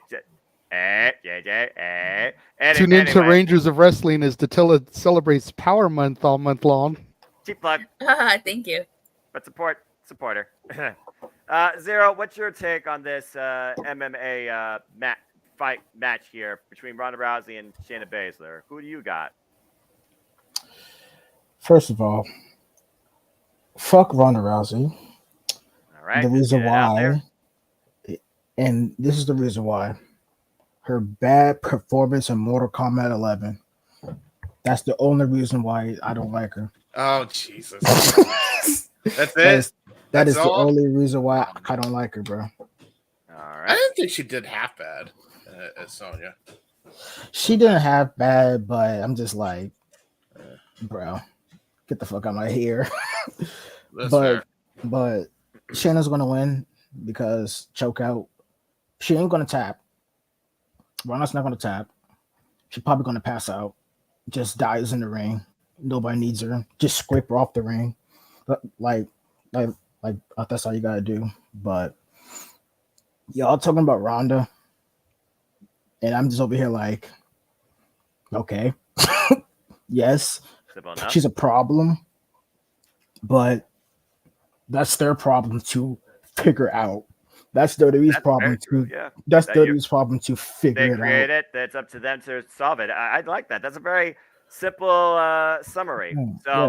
Despite poor acting, though, you are going with Shayna for the victory. Shayna's going to win regardless. I don't give a fuck.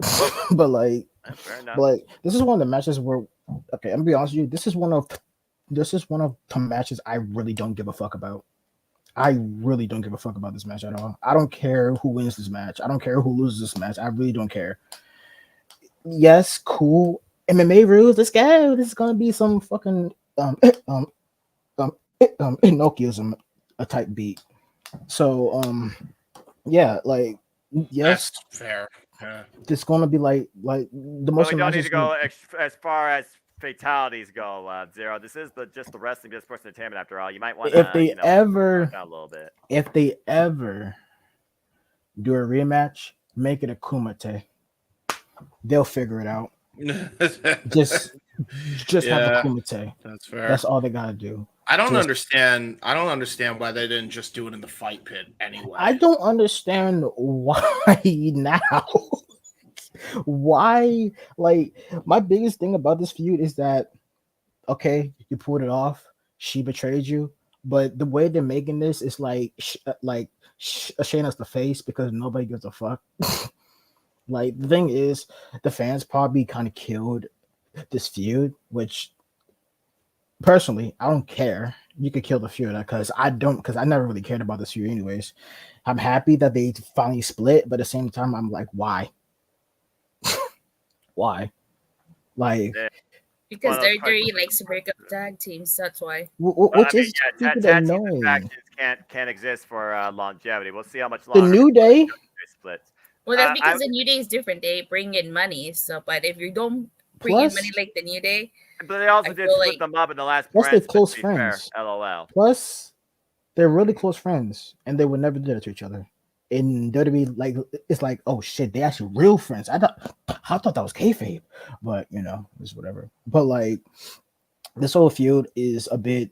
I'm going to skip. Like I'm going to watch it just so that I could just so that I could casually pop up in AEW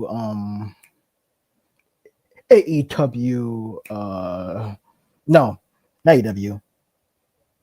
WWE Aftershock and just said it just casually shows up there and just be like, this shit sucks dick, bro. All right. But this is gonna be one of those matches I really just gonna be like, okay, cool, whatever, bro. And just move on with my life. Okay. I picked Shayna so I could at least get something right in the thing, and I hope they have a Kumite. All right. Cage match. All right. Emmanuel, you have a quick thought before we go into our main event. What's on your mind, dude? Yeah, quick enough to tell on the WrestleMania match being the best of Triple H versus Stephanie. Who was she working with? The best heels of the company during that time. And even Triple H got a bump of Ronda Rousey. That's what she needs, to legitimate her badassery, and kick butt, even with the men. But they kind of, only focus on her in the main, in the women's division. Like, she could have been that Rhea Ripley spot in doing the back in the heyday and fight with the men, and maybe they could have had that, ideal match, Rhea versus Ronda, but that's never going to happen now. All right. Well, either way, we will see what the future holds for both Shayna Baszler and Ronda Rousey in this first time ever MMA rules match in WWE history that doesn't involve a structure or Kim Shamrock or the Lion's Den or a special enforcer like Derek Cormier. So we will find out soon enough, folks. But good conversation. That being said, for those that have just been tuning in or been going around for the long haul, apologies for how far off the rails this has gone a little bit. But again, we do encourage you to like, subscribe, comment, tell friends, support everybody here at F3 Productions and the Jumping Over Media. Again, we always exercise decorum, courtesy, open minds, freedom of speech, and kindness. And there's been a lot of good chat, but it's time to talk about why we are here and the mainstay of WWE, whether people like it or not, find it controversial, find it way overdue, find maybe a little bit of subtle adversity. Let's go ahead and get right into our main events of the night, as we will see truly if it is one and done, and will someone else be acknowledged. For not only is the WWE Universal Championship, I always get the words wrong, Undisputed, WWE Universal Championship on the line, but also I feel pride and a family seat, as this is tribal combat. Now, everybody here has had a lot to say regarding this. Everyone here has had a few things to say ahead of all this. But again, I'm not going to be on the call to tell you the story. James is. but there's a reason why one individual here is known as the Renegade of relevancy. I acknowledge him, and I acknowledge him to break this down, fantasy book it, end it, conclude it, continue it.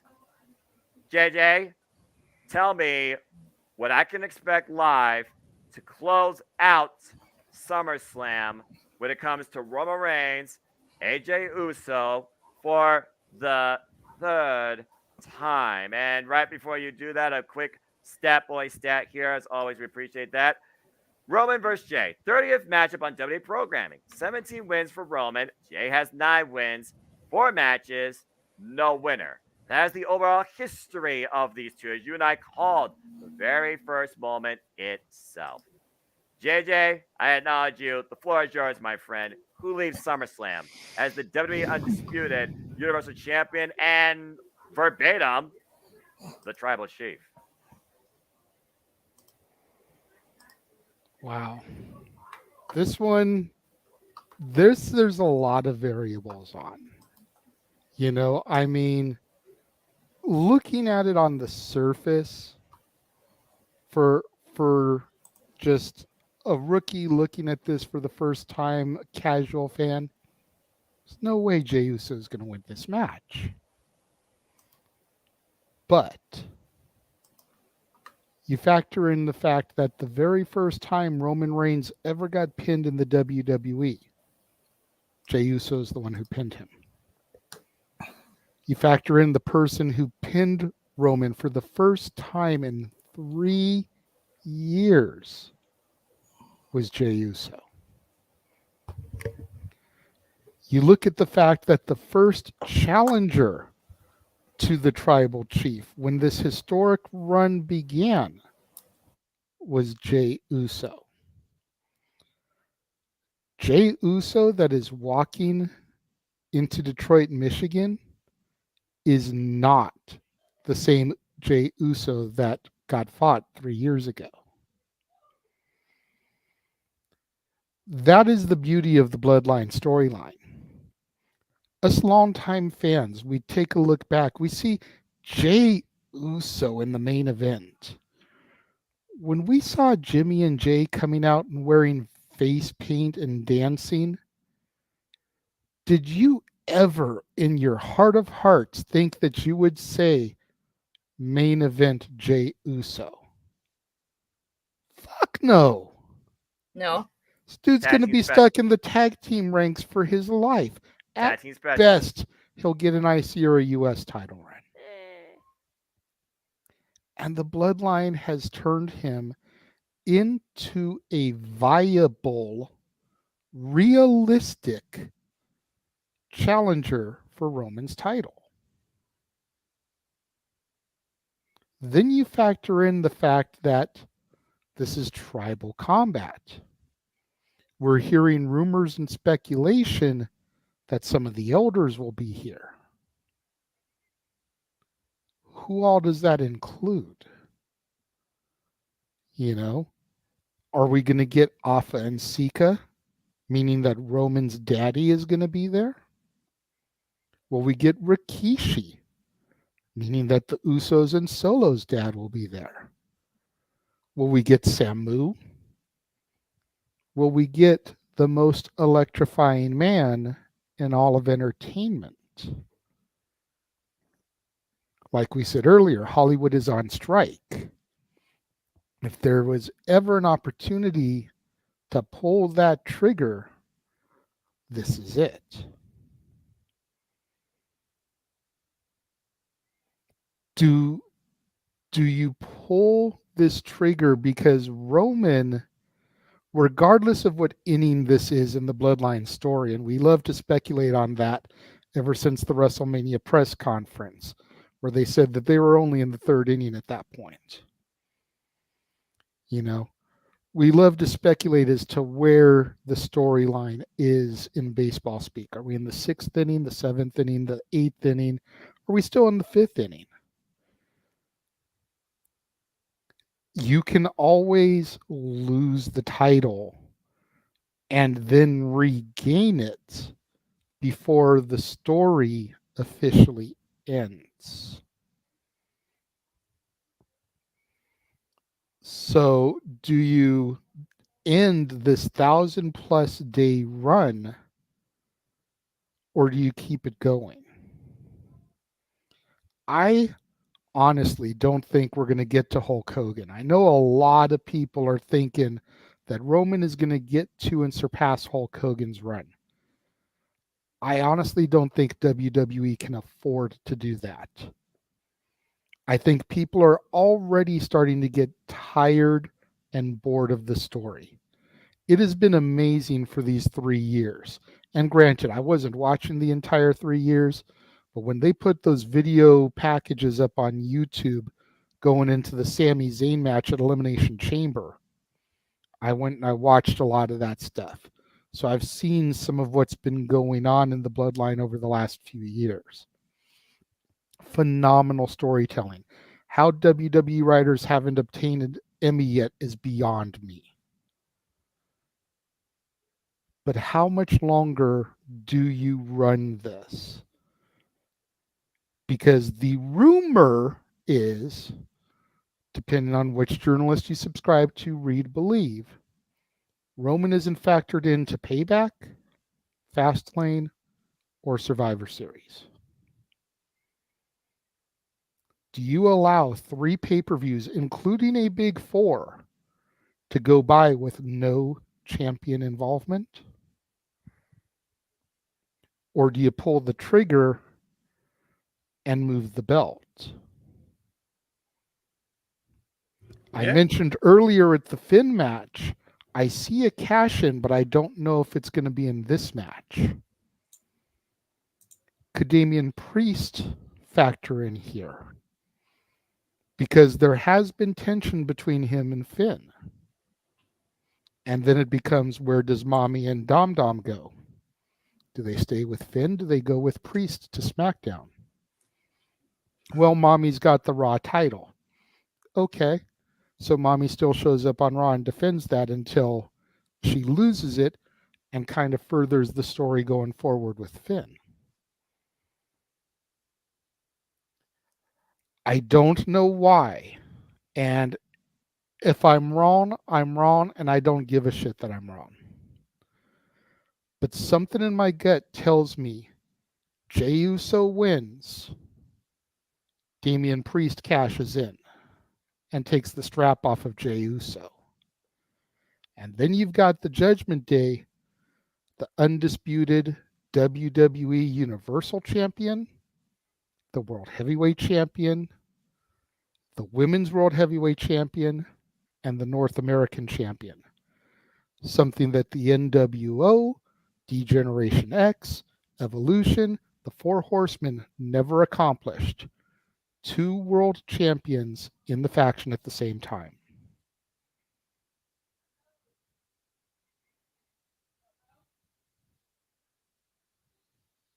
All right. Well, a majority do believe that Roman will retain. They acknowledge him at 80%, while 20% do believe in Jey Uso. You and I called it at WrestleMania, and we've been polarizing verbatim about it ever since. Now, Attila, Arlene, Emmanuel, Zero, it's one of those fans where it's like, if they can't find somebody in WWE to beat him, why they brought Cody Rhodes back to the company in the first place? If Cody's not the one to do it, why not Blood? We've already seen the vulnerability. Roman Reigns is human after all. He is not immortal. It was Jey that once again showed us that. But now this is not about beating a competitor. This is not about just winning a championship. This is about growth, professional development. This is about the crowning potentially of the next mainstay WWE superstar for this generation of this family's legacy. So that being said, Attila, do you think that Jey Uso is the one to get it done? Or is Roman Reigns still the only one to be considered the tribal chief and the WWE Universal Champion? Okay, well, JJ did make an excellent points about Jey, so I'll give him that. But I don't think Jey will beat him because he still has Solo, and I don't think Roman is gonna get beat until he loses everyone. Solo, Paul Heyman. When he's truly by himself, then I can see him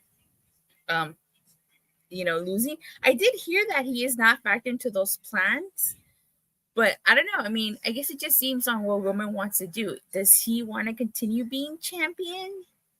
Maybe he's not factored in yet because they don't. I don't know.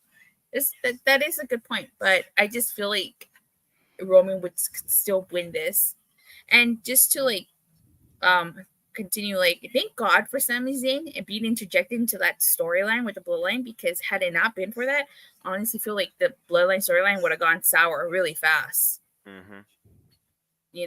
So. But I do think Roman is going to win. I will say, if Jay does win, I think I will be shocked. I think everybody would be shocked if Jey Uso does win. But, I don't think he is. At least I don't think so. And all right. Just a quick question, JJ. Can The Rock even appear? I know Hollywood's on strike, but would he be allowed to appear? He would be, because as far as I know, you're not SAG-AFTRA as WWE superstars. Oh, yeah, that makes so sense. he would be able to compete and appear on TV because it's not a SAG union show. Okay. That's why I say if there was ever an opportunity to start that ball rolling, this is it while they're on strike. And he can't be on some exotic movie set, hours and hours away. So it would have made more sense to do it at WrestleMania 39, with the whole Hollywood thing. But it would. We all been saying that verbatim. But to piggyback off of that point, not to go down another rabbit hole, I'll try to keep this short and sweet. WrestleMania 40 coming up. Rock's first main event at WrestleMania was WrestleMania 15 in Philadelphia. Rock's first WrestleMania opponent was Rikishi in a mask as the Sultan. So it was a member of his bloodline. So having a match with Roman at WrestleMania 40 piggybacks on Rock's first 2 WrestleMania memories. It's just something to think about. There's some history there with The Rock. Which what people have just been waiting for it and waiting for it and waiting for it. I agree with you. That match, that's the one match everyone's been waiting for, Roman versus The Rock. And it's the city of brotherly love. So to have that familial tie in the city of brotherly love. You almost wonder, though, at this point, with Roman Reigns virtually having done everything possible, it seems, could that honestly be Roman Reigns' last stand if he's unable to, have The Rock acknowledge him? And just some food for thought, not to go down another, tangent, go off the wrong exit. But it definitely is something to think about. And again, the aftershock could literally come from what happens tomorrow night at SummerSlam. That being said, Emmanuel, I saw your hand up, so I will acknowledge you next. So far, we got one for Roman, one for Jay. Where do you stand? Well, I had to go with Roman, sadly. I mean, remember back in the day, when I was WrestleMania 39, when I said, shame on you once, shame on you twice, and he's gonna keep on doing it. I have a funny feeling it's great for Jay. He got the first win by low blow. Let's face back. It was a low blow. Ref didn't see it. That's not Roman's fault. How am I supposed to root the guy? Even though he got the pin, 1, 2, 3, how am I supposed to root the guy who did not win Roman clean? I'm sorry, I don't believe Jimmy's going to be the one. And I see the chat, Cody already had a shot. So did many others. KO had a shot. Jimmy had a shot. Everybody had a shot, except for one person, and it's Solo Sokola. It's for me, the story is done with Cody. It's I don't want a Rocky 2 face off, and it's for me just personally for me, it's too late for Cody. It's too late. I don't want to wait another until WrestleMania 40 for him to get the moment that we were supposed to get in Los Angeles. Like it feels like such a time waster. Like it's feel feuds after feuds. I'm sorry, I just don't feel it. And we're gonna get another feud with probably Jimmy getting his shot, or like I have no idea, but I feel like they're going to coast Roman Reigns to WrestleMania 40 as champion. This is The Rock, and somehow, some way, Rock defeats Roman Reigns. If the people are saying it's right that it has to be family that kills it, who defeated the famous John Cena in WrestleMania the first time? The Rock. Who defeated Stone Cold Steve Austin? The Rock. Who beat their more Hulk Hogan? The Rock. Fair, but also it did take 3 times for him to beat Stone Cold. But yeah, I know. It's still though. It's a very fair fought. Let's go ahead and see if we have a counter opinion from your rival, Arlene. What's your take on this match? Again, if Blood can't do it, at least this member of the Bloodline, in retrospective, where does Jey Uso go from here, considering that they already have one of the longest reigns of the modern era with the tag straps? And at this point, I feel that Jey is becoming a bigger star than Jimmy and doesn't necessarily need him at his side or needs to tag with him, continuing this saga for the Bloodline. But what's your take, Arlene?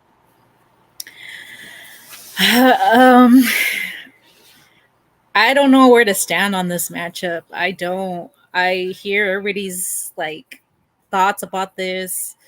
I hear what JJ's saying that Roman Reigns isn't.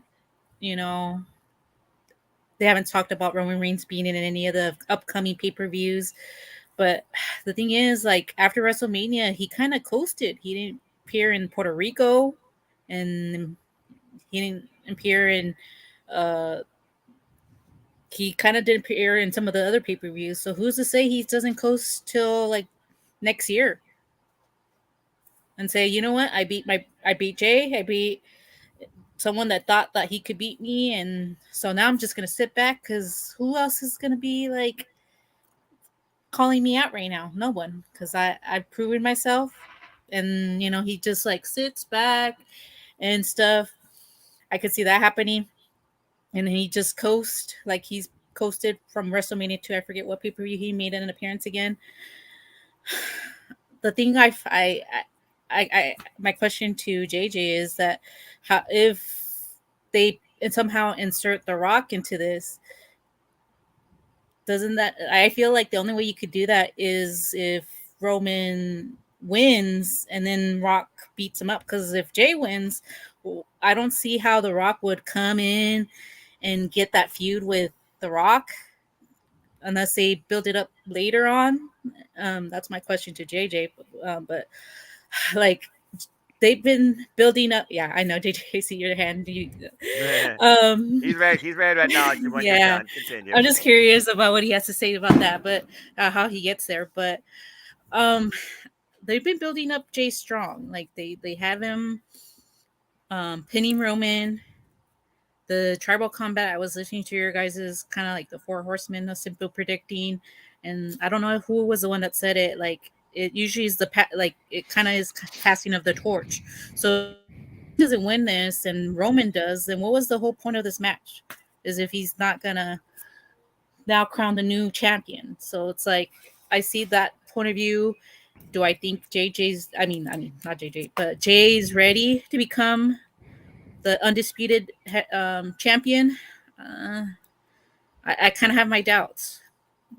Listening to you guys say like maybe Damian Priest maybe cashes in, I feel like maybe Jay doesn't even get a chance to pin Roman. Maybe he's about to, and then Damian decides to cash in, and pins him. But you know what? Hearing what JJ so far has to say, what my brother has to say, what Datilla had to say, I feel like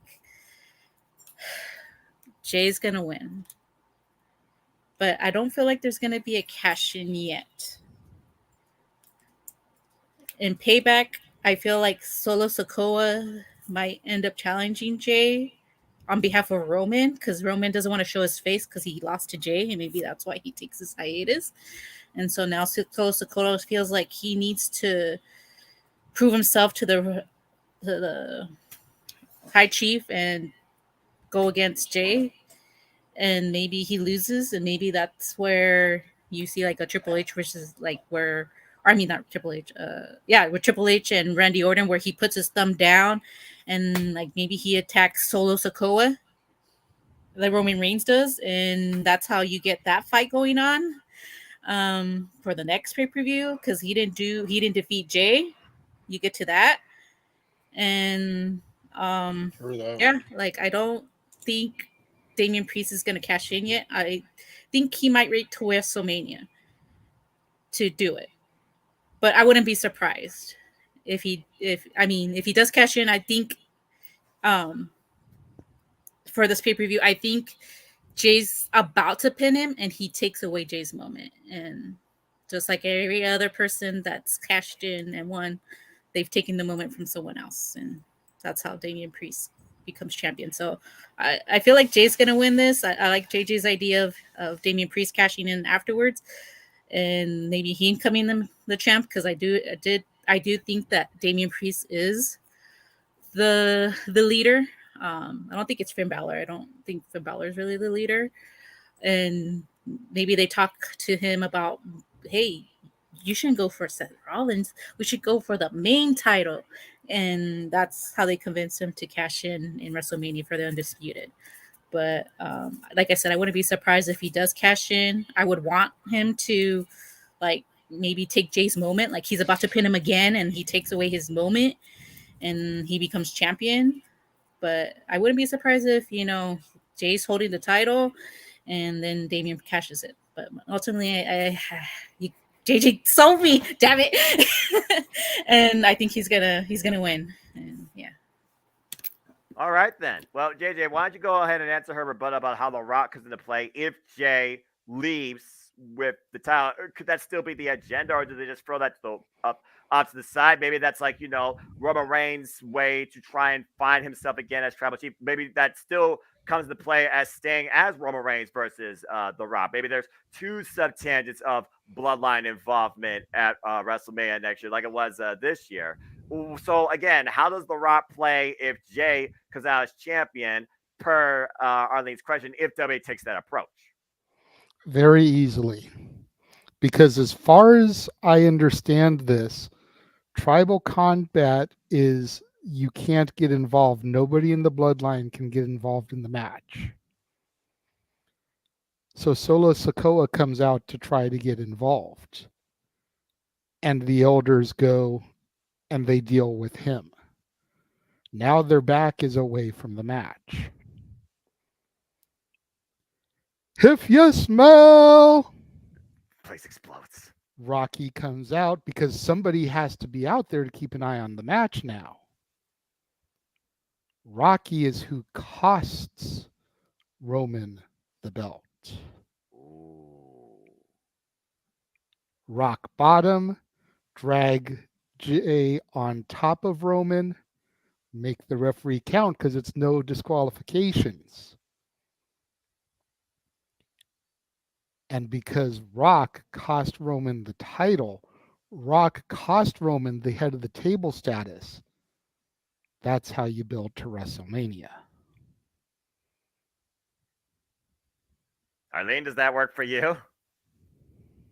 I do, but I don't feel like Sokoa is going to be that stupid enough to do that. Solo has gotten involved at every twist and turn. But sorry. He has been the ultimate insurance policy for Roman Reigns, even more so than the Usos. So I could totally see him trying to get involved and assuming that they are all there, Afa, Sika, and especially Daddy Rikishi having to get involved to keep him from interfering and letting the two men have it out. And then in order to set up the cash-in, while the bloodline and the elders are exploding, you have Jimmy make his return. And as crazy as it sounds, you have Jimmy lay out his brother because his brother accomplished the championship before he could. And that's how you get the cash in from Priest. Then payback, it's Jimmy versus Jay for the first time ever. Mm-hmm. And the Bloodline saga continues to unravel in a whole different direction. All right. Dun, dun, dun. Again, I don't know if this is just an all-star game or whatever. It might as well be the all-star game at this point, considering how many players are coming into play here. So let's go ahead, as Sean basically has been saying, Roman won't be champ forever. Well, no one's champion forever. Nothing lasts forever. We know that. But it's just a matter of when is it time for something like this to be done? Who's the one to do it? If not Blood, I don't know who. The strongest member of the bloodline being built right now is Jey Uso. He's been built for the last 3 years. He started, might as well finish it. Because, believe it or not, I think Jey leads with the title. I think that this is the moment. I called Cody finishing the story of WrestleMania. They clearly didn't want to pull the trigger on that. But the difference here is Jey has been in WWE forever. And has literally been the pillar that became the bloodline since the tribal chief arrived back in WWE during the daggum pandemic. If Jey doesn't do it here, not only do I believe that Jey Uso never becomes world champion, I honestly don't believe that Roman Reigns will lose this title before WrestleMania. It has to be here, especially if these so-called rumors are to be believed. It has to be here. I can't find a better chemistry, a better summary, a better equation, a better story, a better match title than this. First time ever, tribal combat. That is a rite of passage. That's not about a championship. That is about truly proving that you are the one to be acknowledged and you can lead this family. Yes, JJ. I did want to rebuttal to something Emmanuel said real quickly before it goes to either James or Zero. He mentioned how Roman has defeated everybody. I'm going to name 4 names right now, Emmanuel, all of whom have been former champions that have not come against Roman during this title reign. AJ Styles, Bobby Lashley, Sheamus, and Rey Mysterio. All SmackDown talent, all former champions that the tribal chief has not conquered. So there's at least 4 people that could be continuing this run, could be factors to get plugged into this if he doesn't lose it tomorrow night. Things to consider. Rey Mysterio did face Roman. Not during this run. Yeah. When? Oh, wait. Yeah, he did. My bad. I wasn't watching at that point, but still, there's 3. Bruv. Yeah. Yeah, there's 3, yeah. It's still crazy to figure about, though, when you figure about, again, the agenda of the tribal chief and what names it has included, even if they were more than once. And here we have Jey Uso, who, again, he was the first one. And he very well might be the last. So, that being said, before we close it out with the guy that will be in my proverbial seat, putting him in the hot spot, Zero, let's go ahead and get your pick on this match. It's pretty split. We got Damian Priest, we got Jay, we got Roman, we got cash in, no cash in. I love the fact that each individual here has had a different dynamic. So far, two people basically saying that Jay Uso is going to leave as champion. So, Zero, where do you stand in tribal combat for the undisputed WWE Universal Championship with Roman Reigns and Jey Uso? First of all, Noah, you botched. Remember before we streamed, I was supposed to go first. Oh man, I've been going too long. I'm You sorry. fucking moron. I'm tired, man. Don't hold it against me. You're lucky that I haven't accidentally cut the cable from my laptop. Anyway, come on, man. Go ahead and give us your summary here. I've been watching this ever since like it started. So I was there day one when all this shit happened. And watching this evolve is just making me feel like, God damn, they are telling a wide story. I remember seeing Roman, like he came back, he speared the Fiend. Oh my God. Then all of a sudden, Paul Heyman's talking. He like, yeah. He basically saying blase, blase, blase. Shoots to Roman Reigns. Yeah. And then it's like, oh shit. They paired him with a Paul Heyman. Holy shit. So this is going to be interesting because the whole time when that happened, I was like, what will Brock say?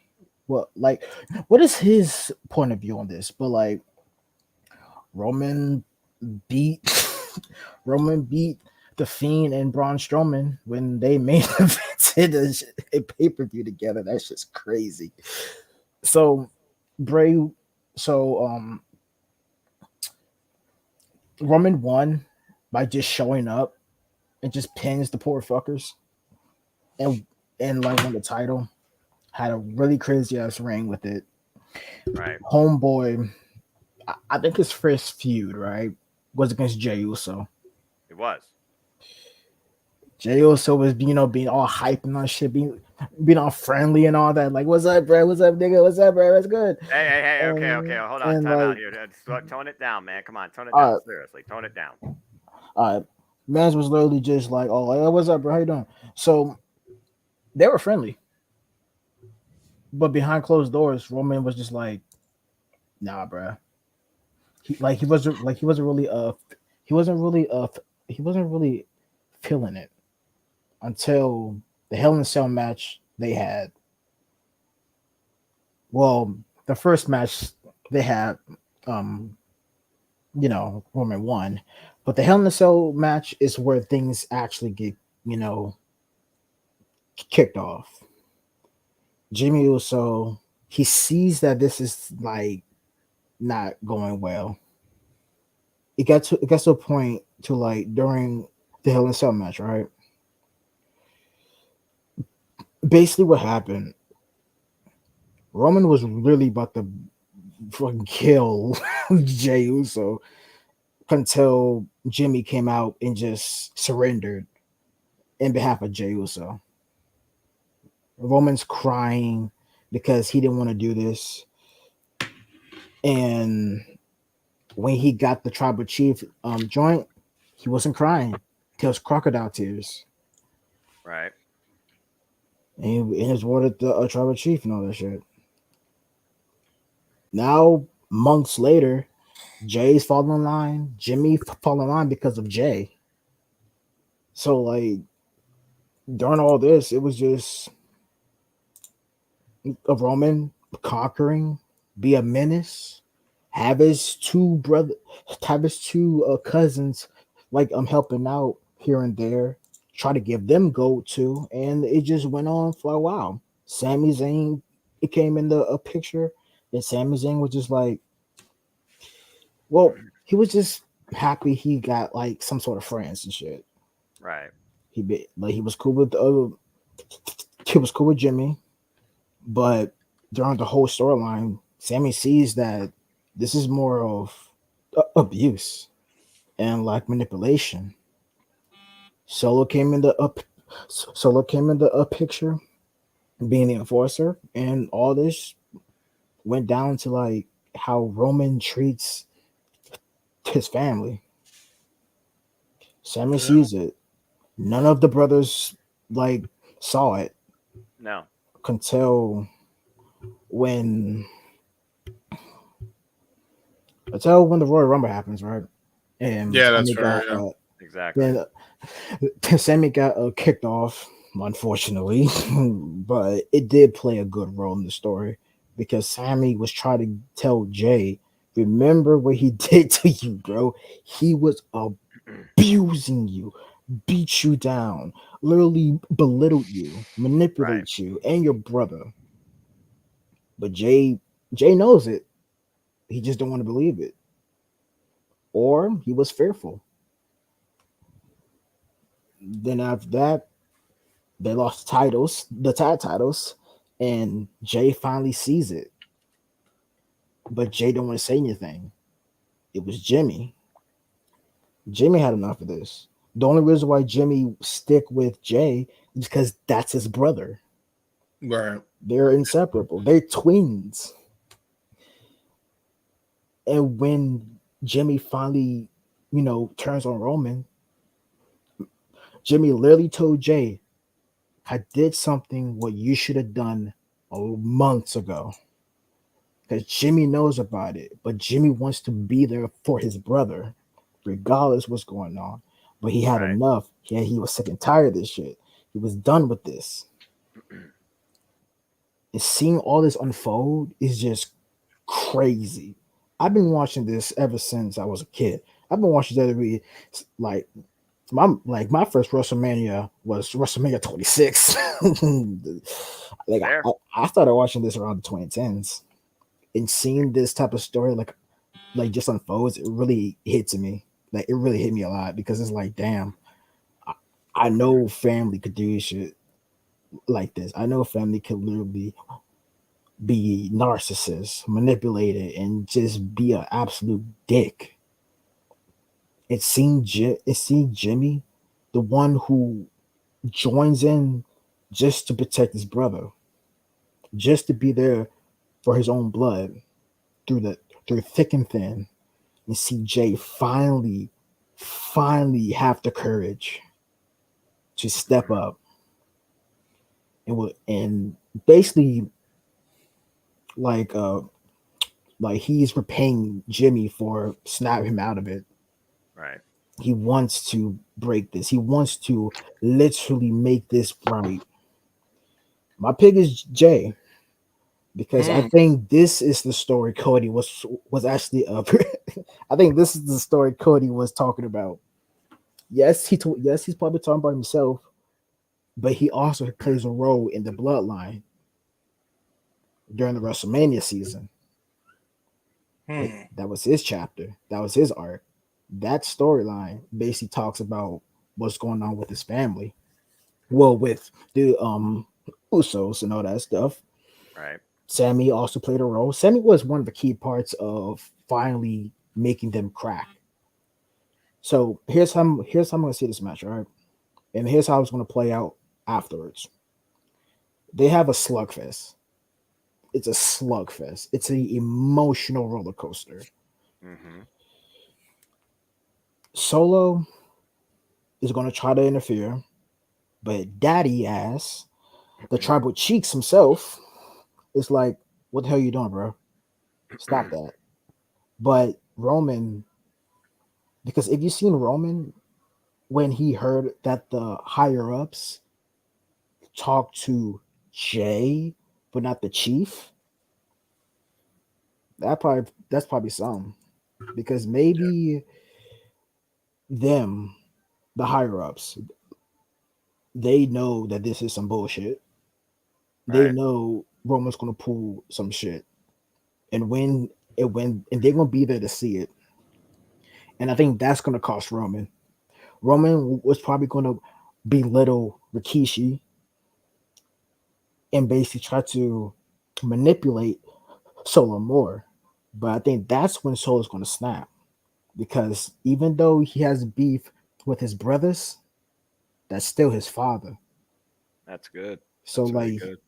he's going to do something about it. Solo probably going to whoop his ass right after the match, but he has to honor the rules of the tribal combat. He can't interfere. If he does, you know he's fucked. Right. We know if he interferes, he's going to get a ass whooping by the whole NOI family. So Jay's going to win the match, but there's going to be a post-match like scene. Jay has the title. Jay's now tribal chief. Roman is losing his fucking mind. He is Right. going you think Money in the Bank was bad? He's going to tear everything. He's probably going to fight Jay afterwards. And like Right. Lose all control. yes, and then Rikishi is going to be like, "Stop. Enough." Roman stops. He says, "I'm sorry." He walks away. Comes back and spear Rikishi. Ooh. Attacked him.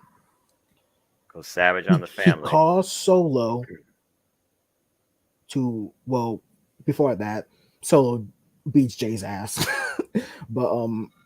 but he calls Solo to finish it and try to Samoan spike his own father.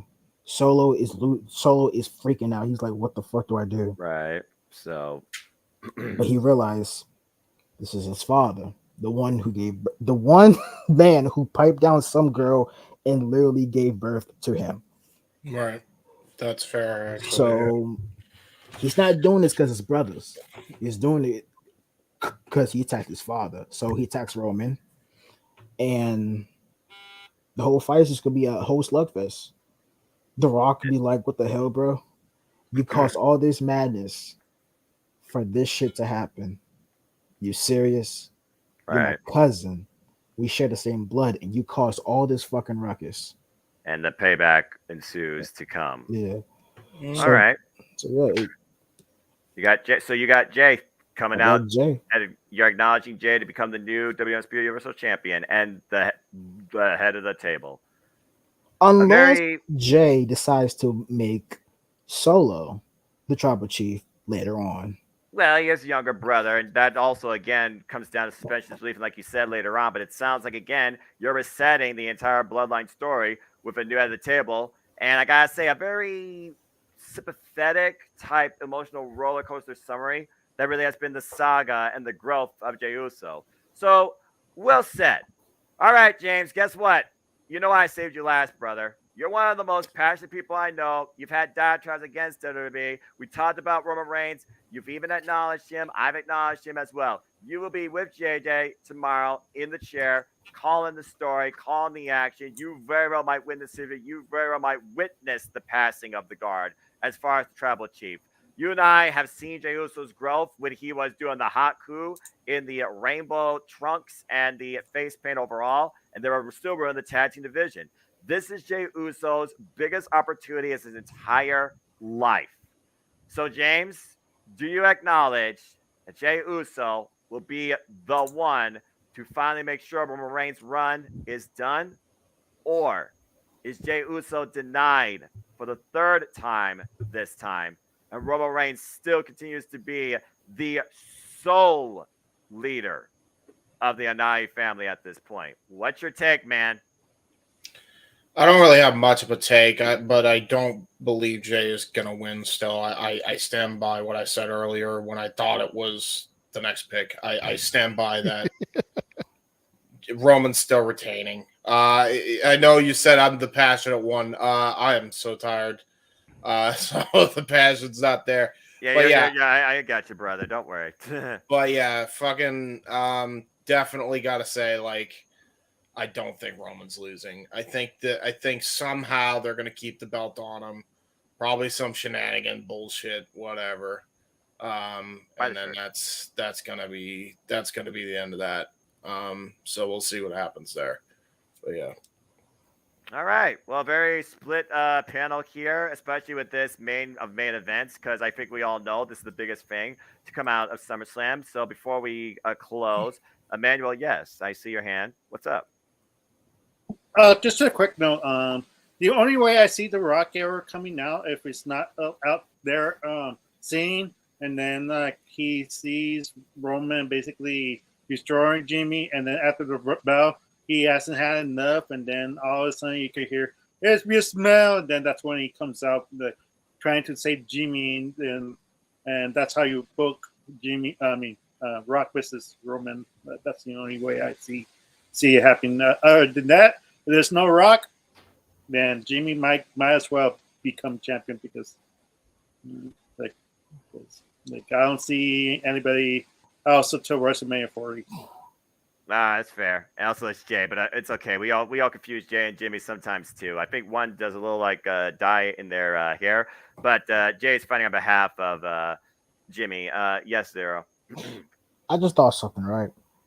You know how Roman's supposed to take a break, right? Right after this? Yes. I thought a way you could probably write him off. So Roman goes crazy, right? Right. Either The Rock or Roman's father shows up and banish him. There's supposed to be a tribe, right? Then elders, at the end of the day, you respect the elders. I mean, it was Apensiga that bestowed him those beads. The elders banished him from the tribe. So so he's gone. When he comes back, he's a whole different person, bro. He's tribeless. He's more vicious. He's more basically insane. And the first person he might go after, maybe during like a Rock, promo, because he always shows up one time just cutting some wild ass promo. Right. Roman comes out of nowhere and spirit the everlasting shoes out of him. Wow. During the Royal Rumble season. That's he spirits the shoes out of him. And well, again, it really does come down to, do they still have plans for Roman? Does Roman want to take time off? But speaking of time off, guys, believe it or not, East Coast here, it's Saturday. You know what that means. SummerSlam is literally here. And I think it's safe to say that we've all had a quite extended conversation. We're all tired and beat. We're ready to go to sleep. Been an absolute pleasure, my friends and I'm ready for one more round. That's all good. But I think we'll bid now ourselves a fine adieu and bring this thing to conclude. So thank you, everybody, for coming in and tuning in.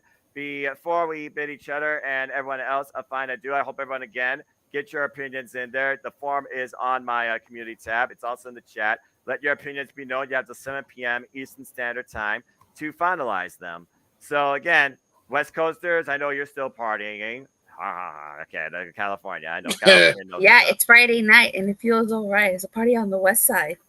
Hey, you know what? I actually respect that reference. But also, Saturday nights are all right for fighting. But this weekend belongs to the biggest party of the summer. But nothing but respect to you, Dattila. It's been an absolute pleasure. I look forward to having you again on Super Predicting, or the next time that we can join forces in content creating or reviewing. But besides Power Month, is there anything you want to plug and promote? Where we can find it? If you just want to disconnect yourself to that, because I know you're tired too, I'm perfectly fine with that too. Well, no, just make sure you guys tune into my reviews Monday, Wednesday, Friday, the occasional Saturdays and Sundays.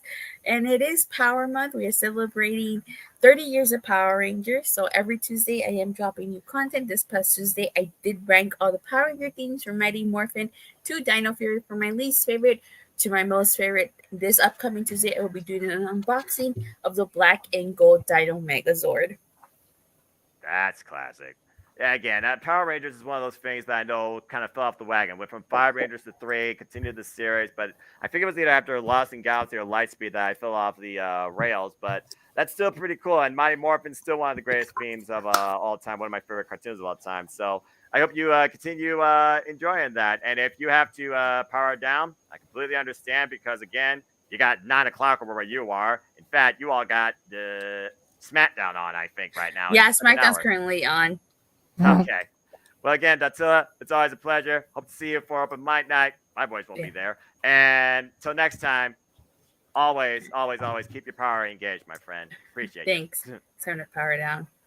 Yeah. Well, I was waiting for you I was waiting to see if you were going to push the button. I'll be like, and there she goes.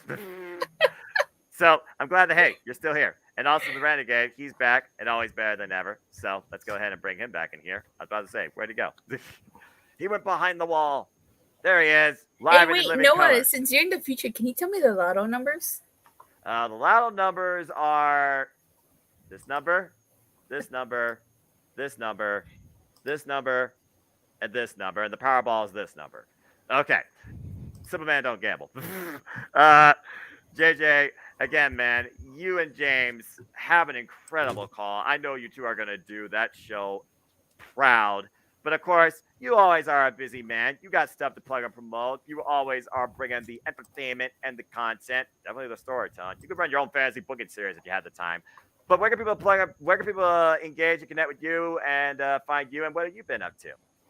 Well, you can always find me on the interwebs at Instagram, the Renegade JJ Williams, YouTube, Casa D18 Studios, X as it's now known, the media site formerly known as the Tweeter at ROWJJ Williams.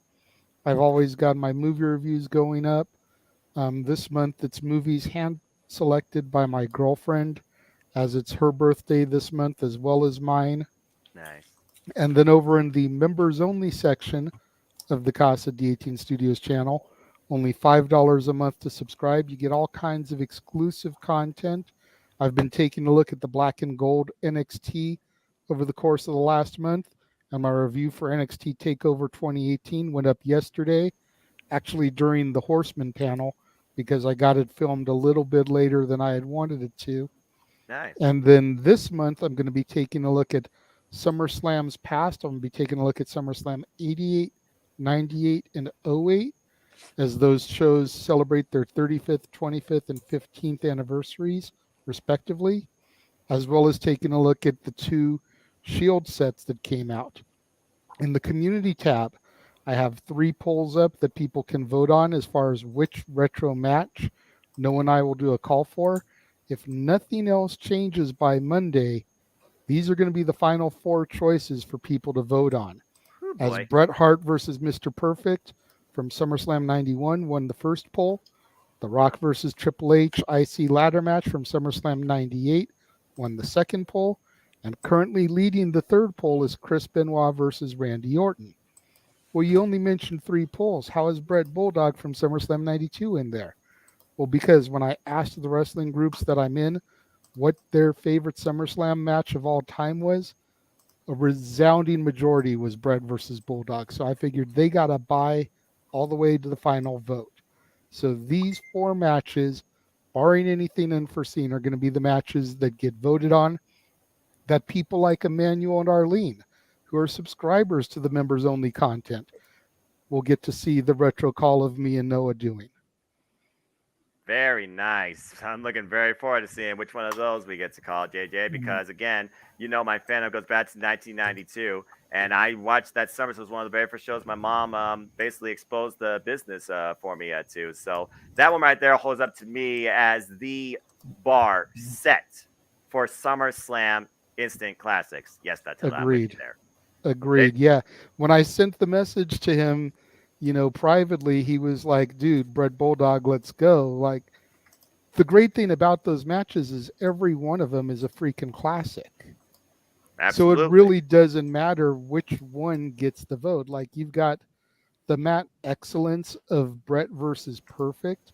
You've got, as you called it, the bar, the standard, Bret and Bulldog. You've got arguably what was my favorite match of all times for a very long time, and the match of the night, in my personal opinion, of my very first SummerSlam, the SummerSlam 98 IC ladder match. And then you had the evolution of a future main eventer and definitely first ballot Hall of Famer, Randy Orton, when he defeated Chris Benoit. Me and Jeff like to always joke about how Randy Orton walked out there in Toronto in those god-awful peach trunks to the middle of the ring, found the belt laying in there, just grabbed the belt, hit the turnbuckle, and started posing. There was no match, or at least WWE's revisionist history will have us believe that there was no match. But yeah, all those matches are great, and I'm excited for whichever one wins, Noah. I have my personal biases as to which ones I'd like to see, but any one of them is going to be a great match to call. Absolutely, and it will be a humble pleasure for me to engage in that with you here, and I hope the members will appreciate that because again, we truly love this and we are very passionate about this. And again, our fandom, and I think Jeff summed it up perfectly. You could call whatever person you want Mr. SummerSlam. I was in a discussion when it came to like Brett or Seth, to just name a couple. But as far as the title of SummerSlam for Showcase, yeah, I would say the Intercontinental Championship has to be the one to consider, especially with the match that we are getting this year. I think the Intercontinental title shines brightest at SummerSlam versus any other show during the year, if I'm being perfectly honest. That's just my subtle opinion. That being said, Emmanuel, Arlene, always appreciate both of you. Good luck to both of you. We'll see which one of you are right and who outdoes the other, because I know you all had counter opinions. So, Arlene, is there anything you want to plug and promote, or where we can find you?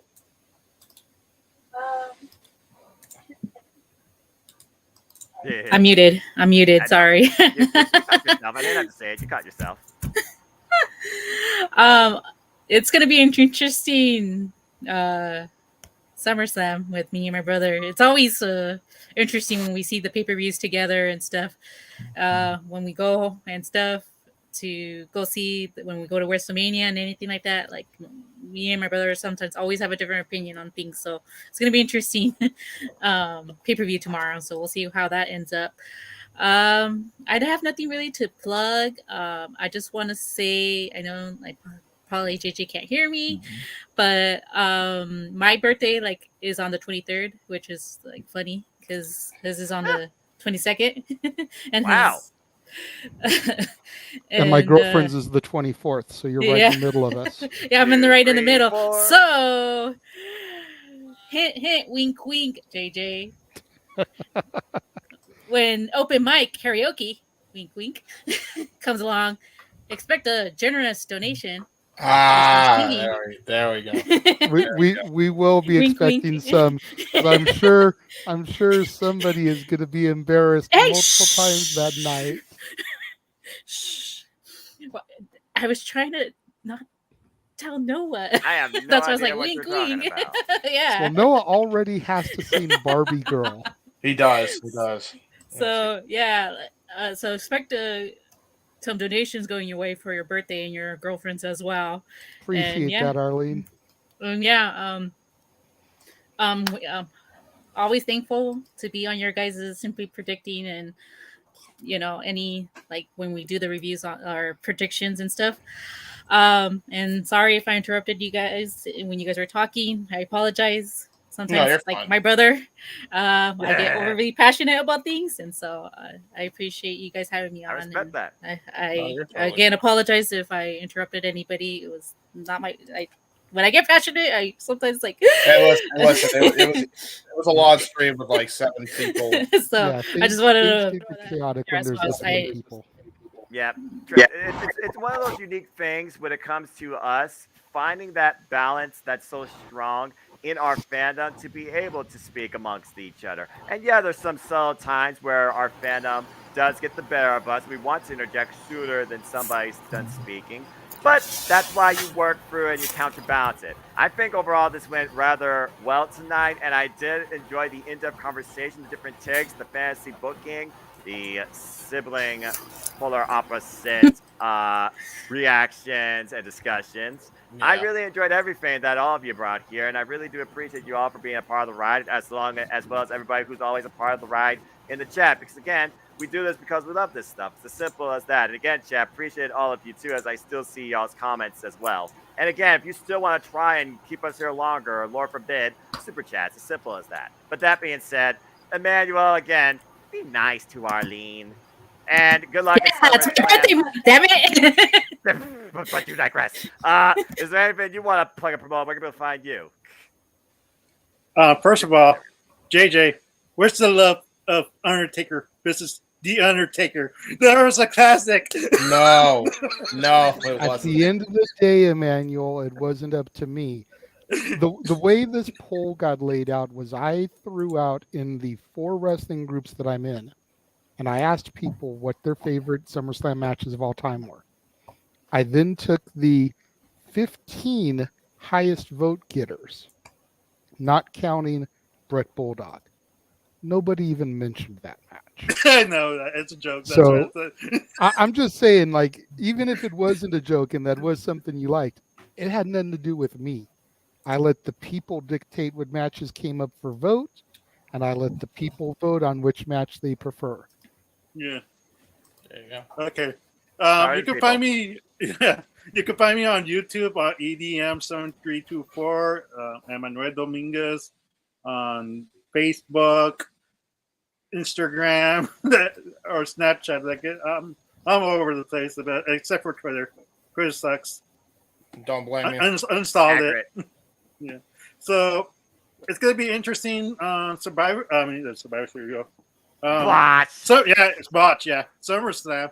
I don't know why they put both pay per A lot of view with S's, SS and SS. It's okay. Yeah, We get it. but it's gonna be an interesting SummerSlam, and I want to see the outcomes of it, and hopefully positivity. Let's root for Jay. Let's hope for change. But let's hold our breath. Have faith in Triple H that he's listening to this right now. Let Jay win. We don't care about the bloodline anymore. It's done. Please. Yeah. Well, done as it is basically what you want. You just want to change. As far as I'm concerned, the bloodline thing here, I feel is evolving, not ending. But if it's going to evolve, then Jey Uso needs to win. And I respect that take, and I definitely agree. That's why I said Jey Uso for the win. Thank you, Emmanuel. Always appreciate you. James, I know you, FTW Productions, has a ton of stuff too. Even Zero, for example, has contributed to your stuff. So why don't you go ahead and promote your stuff and Zero stuff too? Double team this thing and bring this thing home, bro. Sounds about good. Zero, you want to go first? I guess so. Well, okay, so on my end, I got a few shit going on my end. Well, tomorrow on the Zero. Well, first you can find me there, and I got some stuff going on tomorrow. Well, today is tomorrow because today is Saturday. You know what? Right. Yeah, Jesus we know what Christ. you mean. So there's an event I did. It is the okay, so this is a DMV Kings Road type deal, which is going to be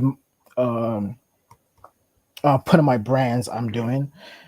Their show is coming up like in a few hours. It's called Try Hard. Yes, the name is called Try Hard. For this type of brand, the name's is just something. So Try Hard has 5 matches. The main event is going to be a Metropolitan Championship match, and it's going to be pretty good actually. We're in a small venue because it's more I forgot the word. Like it's more like I forgot the word, but All right. but like it's gonna be. It's a really good show. I actually recorded. It's pretty like fucking fun. It's some crazy ass matches, especially the main event, which is like yikes. But yeah, that's coming up later today. Some other stuff is going on. Like I'm currently in the works of Aftermath, which is basically shit that's going on right after the Pride 5 show I did. Like the aftermath of that, what's going on the outside, and how things is going to affect story wise. And yeah. And I'm about to be doing a tournament, the Grizzly tournament, and that tournament is going to be a doozy because this tournament is in conjunction with not only 3TP, but we have some guest characters, I should probably say, from 3TP, from Rowan Pro, New Exchange Wrestling, World Championship Cause, and even Weymouth Youth Wrestling. They got a few people in the tournament. It's going to be a fun tournament. It's 24 men. And round 2 is going to be triple threats. So yeah. So yeah, Tina, I'm about to do a junior tournament soon, the zero weights, and which will also have WYW representation on it as well, from what I understand. Yep. So there you go. So it's going to be a fun August, and hopefully in September I do a show called September to remember. So yeah, there's some stuff going on my end, and I might do the Bozo show, which is one of my little things I wanted to do. So yeah, Bozo podcast. Yeah, there you go. Well, the Bozo show is something completely. Oh, is it different? I thought it was the same thing. Shit. No, the show is going to be weird, but yes. Fair enough. Yeah. That's fair. James, what's going on with you, man? I know that you're always busy as it is, not just with Way About Youth Wrestling, as you completed, like it sounds like a full year for content. Congratulations, by the way. Thank you very much. Of course, you've been bringing back the Indie Forest podcast. So, what else you been up to, and what else you want to plug and promote? And where can you well, you guys can follow me and find me on youtube.com /@JHebertside95. That's the username. Check out JHebertside95 for the J Hebert side of things. That's premiering right now, actually, as we're on the air. I thought we were going to be off the air like around 12 o'clock. Didn't really expect that this would go that long, but hey, it is what it is. It's my fault. I don't think any of us did, bro. It's amazing what can happen with fantasy booking and extensive discussion. But again, that's the beauty of what happens here on Simply Predicting. And it will continue, That's fair, bro. yeah. But yeah, you guys can follow me there. You can check out all the stuff coming up on everybody's channel for the Win Productions at youtube.com /@FTW Productions Main. That is the main hub for everybody involved with FTW Productions, including this man and this man. You can check out my stuff as well, specifically Owen's stuff as well. We had a Aftershock go up, Aftershock Extra, covering the Cody documentary, NXT Great American Bash, and NXT following. So it's a very Americanized week, if you will, on that show. So go check that out. And yeah, that's basically what's coming up. There's Indie Force episode 27 you can check out if you want to watch something from on demand on my channel. So other than that, I don't know really what else to plug and promote that isn't usually on one of the trailers, which you can catch on Open Mic Night, which I will be on for next week after JJ and I get finished concluding SummerSlam. So there you go there. About to say, you're all doing SummerSlam and Open Mic Night back to back. You're all going to be busy. For those that don't know, check out Open Mic Night. It is the weekly Saturday night, usually, shenanigans hosted by the Renegade JJ Williams, where he's basically in the seat that I'm in. But I think that, it's a bit more diverse considering you never know what pops up in conversation, even outside the topics. So check out if you can, if you haven't yet, the Saturday night weekly shenanigans hosted by JJ Williams that are Open Mic Night, 11 p.m. Eastern Standard Time. That might be a little later based on how long SummerSlam goes.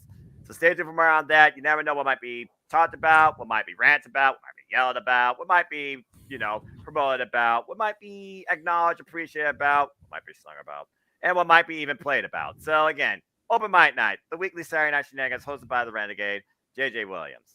And James, thank you again for everything you do, and I wish you nothing but the best in the continued development of Weymouth Youth Wrestling and FTW. And thank you, everybody, for being a part of Simply Predicting. Yes, Arlene. I just want to say, if no one saw the last open mic, you get to hear Noah sing Peaches. That's right. Go back to the archives. Watch that. Noah saying Peaches. That did happen. Sorry, and he did the Chase U chant. Oh yeah, he did. Yeah. I'm a man of the people. Even if sometimes I wonder about you people. In a nice way. Thank you, Arlene, always for your support. And if nothing else, I hope the people are entertained. And with that, I hope the people have been entertained with this really extensive conversation on SummerSlam. And thank you once again for tuning in. People, you want to know more about me, know this. I may be tired, and yes, I may be going to this show live. In fact, I leave for a bus in about 9.5 hours. But you want to know more about you're going on the bus? You're not flying out there? It's only an hour bus ride. Oh. $20 versus a few $100. What's more budget friendly to tell? Amen to that, especially with gas prices. Don't get me started on that nonsense. Capitalism, the next topic on Open Mic Night. Anyway, no, JJ, no. I know what you all deal with in California. All right, I don't need to hear about gas prices there versus Toledo, Ohio. Okay. Yeah, that's true. I was gonna say you got 4 Californians on the panel right now. Yeah, like I Oh, miss damn. $3 gas prices. I think they're $3.79 right here in Toledo. But anyway, I miss that. Must be nice. $4.89 over here. Depending Yeah, on where you're dumb. at, it could go as high as $7, $8. So don't just a message for anybody out there. Don't ever complain about paying $3 for gas because we have it way worse over here. We're paying $4 or $5 as high as $7. So never complain about it. I remember when Y'all Subway West used to have, Coast motherfuckers I are weird. remember when Subway used to have something called a $5 footlong. You can't even buy that anymore for $5. Right, What's happened yeah. with this economy? Everything, man. Jesus. Was $3. Well, that's accurate. I don't carry cash, by the way. I roll in plastic. Anyway, if you want to know more about me besides that and my debt, know this. I'm not sure my debt. What, you crazy? For I'm but a simple man and a lifelong fan of. Wait a second. Is it still the same thing because I'm talking about WWE? I guess it is. If those that don't know, I'm a lifelong fan of professional wrestling. Damn it!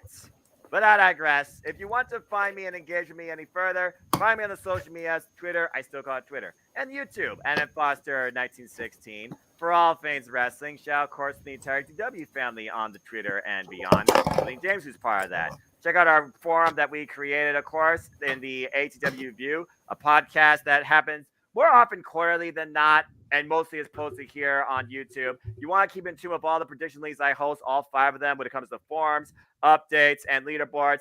Follow me primarily on the Twitter or check out the community tab on the YouTube page.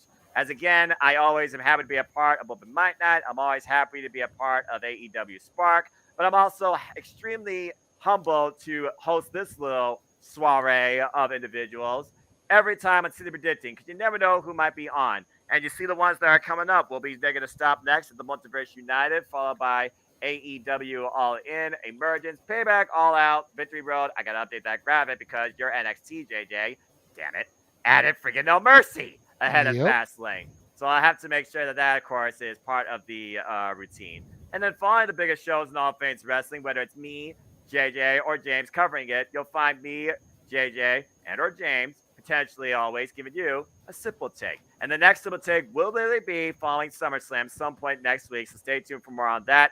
Then we got AEW All In, All Out, and Payback. I'm trying to add other stuff, but again, there's only so much time as I always live by. Priorities for passions. As we approach the quarterfinals of the G1 Climax, stay tuned for me bringing some bracketology updates regarding that, and if my top 8 still sticks, or if I have to change my thoughts and who I think still might be my pick to be born in the ring, G1 Climax 33 winner. And that's just some of the stuff ahead here across my simple YouTube brand and the Deputy Network multiverse of media too. I also want to give a quick shout out to Bossman Aaron Riff.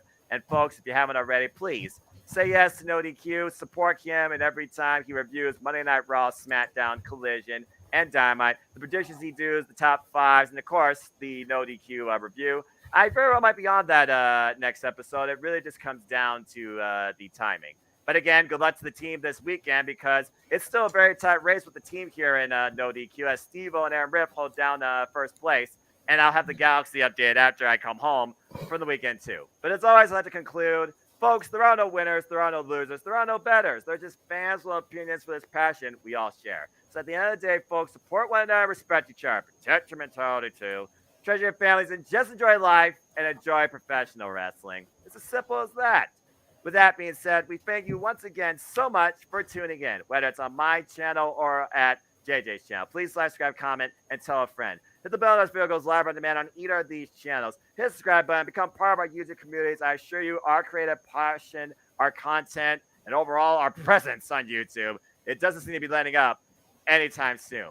On behalf of anybody that's a fan of sports entertainment professional wrestling, I hope that you all tune in to the biggest part of the summer. Check out the Renegade and check out James and their call as part of the Championship Network live watch events here on the multiverse of media. And on behalf of not only them, for Arlene, for Emmanuel, for Zero, for Datilla, for good old JM, the man whose name's on the marquee, who was able to drop in. Thank you once again for tuning into another City Predicting as I lead with this and about to go to sleep because she's about to power down They're probably about to go to sleep. This guy I know is going to probably go to sleep. And JJ, you're West Coast, so I'm sure you have something to do still before you head to sleep. I literally am about to hit snooze. So until next time, which will be after SummerSlam 2, I leave you with this, as always. Make a positive impact in life and have a good night. And enjoy the biggest party of the summer. That is SummerSlam. Gentlemen and ladies, it's been an absolute pleasure. Have a good night, folks. Thanks for having me. Fuck off, y'all. Bye. Good night, everybody. Hasta mañana. Peaches, peaches, Goddamn, all peaches. LA Knight. Goddamn, all y'all think it's fucking at work. you. Thank you.